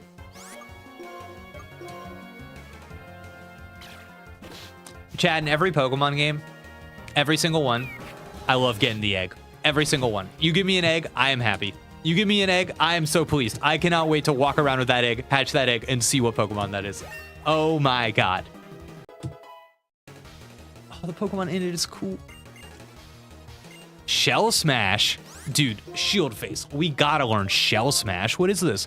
User breaks its shell, lowering its defense and special defense, but sharply... Whoa. Whoa. Whoa, sicko mode. Okay. What are we losing? I think we're losing Crunch. Shell Smash. Yeah, dude, smash that shell. For power. Unleashed. Wait, Tiz, are you serious? No, they would never do that. They would never do that. They would never put a disgusting Bunary in the egg. No, stop. They would never be... No. They wouldn't forsake us like this. Oh, God, we gotta get that stupid Pokeball, don't we? Get out of my way, Pokemon. No encounters. Whoa! This is how you do it, chat. This is how you do it. Good job, Pokemon Black and White. Smash that shell button, chat. Is the egg Pokemon what I think it is? Wow, I don't know. I do not. I gotta tell you. I truly have no idea what that egg Pokemon could be. Because every time, maybe this is stupid.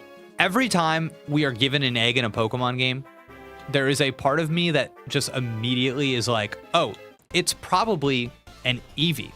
But we know it's not an Eevee in this game, chat, because there are no outside generation Pokemon in this game. So it's probably some Pokemon I don't even know. Man, I want it though. Do you think we could speed run back to this spot? Oh, time to Shell Smash.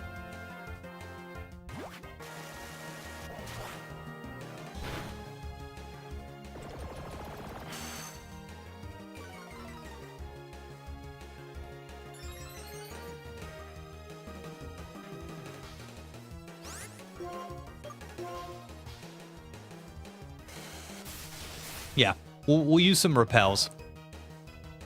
We'll speed run.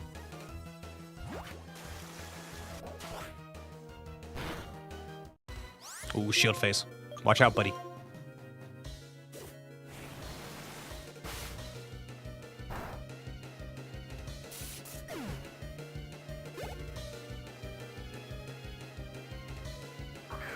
Oh no. There he is.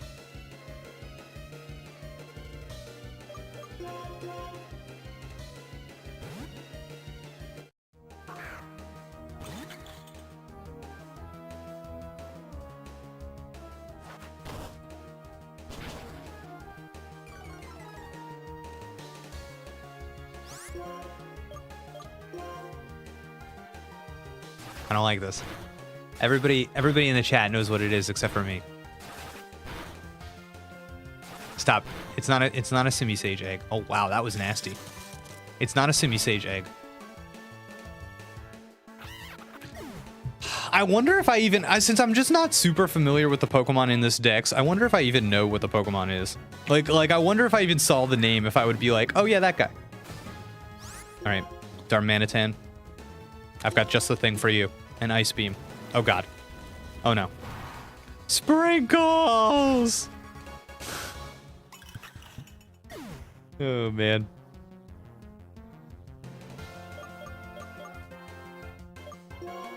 Jane, I'm putting you in. I think I just remembered what it is. Oh my god. Chat, I'm speed running. I want that egg so bad. Oh, ouchies.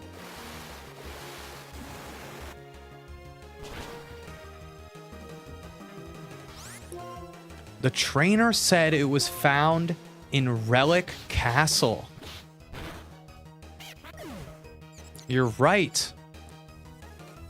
Can I remember what Relic Castle is? Which one was that? We did a lot of stuff, chat. We did a lot of meaningless garbage. So I'm trying to remember which one of those meaningless garbages was Relic Castle.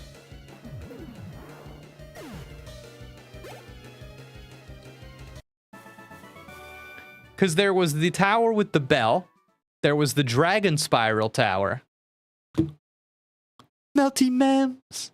Melty Mems. Melty Mems. Melty Mems is evolving. Melty Mems.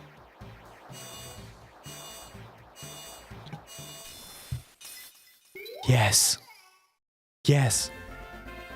Your Melty Mems is a lampant. Look at Melty Mems. How beautiful. Oh my god. Melty Mems. Look at that sprite. Wow. Contact with the Pokemon may burn the attacker. Love it, dude. Love it. Man, look at Melty Mems' special attack stat in comparison to everything else. Melty Mems is trying to go nasty. That's so sick. All right. All right, let's get out of here. Let's get out of here. Let's go. Let's get this egg. Chat, we're getting the egg. All right, back home. Flame Body is great for eggs. This thing needs levitate. Oh. Oh. Good for eggs, you say? Wait, there's no PC at home. Wait, can I use the upstairs PC to deposit my Pokemon? Keep Melty Mems for that egg. Okay. Will this work?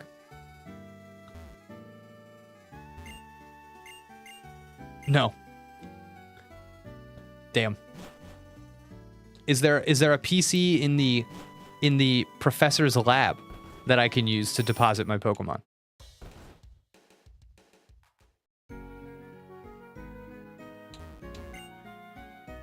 No. No.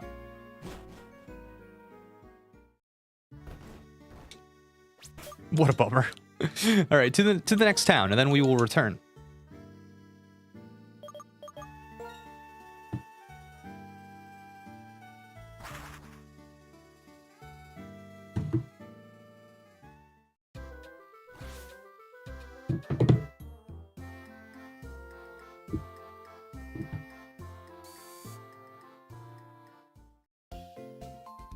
Oh wait, gotta make sure we've got the repels as well. Oh god.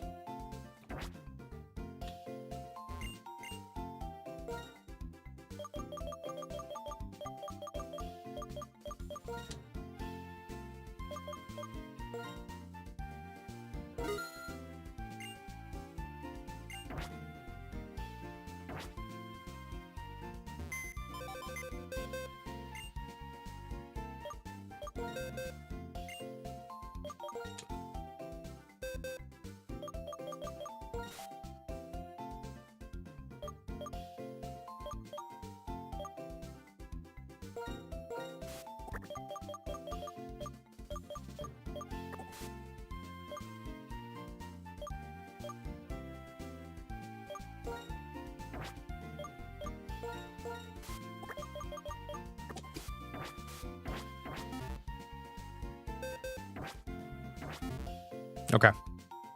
Here we go. Let's roll. Let's go get that egg. It's egg time. It's egg time. It's egg time. Egg time.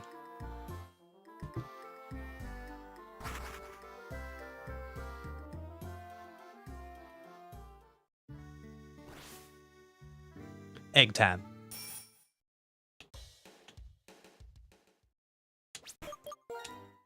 Let's queue up the rappels.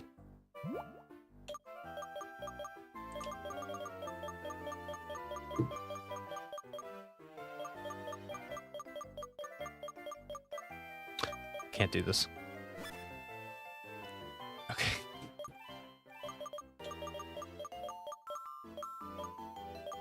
No, you said they're sorted. There we go. Egg time. You were literally on it before you hit. Oh, God. I'm losing my mind.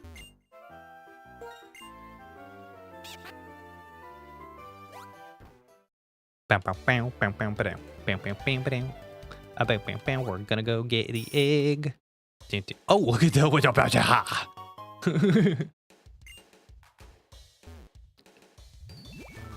Egg time. Egg time. Egg time. Can we pre-name the egg? Oh. All right, I'm accepting egg names in the chat. We need egg-related names, please. I would like egg-related names. It could be a cooked egg, raw egg, anything that you even feel just is a little eggy. I'm willing to accept all egg-related names in the chat. And I will pre-pick an egg name. Get out of my way!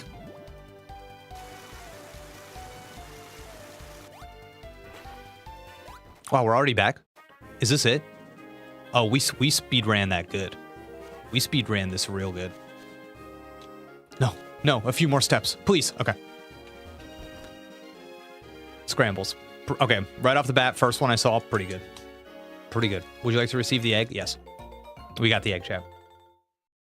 Eggman. Don't hate it. Tama is egg in Japanese. Oh.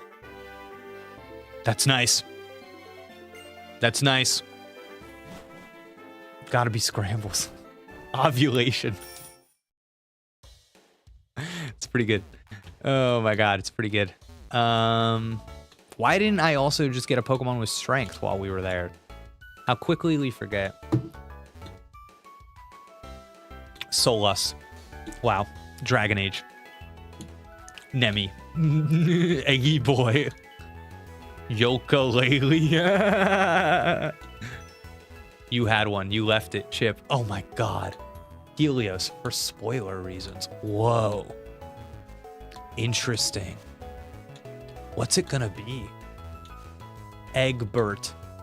Angry Bird. Egg related. Okay. Sunny. Omelette. Jake, you're gonna be here a while. No. We're gonna do this fast. Saturn. Benedict. I gotta tell you, Scrambles is in the lead. Scrambles is in the lead, chat. I'm willing to hear more eggy names though. How many steps we talking for this puppy?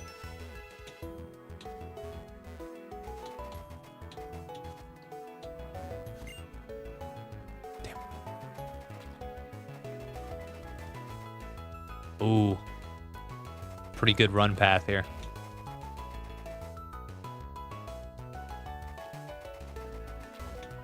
Benedict, period. Oh my god, these were oh man. Base egg steps for this Pokemon 10,240. Oh wait, Meg with 2 G's is very funny. That's pretty good.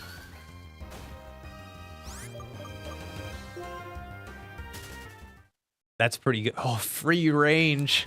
Oh my god, free range. Oh, that's good. Oh my god. Meg if female, Greg if male.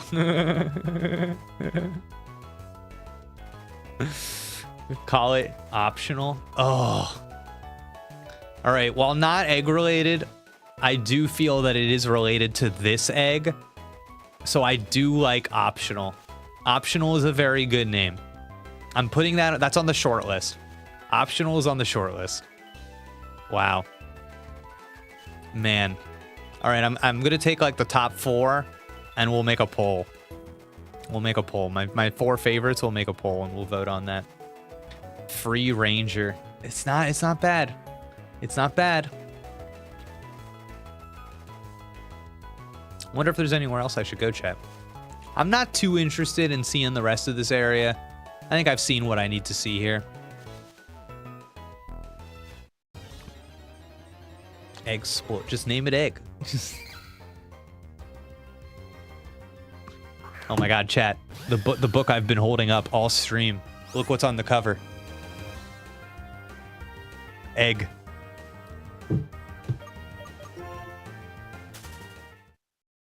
Egg, egg, egg, egg, egg. Oh my god. Get out of here. What if there's a second egg? No. There's no second egg. Okay, chat, you are legally required to tell me if there's a second egg here. I'm about to leave. I'm about to fly away from this area, so you are legally required to tell me if there's a second egg. Chat, don't do this. No, there's no way there's a second egg. Define egg. No, okay, there's no second egg. There's no second egg. There's no second egg. All right. All right, let's hit the road. Let's hit the road with our new... Oh, look at egg.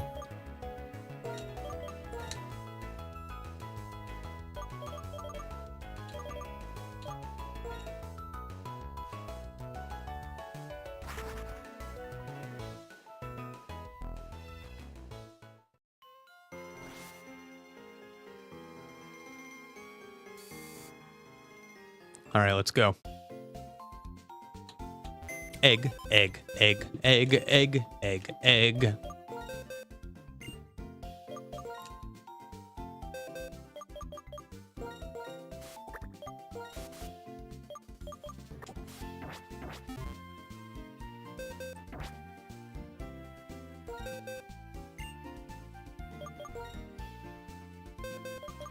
I don't know what I was thinking, chat.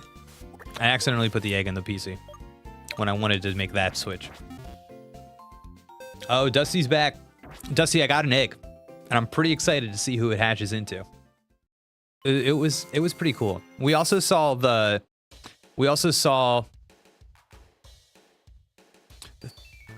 Thunder. We saw Thunderman. We saw Thunderman. We saw Thunderman. Dusty, what do you mean still? I thought it was Lumion Soul before.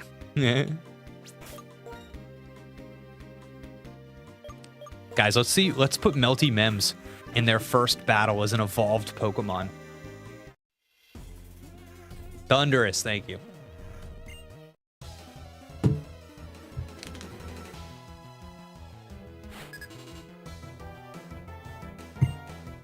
Us. We saw Thunder. Us.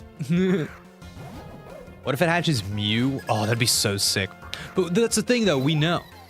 We know it's not. Because it's only Pokemon in this generation. So I really have no idea who it's going to be. Okay. The Dark types can't be scared by the Ghosts. So Dark is strong against Ghost. So Melty Mems should get out of here.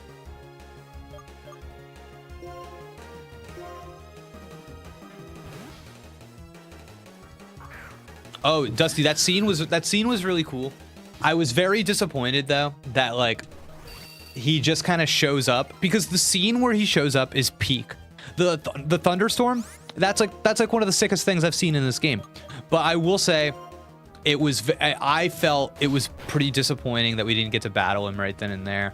I thought the game was queuing us up for that. And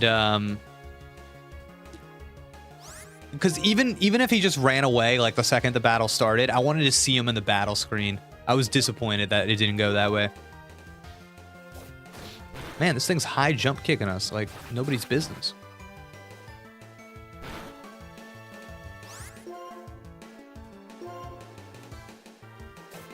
Oh no. Oh, ouchies.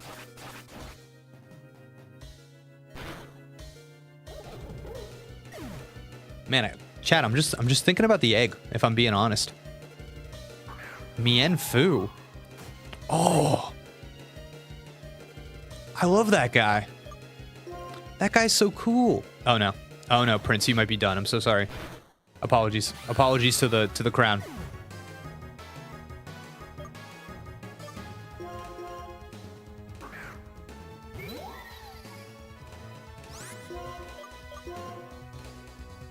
Shadow Ball. Oh, okay.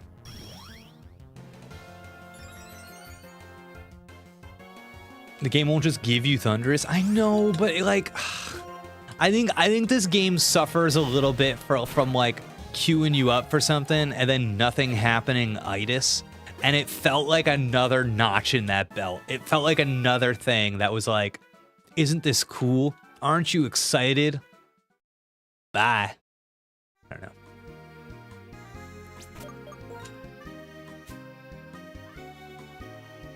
Vegeta. Oh, that's pretty good. Vegeta. I do like that.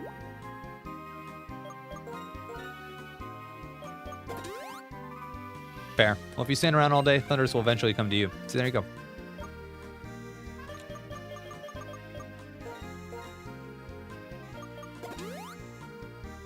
I think we've had some good talks today, chat. I think we've had some good talks.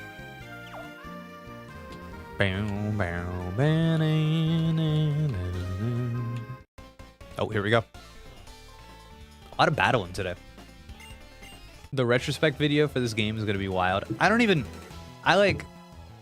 thinking about that. I'm starting to wonder if it's even worth the pain. Because I know people are gonna get so mad at me. I already know what the response is gonna be, you know what I mean?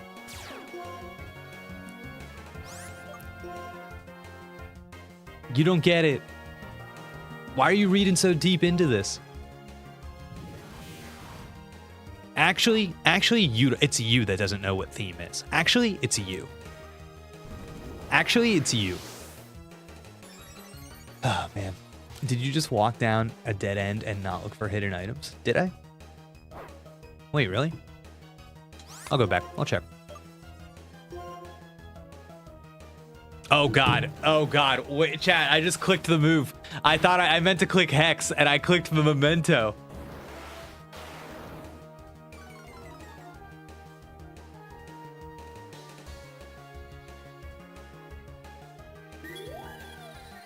Melted Mems. Melted Mems. Melted Mems is dead. Poor Melted Mems. Been working. I don't know if you should put yourself through that, considering how the X and Y video was pretty tame. It was tame. People just get mad, dude. People get mad about this stuff.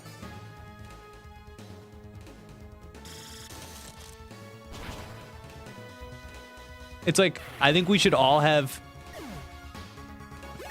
a different creative response when we talk about art, and everybody was like, no, shut up. No. The answer is beauty, you idiot. I'm like, all right. Sorry, everybody.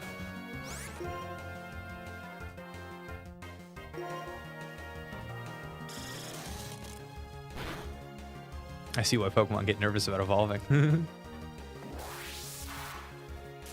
No, you guys don't understand. Beauty can totally be a theme if you simply use a different definition of the word theme, you idiot.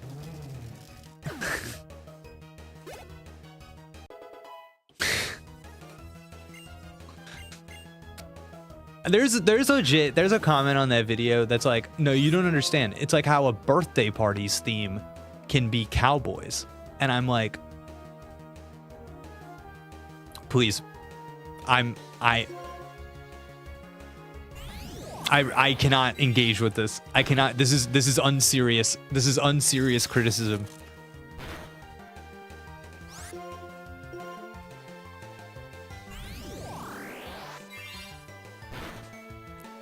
Oh, damn it. I don't know, guys. Like, I'm just thinking about like turning in a paper for The Great Gatsby and being like, the theme of this was rich people. Got him.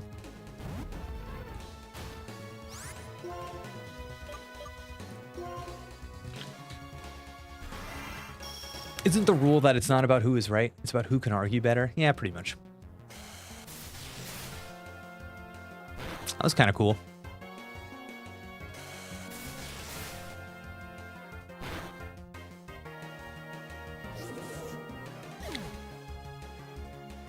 It is true that people just use the word theme incorrectly. Yeah, it's fine.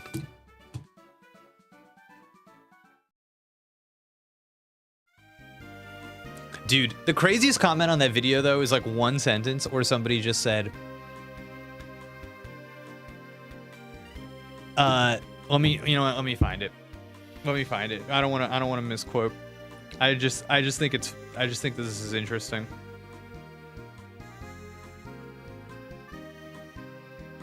Okay, here we go. Self-referential interpretation is narcissistic. What the creator says matters more. Yikes, dude. Like, that is like like, you know how we have melty memes? That to me feels like melty brain. That's like pretty melty brain to me. What does that even mean? Self-referential interpretation? Do you mean interpretation? There is no interpretation without the self, number one. But also just like, ugh. It's just kind of gross to me. It's like, no, don't read, only accept. Ugh.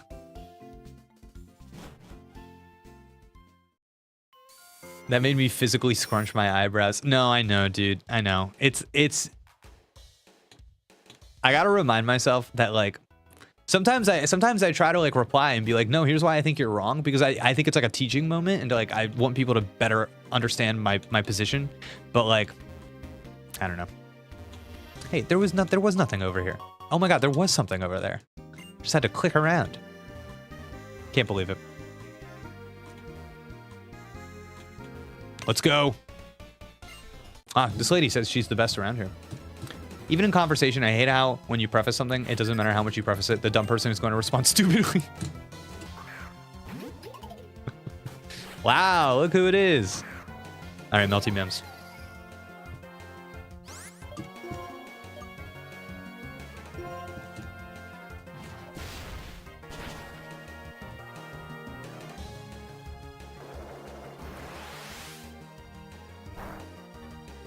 I also, to just like get away from the word theme for a second, just to get away from that. I think ultimately what I was trying to really hit on in that video was less about the semantics of the word and more about, and I think that this is true, what I observe in the meta conversation surrounding Pokemon X and Y specifically is people will say like the following phrase: Pokemon X and Y are about beauty. And I think that thought is what I'm more interested in combating, because you can't be about beauty.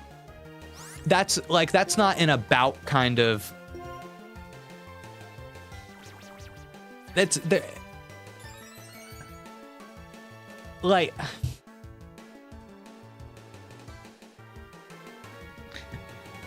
to me that phrase in and of itself is meaningless, because especially since beauty is a social construct,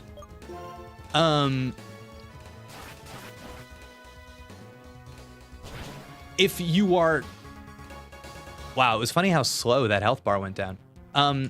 If you are doing anything concerned with beauty or surrounding the idea of beauty, then you are already kind of taking on a social and political message, because you are adhering to an idea of beauty that was established by politics and social politics.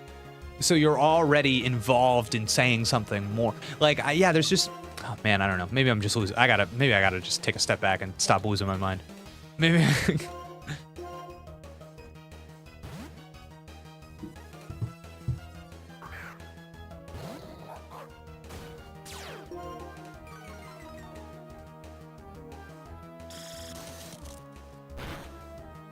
Ouchies. Big strong ice beam.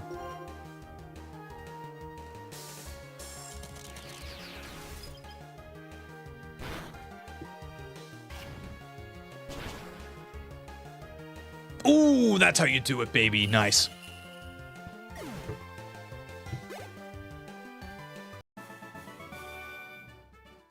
Your talent and sense, both are dazzling.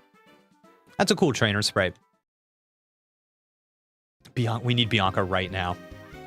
Well, she said she was the strongest one here, so I wonder how many more people we're gonna see. Man, I really like how they rendered that river right there with the lines. That's cool.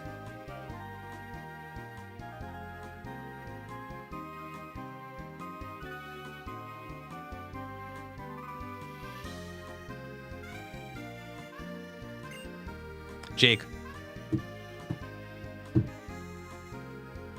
Look who it is, chat. Drayden, Professor Juniper told me you're heading for the Pokemon League, right? Since it's Alder, since it's the champion, I think it will be all right. Worst case scenario, you'll be battling Team Plasma's boss N. I need to know if you could handle it.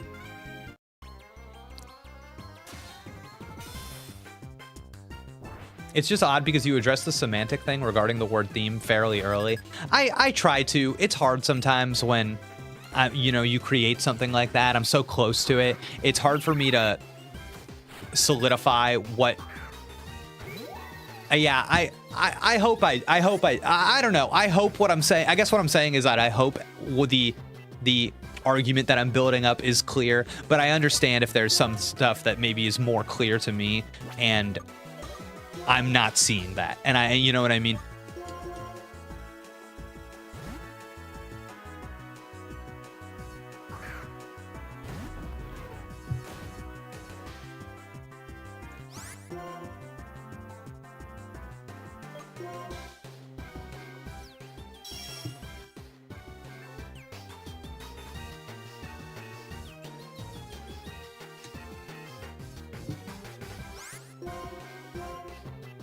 You know, if Charon was actually serious about being a strong trainer, he wouldn't be using an Unfezant. Man, it just did that protect thing again, huh? Charon, what are you doing? Charon, what are you doing?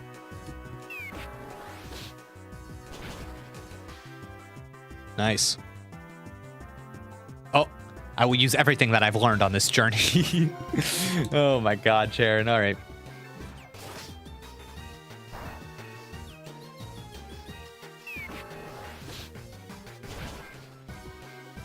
Nice. Do you think Pokemon should ever hit us with an unbeatable battle? Do you think they should ever do that? I guess they kind of do that in like Sword and Shield with Zacian and Zamazenta at the beginning. But I kind of wish that like there was like an evil guy that just like smacked the shit out of us early. Like it's impossible to win. Oh man, I think that would be so effective.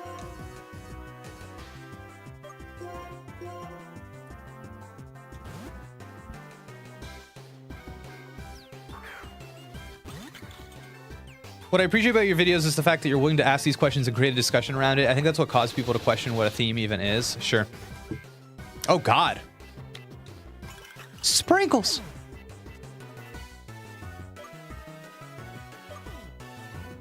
Ooh, that was dicey, chat. Simi Sage wants you to like the stream. Like the stream. Remember to like the stream, everybody.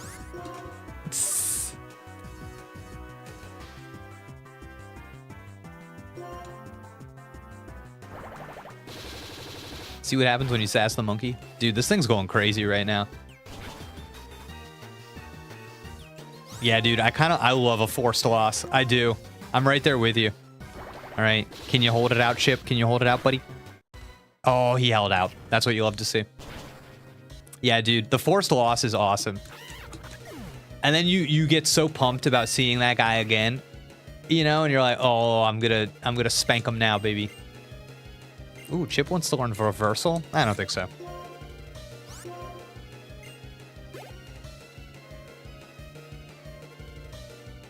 Emboar.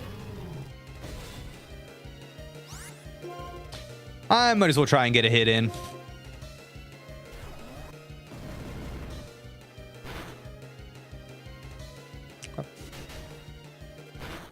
Dude, chat, I love Emboar. Emboar is so cool. I feel like Emboar is a victim of the people didn't appreciate it. Oh no, it's cool that it has leftovers. People didn't appreciate it because they were tired of the firefighting combo. But I think removed from that, Emboar rules. Man, that is such a cool Pokemon. Emboar looks sick in Scarlet and Violet too. Also, one of the best shinies. One of the best shinies that exist. For real. All right, I'm going for the Aqua Jet. We're hitting the jets. Let's go. Yes. What's the shiny? The fire is blue on the shiny. Blue flames. It's so sick. All right, who's next? Wow, you still rocking this thing, Sharon? Dang, dude. My Pokemon and I will put all our energy into this battle.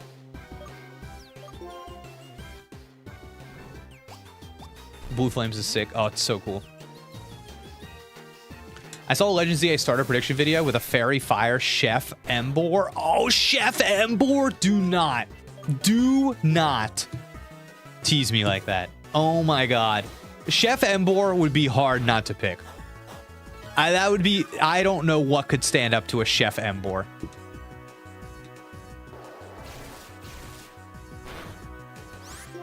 All right, Shield Face, I think I need you to really pull this one out, buddy. Oh, no. Oh, no. Oh, Shield Face, come on, buddy. Make it happen. Oh, Shield Face. It's okay, buddy. We can outspeed him. Yes, Shield Face. Fun fact, Emboar can learn Scald. Dude, not surprised. Not surprised. Dude's a god. All right, cool. Pretty tough battle. Pretty tough battle. Sure, we're holding an egg. Thank you. You are really great.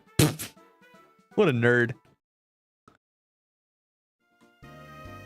Yep, you are something else, and I mean that sincerely.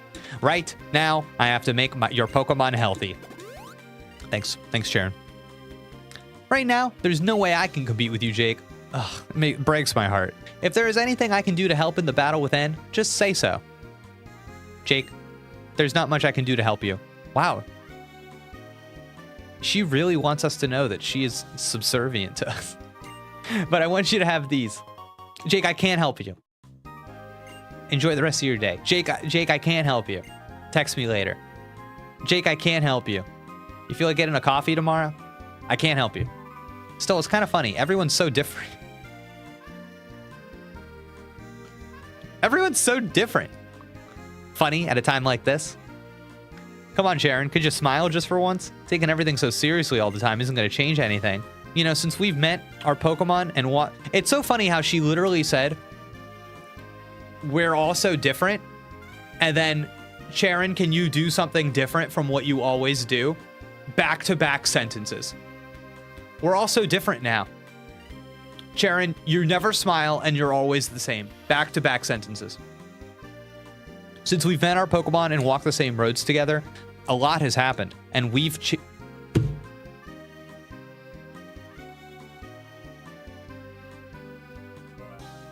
They're trying to make me mad.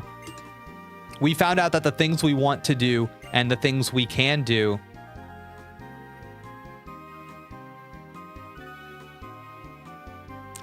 I gotta tell you, this sucks as like a message.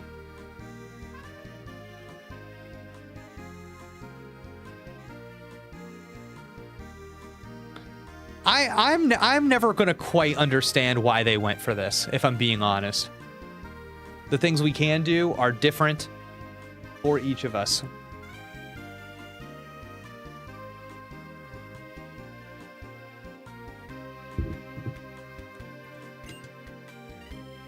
That's what made our journey so worth it. So I find this to be in conflict with what she's saying. Like, the journey actually was not meaningful because what Bianca is purporting here is that everyone was kind of predestined with their abilities and what they'd be able to do. So I don't know. So like, did anybody change? Wouldn't change? Oh, we're all so different now. Wouldn't that have been better dramatized if you had a preconceived notion of what your limitations were, and then went past them. If Bianca was like, I'll never be strong, I'm not strong, oh my god, I actually am strong, wouldn't I just don't get it. I don't get this at all. I gotta tell you, it's like hard for me to I really think I need help with this, because I'm having a hard time like sussing out what they were even going for with this. Somehow all this just makes me happy. So that's what you mean. You are right that we're all different, and this is it. This is the theme. This feels like a theme. Yeah, Dusty, this is a theme stated moment. They're telling you what the game is about right now. They're making an argument. So get ready. This is it. Because this is speaking this is speaking to a greater truth about the world. We are all different, and we should do the things that we can do.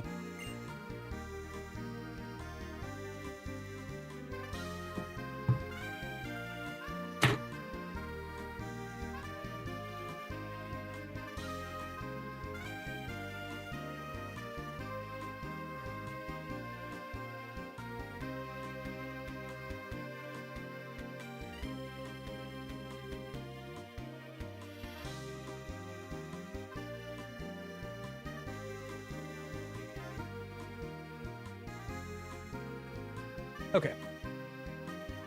All right. Future, ideals, truth.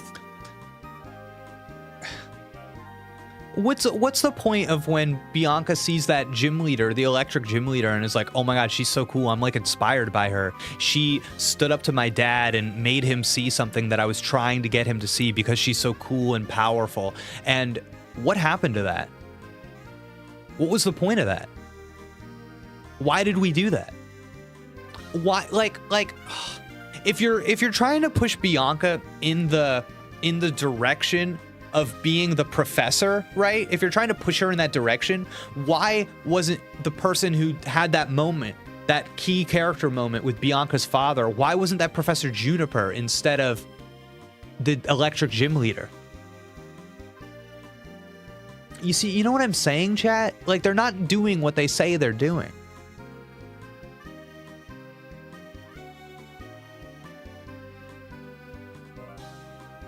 All right. So we're doing another one. There are as many truths and ideals. There are as many truths and ideals as there are people and Pokemon.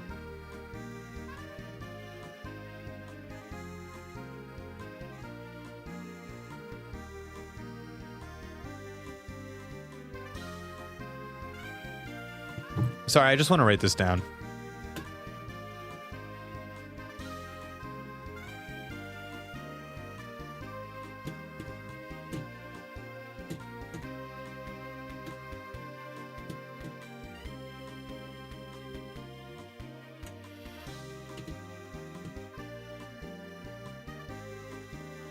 Okay.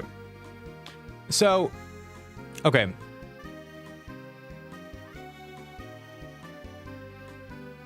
Okay, so I think that conversation that I was having with you, chat, when we got the lore about the legendary Pokemon, how they used to be combined and they had the two trainers, I think like that conversation and how I wanted that to be sussed out with specifics so that we actually understood what it meant. If you go back to that and then take that into account with what I'm about to say, I think this will make sense. With how I understand it here, with what they're doing, truths and ideals can be understood in context. Instead of delete the word ideal and replace it with the word desire or goal. Okay? I like desire. And then replace the word truth with limitations. So there are as many desires and limitations as there are people and Pokemon. Okay? So this game is about the governance between what you wish to be, who you wish to be, what you wish to do, and the reality of what you are capable of. And I think people misinterpret this game, from what I understand, as being about like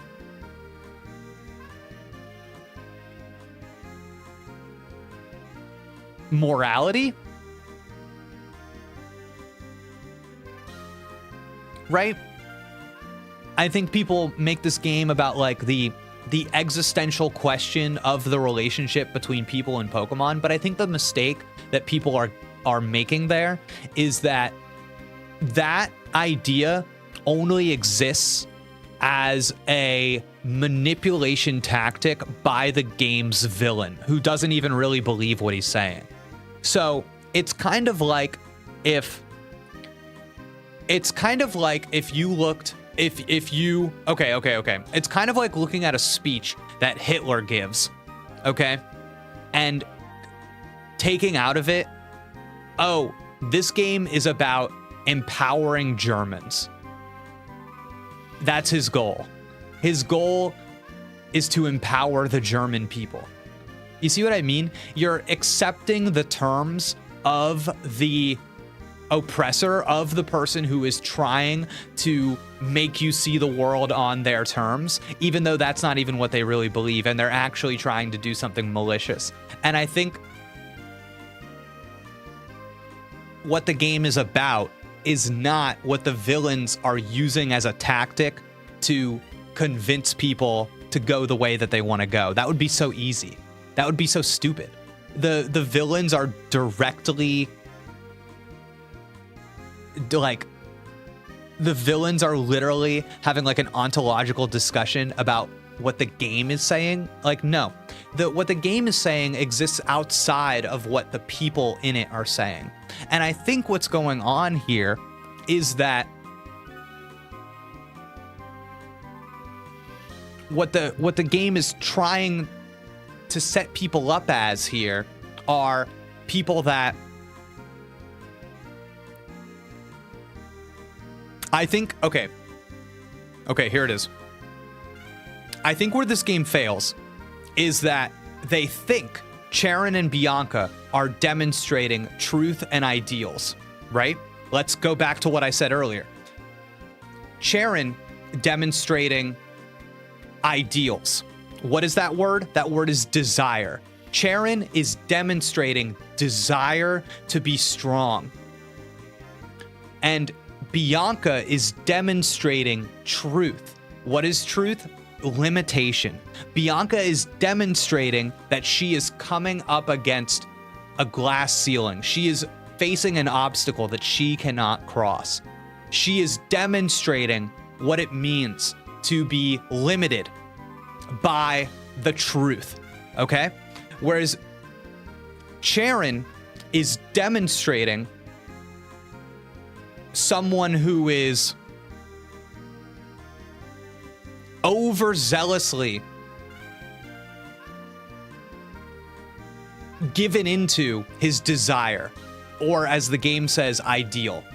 So because Cheren is so single-mindedly focused on his desire, he loses sight. He loses sight of material reality, and Bianca just kind of restates over and over again that her material reality is the thing keeping her down. And I actually think Bianca could use a little more ideal. So I think the mistake I've been making when reading this is that I expected Cheren and Bianca to say something about the truth and ideal relationship, but that's actually not how they're functioning. They are actually simply functioning as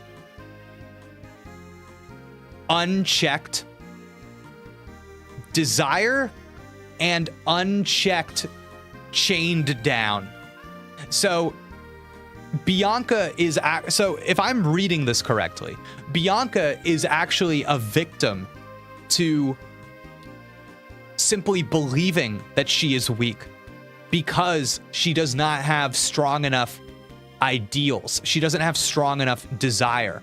And Cheren will never truly be strong because the strength that he desires is just a weightless desire. He desires strength without a material understanding of what that strength is. He wants the idea of strength. He has unchecked desire. He's chasing something that doesn't quite exist.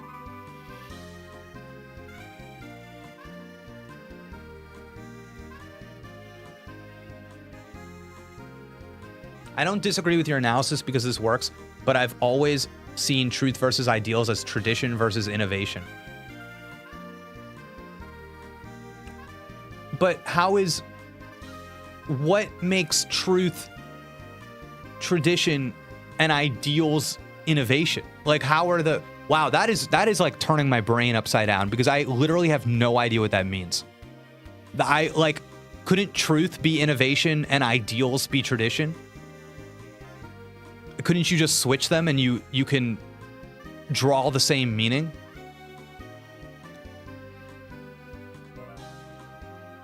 That's, yeah, that's really tough for me. And I don't see how tradition can be applied to Bianca or Charon, two characters who I think are very clearly here trying to demonstrate the two sides of whatever dichotomy the game is going for. I don't see how either one of them are like more leaning towards tradition versus leaning towards innovation. It's like the literal translation of the world.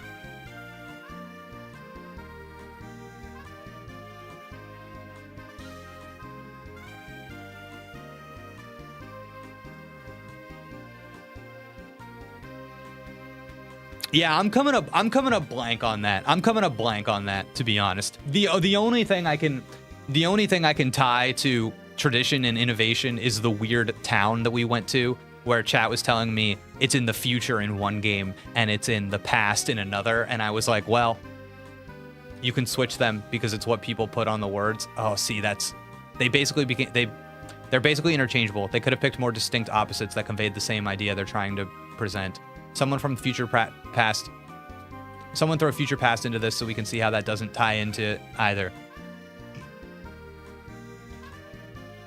Yeah, that's the thing. It's like there's no commentary on.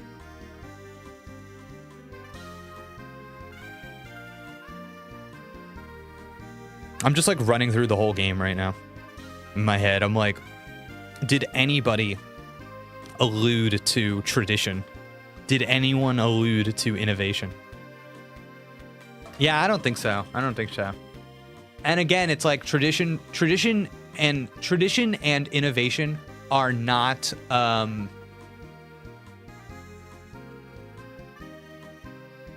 antagonistic forces. They're not.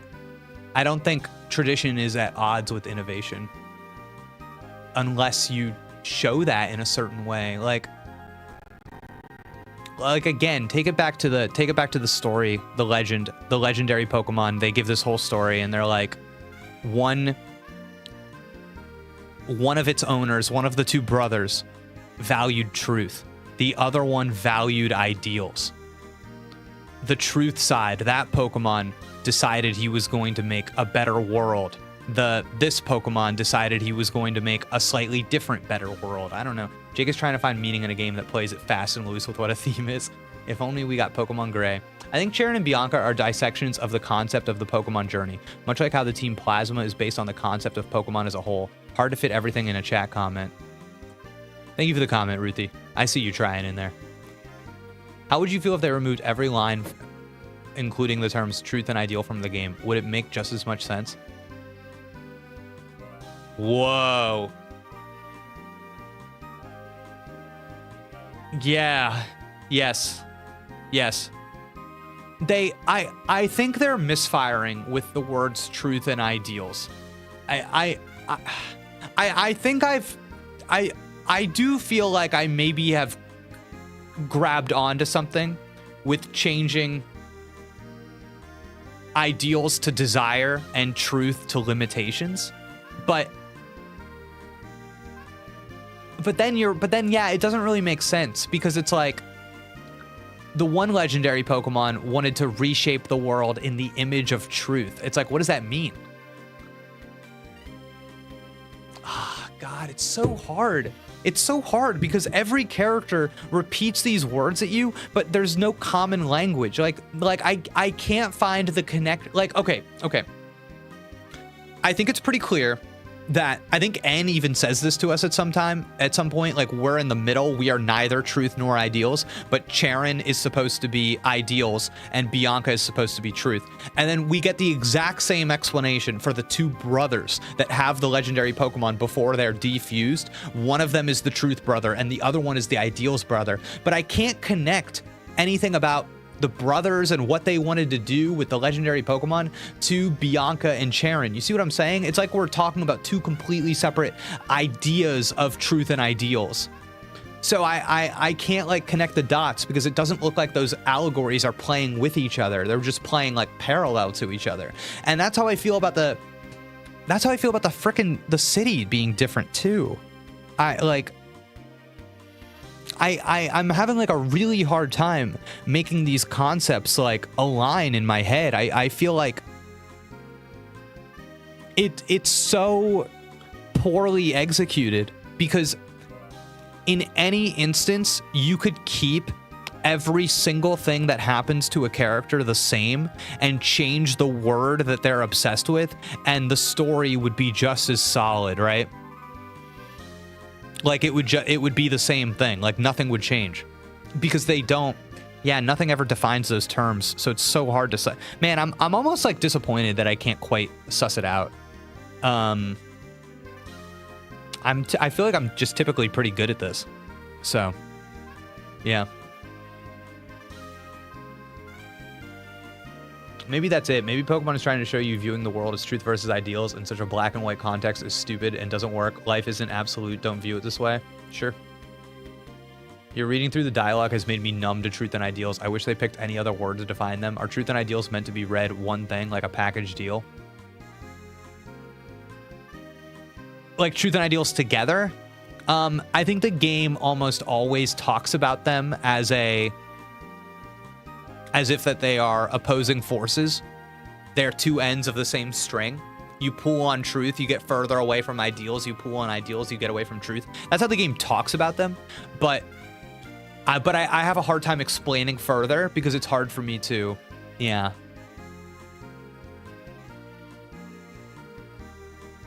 I'm like really critically thinking about this right now, chat. Do they ever say them separately? I don't think so. Man, that would be helpful. That would be helpful. You're right. Help to isolate things. Game made you thonk. I know. I'm really like, I'm a little in the mind palace right now. Man.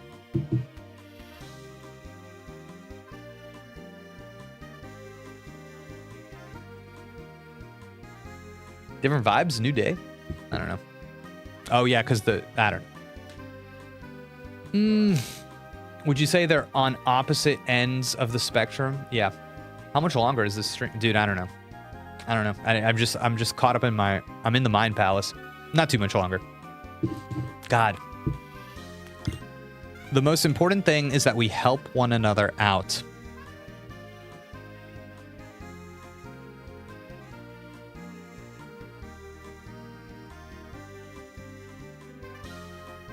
Okay. That's why people in Pokemon are always by each other's side. That's what I've come to think lately.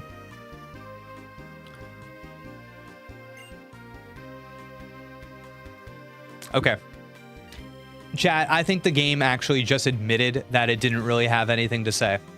I think the game just admitted that their ideas didn't make any sense, and they added in an extra sentence, and they just defaulted to Pokemon. People and Pokemon helping each other, because that's what people and Pokemon do. Jake, if anything happens to you or Alder, I will do everything I can to help you. That's why I have to keep training and getting stronger.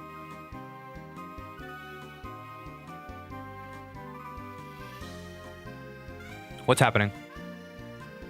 Chat, what's happening? What's happening? What's happening? What's happening? What's happening? What's happening? Which one is it? What's happening? I thought we decided against this. I thought that was the whole point. What is happening? What is happening? What is happening? I can't get stronger. That's why I have to get stronger. But I've accepted the truth of my strength, which is why I won't be able to help you. But I will help you in other ways. But also, I will get stronger. What is happening? No. This is okay. You know why I don't understand this? Because it's bad. Because it's bad. The reason I don't understand this is because it's bad. They give you conflicting information all the time because it's because it's a hack job. It's bad. It's bad. Just don't be reckless, okay? Yep. Okay. Thank you. I'm clear now. He's gone. Are we about to kiss? Wait, oh, I thought that was Bianca talking. I thought that's why it came from the bottom. Okay, never mind. Okay. Jake, me too. I'll do my best to help you if I can. So, I wish I could say something like totally inspiring, you know? Best foot forward. I just ran a script through all the game's dialogue. There are only 2 text files in the game that include ideal but not truth. Whoa.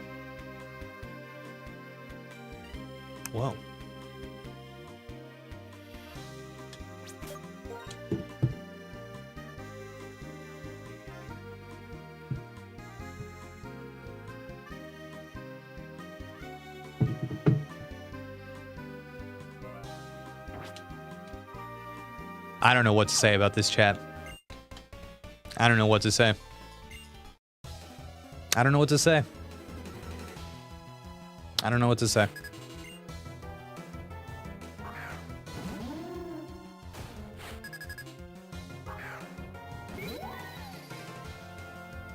So, clear to say Black and White don't have the best story in the franchise, huh?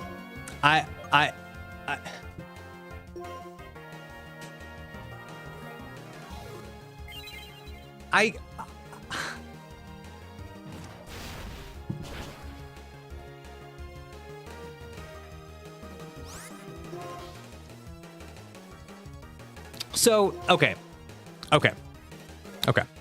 So. Let me explain what I'm feeling right now. So, I think I've already. I can't agree with you. I'm sorry.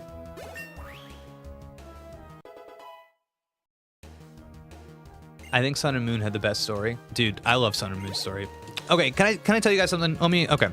I think I've already tried to explain my feelings about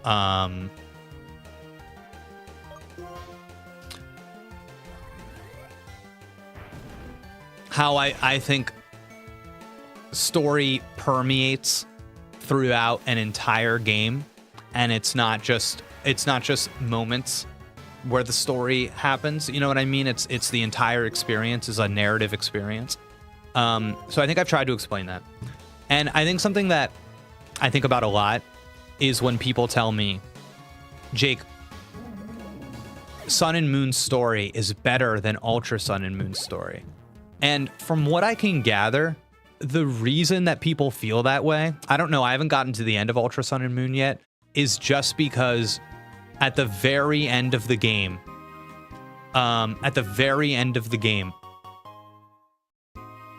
like some text got changed.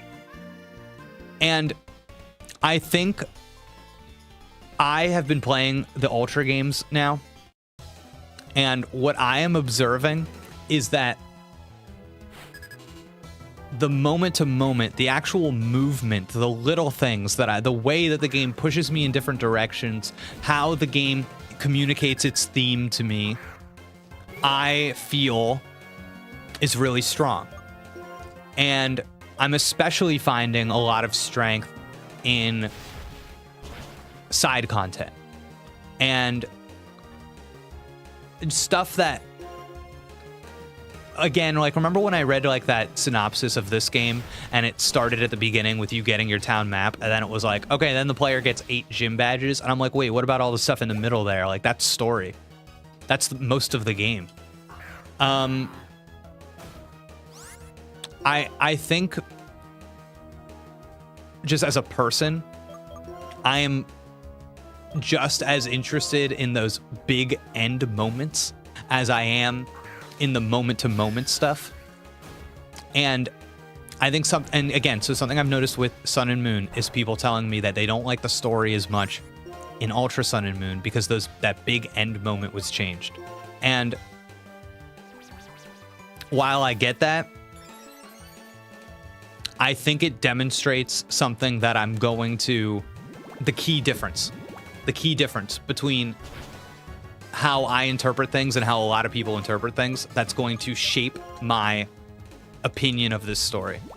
Because based on that comment about Sun and Moon, my expectation is that at the very end of this game, some story stuff is going to happen that is like really cool and different and interesting as a device. And people are not concerned with how we got there. They are not concerned with everything we said leading up to that moment. They are only concerned with how cool that moment is, that screenshot is, that 5 seconds, that this is what the game decides to do when you beat the Elite Four. Isn't that cool? Isn't that different? The story is so good. They're talking about that one moment. And that's just not how I talk about or think about story.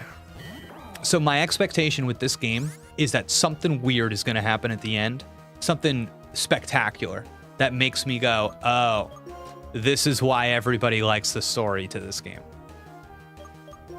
That's my expectation. What they call the story. Because I think in the minds of these people, a story consists of like 2 or 3 events.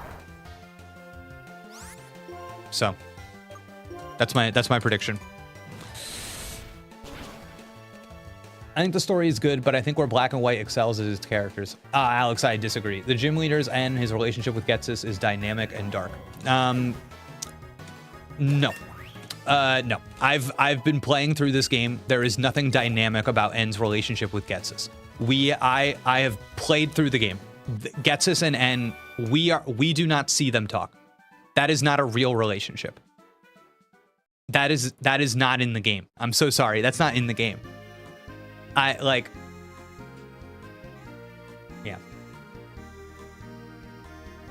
Isn't the truth that the game talks about societal norms that are accepted? I thought about that because in Japan, there's a lot of societal rules that are not great, especially for women. I love backloaded stories.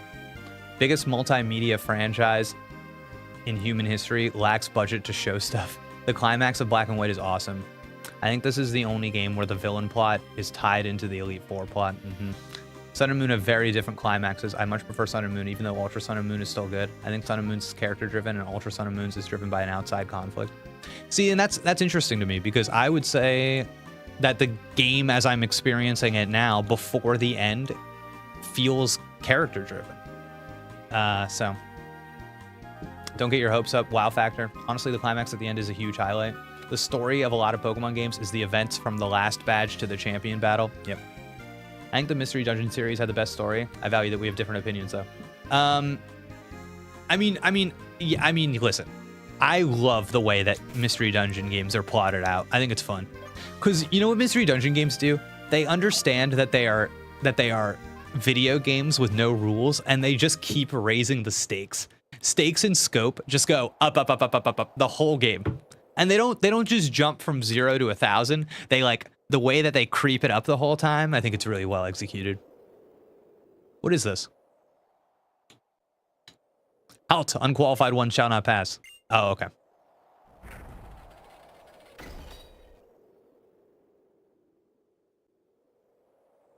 Oh, holder of the trio badge. Challenge all that you face. Oh man, you know what I really like in Ultra Sun that I've been doing? You save this Alolan Vulpix from getting picked on by Team Skull, and then you go into this random Aether Foundation building, and you find that the Vulpix is there, but it doesn't want to go outside. It's too scared. It's like, oh man, I'm a little traumatized by my Team Skull interaction. And then the game wants you to visit it every day and get it more comfortable so that it eventually can go back out into the wild or something. And I'm like, man, this is cool. Because it's like this weird scenario that makes you interact with the evil team of the game, you know, in a way that is benevolent. And it's like, no, you see them doing good in the world in a in such a material way. It's so cool. I don't know. You don't get a lot of that. You don't get a lot of that material action. And then the other thing I just did that I thought was awesome was that there's this trainer school that the game starts you out at the beginning of the game. And then later you'll find an NPC that tells you about this like tall tale, this ghost story about the trainer school was actually haunted. And you're like, what? And the big thing about the Alola games is I think that they're very interested in culture and like the local and understanding local culture. And I love this because I think part of understanding a local culture is understanding like the superstitions and the stories that they tell each other. So you hear this story and then you go investigate it and you see what's up, and there's a whole crazy like unique sequence at the haunted trainer school. And it makes me feel like after I do it all, I'm like in on an inside secret that only people from Alola know about. It's like, oh, I know. Oh, dude. I'm in. I'm like becoming a real Alolan. It's so cool. Yeah, I love that stuff.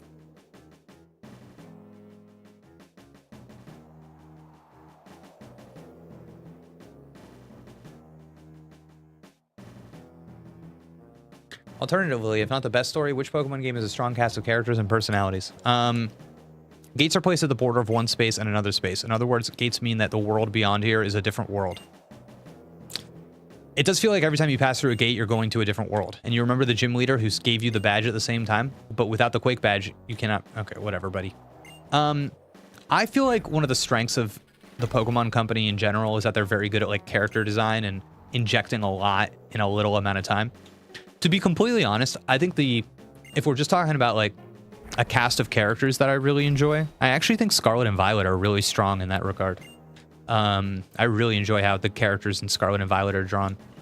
Whoa, this is sick. Let's go, dude. Nice.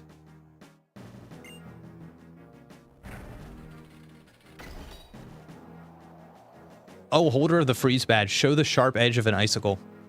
But like again, man, I'm still I'll beat the sun and moon drum every day of the week, dude. Professor Kukui, come on, that's a legend.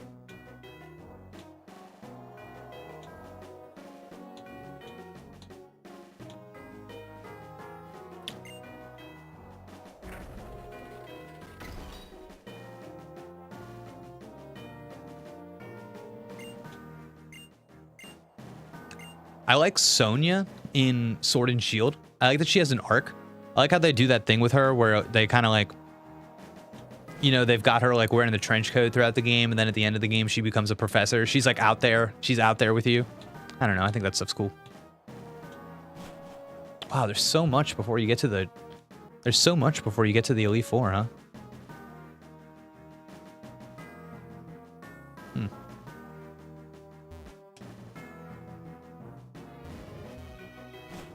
I think this game is trying to essentially prove the reason for Pokemon this series existing, and it's trying to do so directly to the player, which is at conflict with the in-world happenings. Interesting.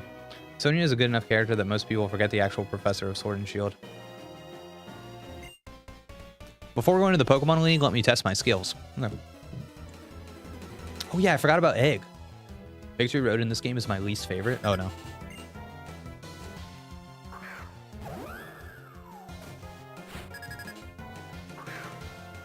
Wow, that Pokemon's from this game? Man.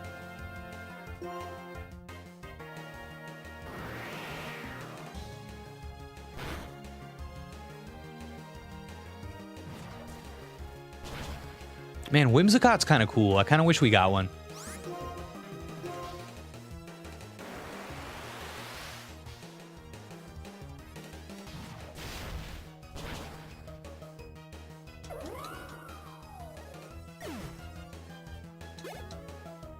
Man, I feel like out of all the Pokemon from this generation, I feel like Whimsicott's one I actually see a lot. One of the most pushed Mon, if you ask me. Jake, how would one enroll into your story writing beginners class? Not taking people right now. It's very selective. So, you know, it's I don't want to. I'd be charging. I'd be charging for that insight in time. But we can talk. We can send me an email. Send me an email. Email's in my Twitter bio. Oh, wait, this thing has flame charge. What am I doing? Get out of there, Prince.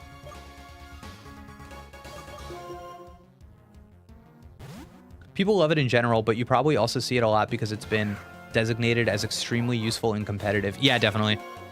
That's definitely true. That's definitely true.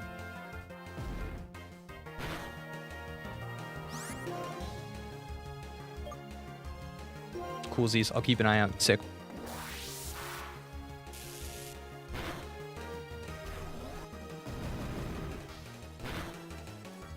Oh, that's how you do it, Chip. That's how you do it, baby. I'm curious if we will have any issues in the run up here. You know something I noticed, chat? I feel like in Heart Gold we had a lot more problems. If anybody was around for those streams for the whole full Heart Gold playthrough, I feel like we were kind of struggling in Heart Gold at times. We hit some walls. Oh, wait, I love this guy. Chat, I kind of want him. I kind of want this guy. You were more cocky and reckless. Oh my god. Have you ever assisted in story for a concept album? I've written for some musical artists, but nothing that specific. Would have been a problem if you played original Gold and Silver. They failed to fix that problem. No, I have a big musical theater background though, TJ. Get in the ball.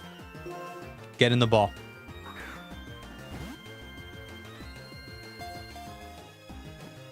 Get in the ball.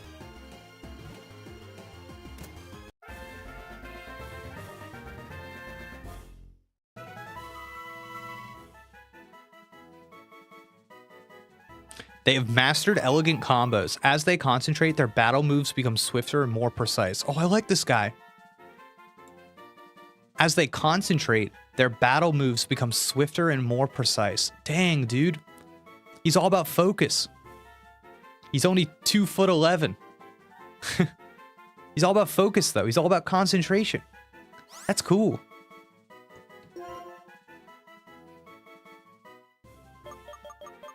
I got it. I got the name.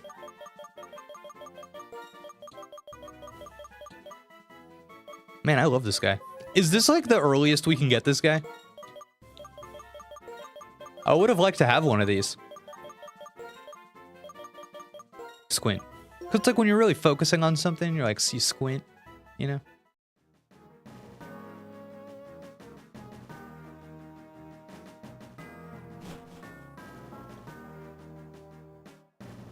Oh, look at this. Listen, you can slide down the cliffs here. Watch me. Nice, dude. Cool. So they needed to tell us because they're like, dog, they'll never figure it out. You have to tell them. You have to tell them. It's funny.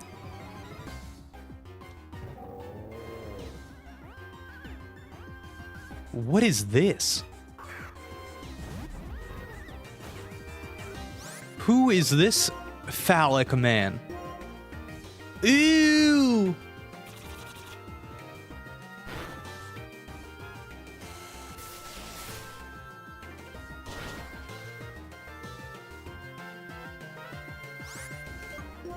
Let's get him.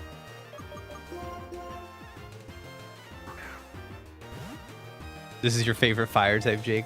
I kind of like him, dude.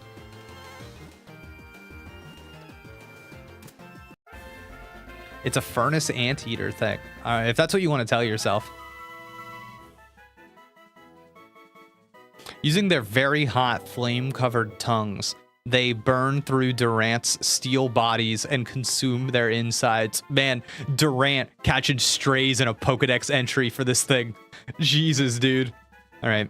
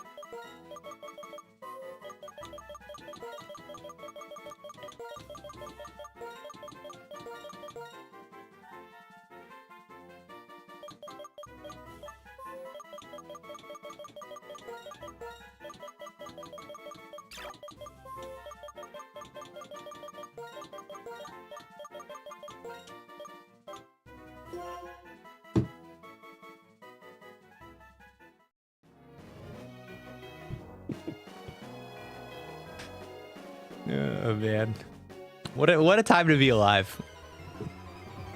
What a time to be alive. Sucks that this thing is found an hour before you beat the game. I would prefer Victory Road is fully evolved mons of things you've seen because there's more variety. Yeah, that's honestly a good solution to that issue. What a name. Because you know, you want it to be more exciting. You want to see things you haven't seen before, but it's also like a bummer because you're, for exactly what you said, it's like, is it that fun to find a Pokemon that you can't use for 90% of the game? Like, no. Oh, it's Durant. Durant, you are not going to like what I saw outside.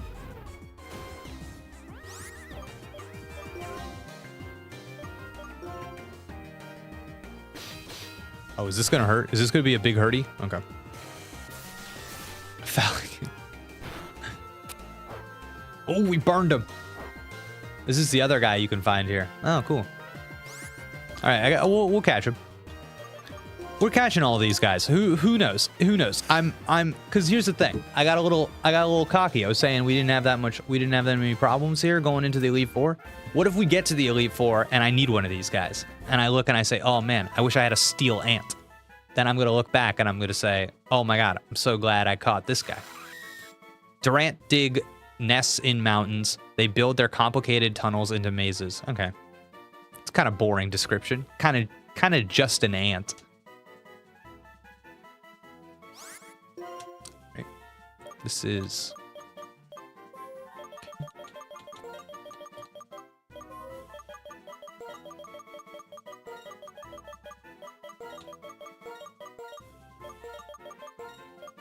Great.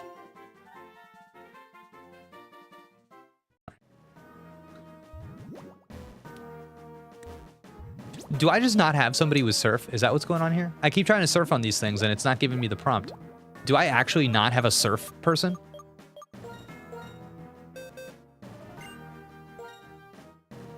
Wow, that's crazy. That's crazy. Well, I can't saddle a critical team member with surf, so we're moving on.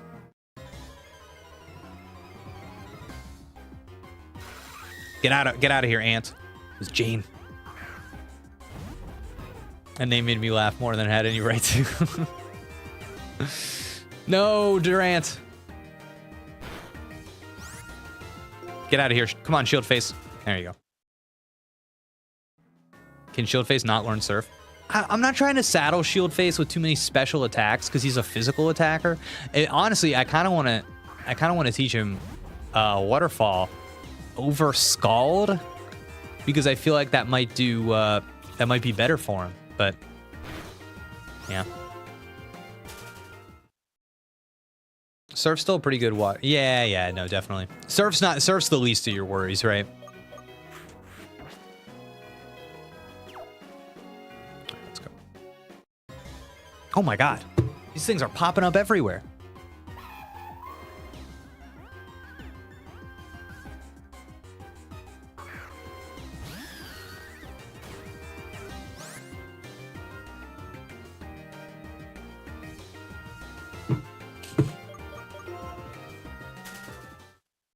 Scald has that. I know Scald has that burn chance. It's nice too. I've seen it in action. I like it. What do we got going on here? So we can go up these stairs or we can come out this door. You shouldn't lead a slow Pokemon if you're trying to run from encounters. Yeah, I guess you're probably right about that. I am sitting on a million repels, so maybe I should just use one of those like a big boy.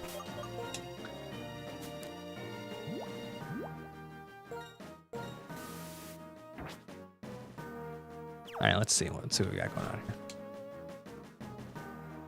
Oh, nope. Okay. Up we go.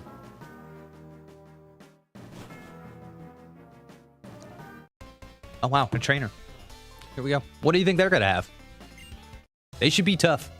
They should be tough. 34 max repel. Yeah, I just kept buying them, I guess. I don't know. We have a lot of money, and we have not spent it on anything. So I just, you know, I just kept buying repels. I just kept...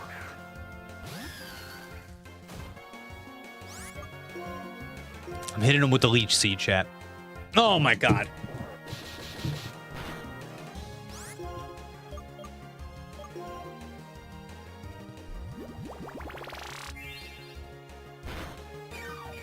Oh, Prince, how could you?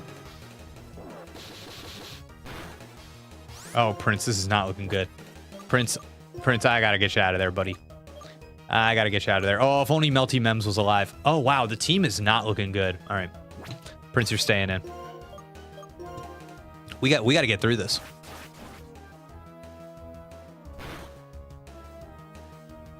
Okay.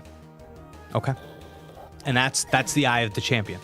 That's the eye of the champion in Prince. Prince knew what he had to do and he did it. He got it done. You'll love to see it. Oh no, this is gonna be a problem. All right.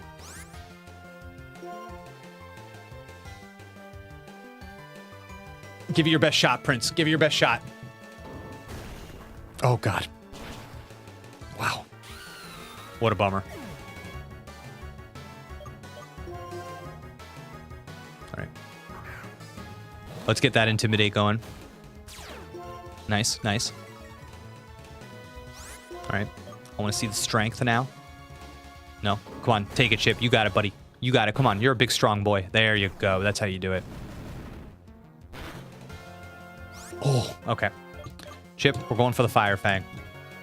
I want to see a burn on this guy right here. You got it, buddy. Oh, he flinched. Oh. Oh god, he flinched. All right.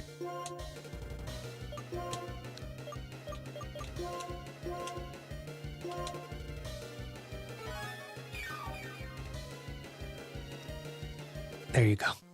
That's a good boy. Man, this steamroller move is crazy, huh? What a funny little animation. Oh. All right, burn him alive. Burn him alive, Prince. No. This thing is such a jerk. Nice. That's how you do it. Whoa, getting a little dicey out here. Dang, Dwayne. All right. Are we anywhere near the top? Oh, God. Am I going to need to visit a Poke Center?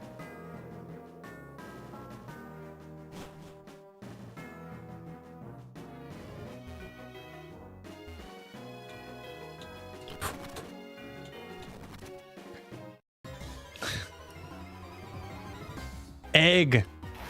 Oh, look who it is. Man, don't you wish we had one of these? Because you know that this guy is nasty. You know it.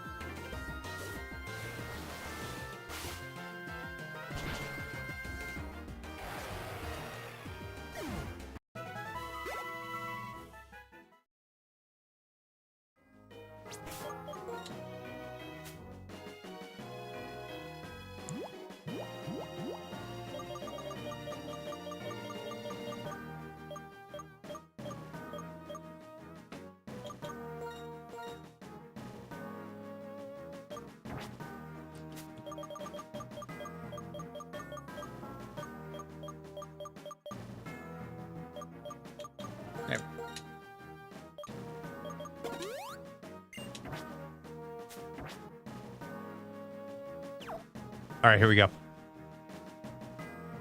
Oh, look who it is. I'm so glad we didn't go to a Pokemon Center. We just got to beat him. That's how you do it, baby.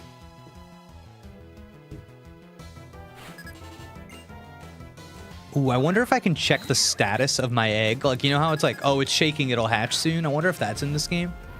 Dude, if so, that's what we're doing next. Oh, no, this is going to hurt. This is going to hurt. Oh, shield face. Yeah, shield face. Probably should have known. And it hit the crit. Oh, God. All right.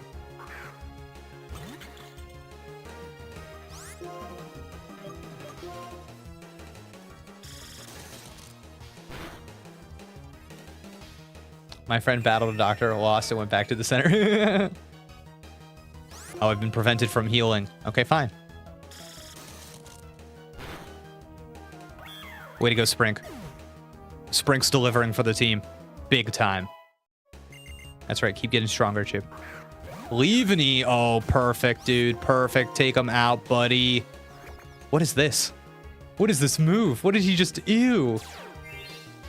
No! No, my ability is Swarm. Nice, buddy. Wow, big XP. Give me those heals, dude. We need them. Huge.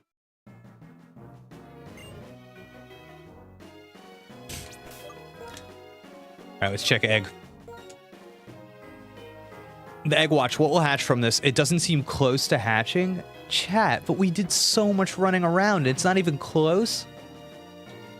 That's insane. Wait, am I... Oh, okay. Up here. Wow, a wild Pokemon. I thought we were still max repellent.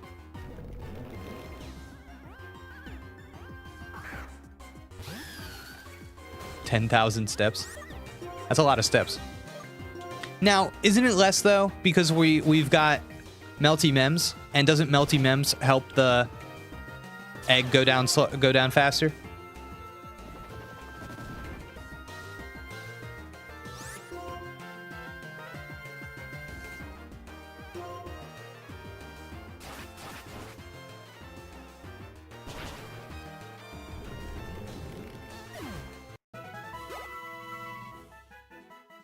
Wow, half as many steps? Does Mems have to be at the front of the party? No way, it just has to be in the party, right, chat?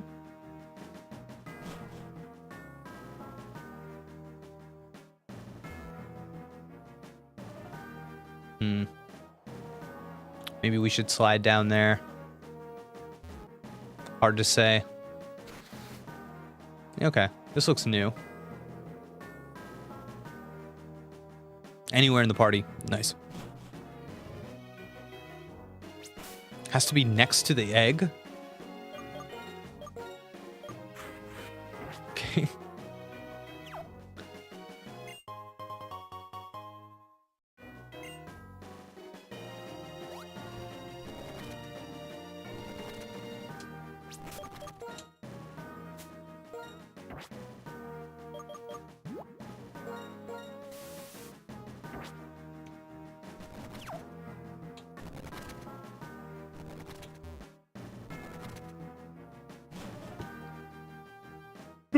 Okay. Dusty's back. Dusty, I'm trapped. I'm lost. I'm lost on Victory Road.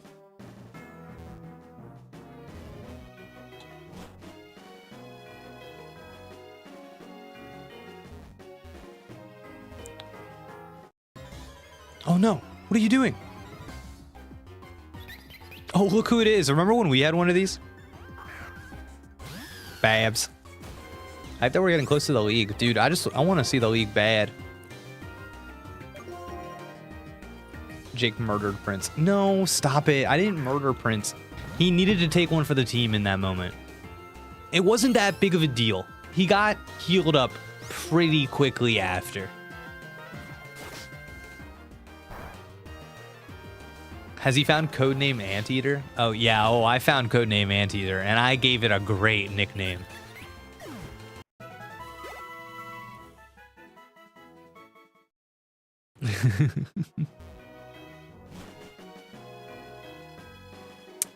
Wait. No, I did this. I did this already.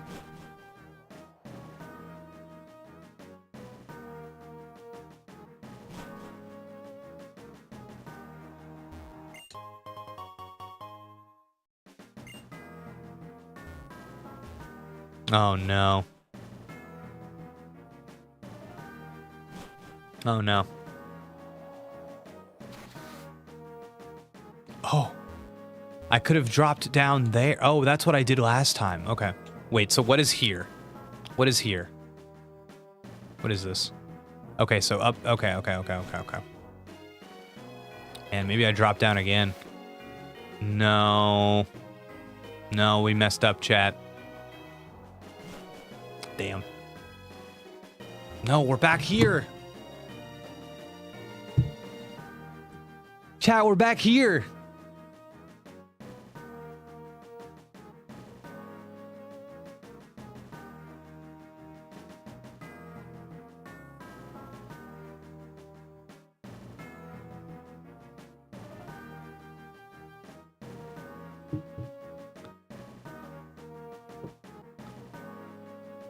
No. This is my weakness. Lion, you know.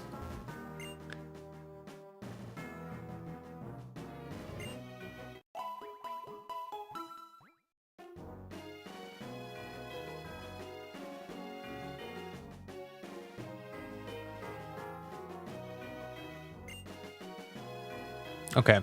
So let me think about this. I just feel that we've so thoroughly exhausted this like route that I'm having a hard time thinking about like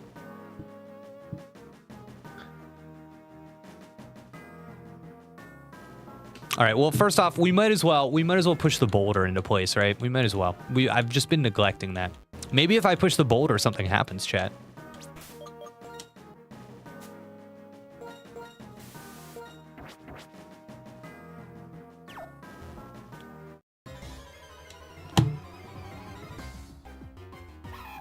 Stop fighting me, you nerds.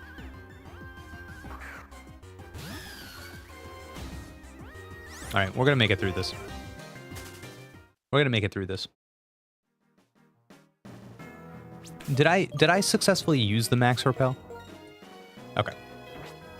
Same level as lead Pokemon means you get into battle anyways. Oh, do I have a higher level guy?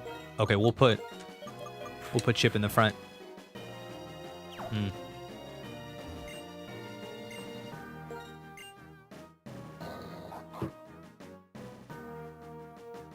All right. Okay, we did that. Okay, so now let's go up the stairs.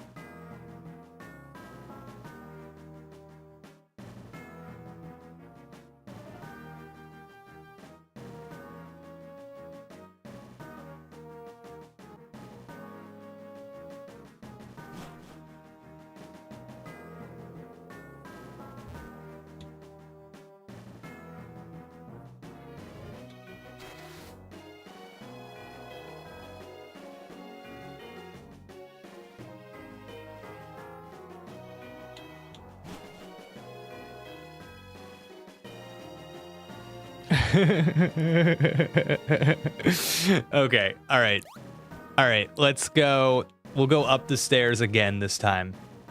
It would be, man, why is Dusty just switching between his YouTube accounts? Okay.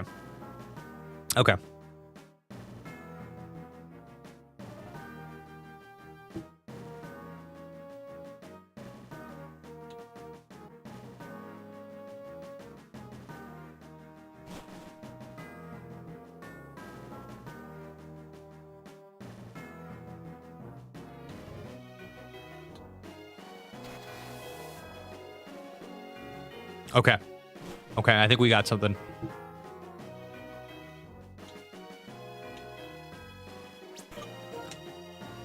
How's the team looking? This is still happening. Stop it. No, I'm not fighting you. We're so close. Oh God, why is there more? What is this?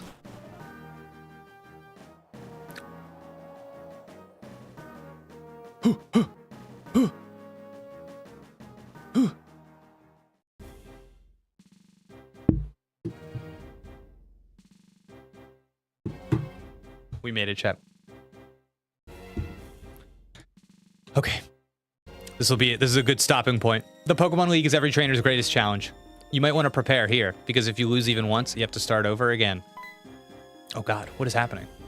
The Pokemon League is a place where you both pursue strength and express it. The way to express it is simple. You just have to beat the Elite Four and the champion. You can start your challenge by battling any of the... Oh! And if you defeat them all, you can challenge the champion. Wow, okay. No. We did it. Okay. Interesting. Great spot to hatch an egg, am I right, chat?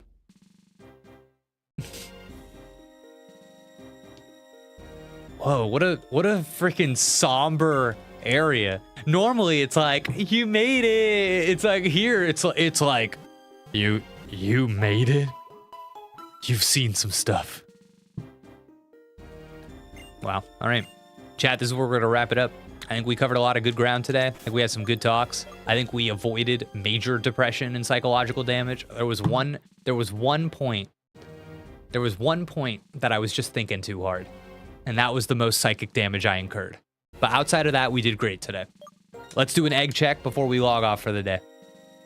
It appears to move occasionally. It may be close to hatching. Well, I mean, listen, if it's close to hatching.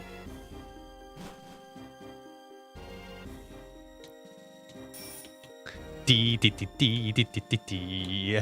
Ah dee dee dee dee dee dee dee dee dee. Ah dee dee doo da doo doo doo doo. Dee dee dee dee dee dee dee dee dee dee. Man, I'm pretty excited. Wow, what a great way to end. We're gonna see this egg. We're gonna see this egg through to the end. Can I get final egg related names, please? Out of every name, okay. If you've got a strong name that is representative of the journey that we've been on with this egg, or the journey of our stream today, I will also accept that name. Whatever name that you've decided you are most attached to, please put it in the chat right now. Please put it in the chat right now.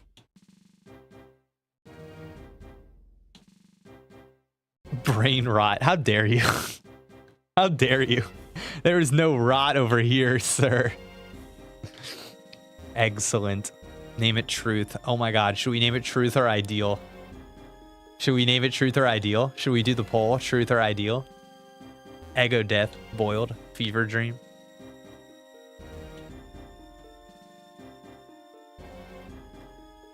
Future. Truth. Harmonia.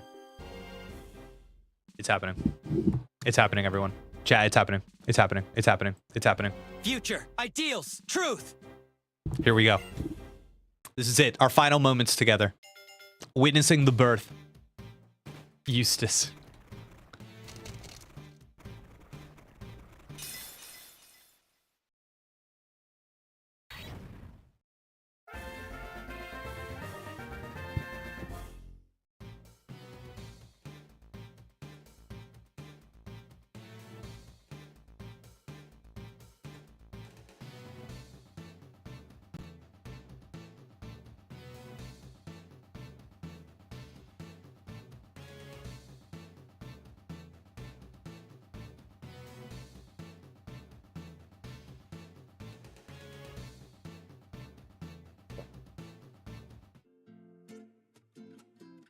You should all be ashamed with yourselves.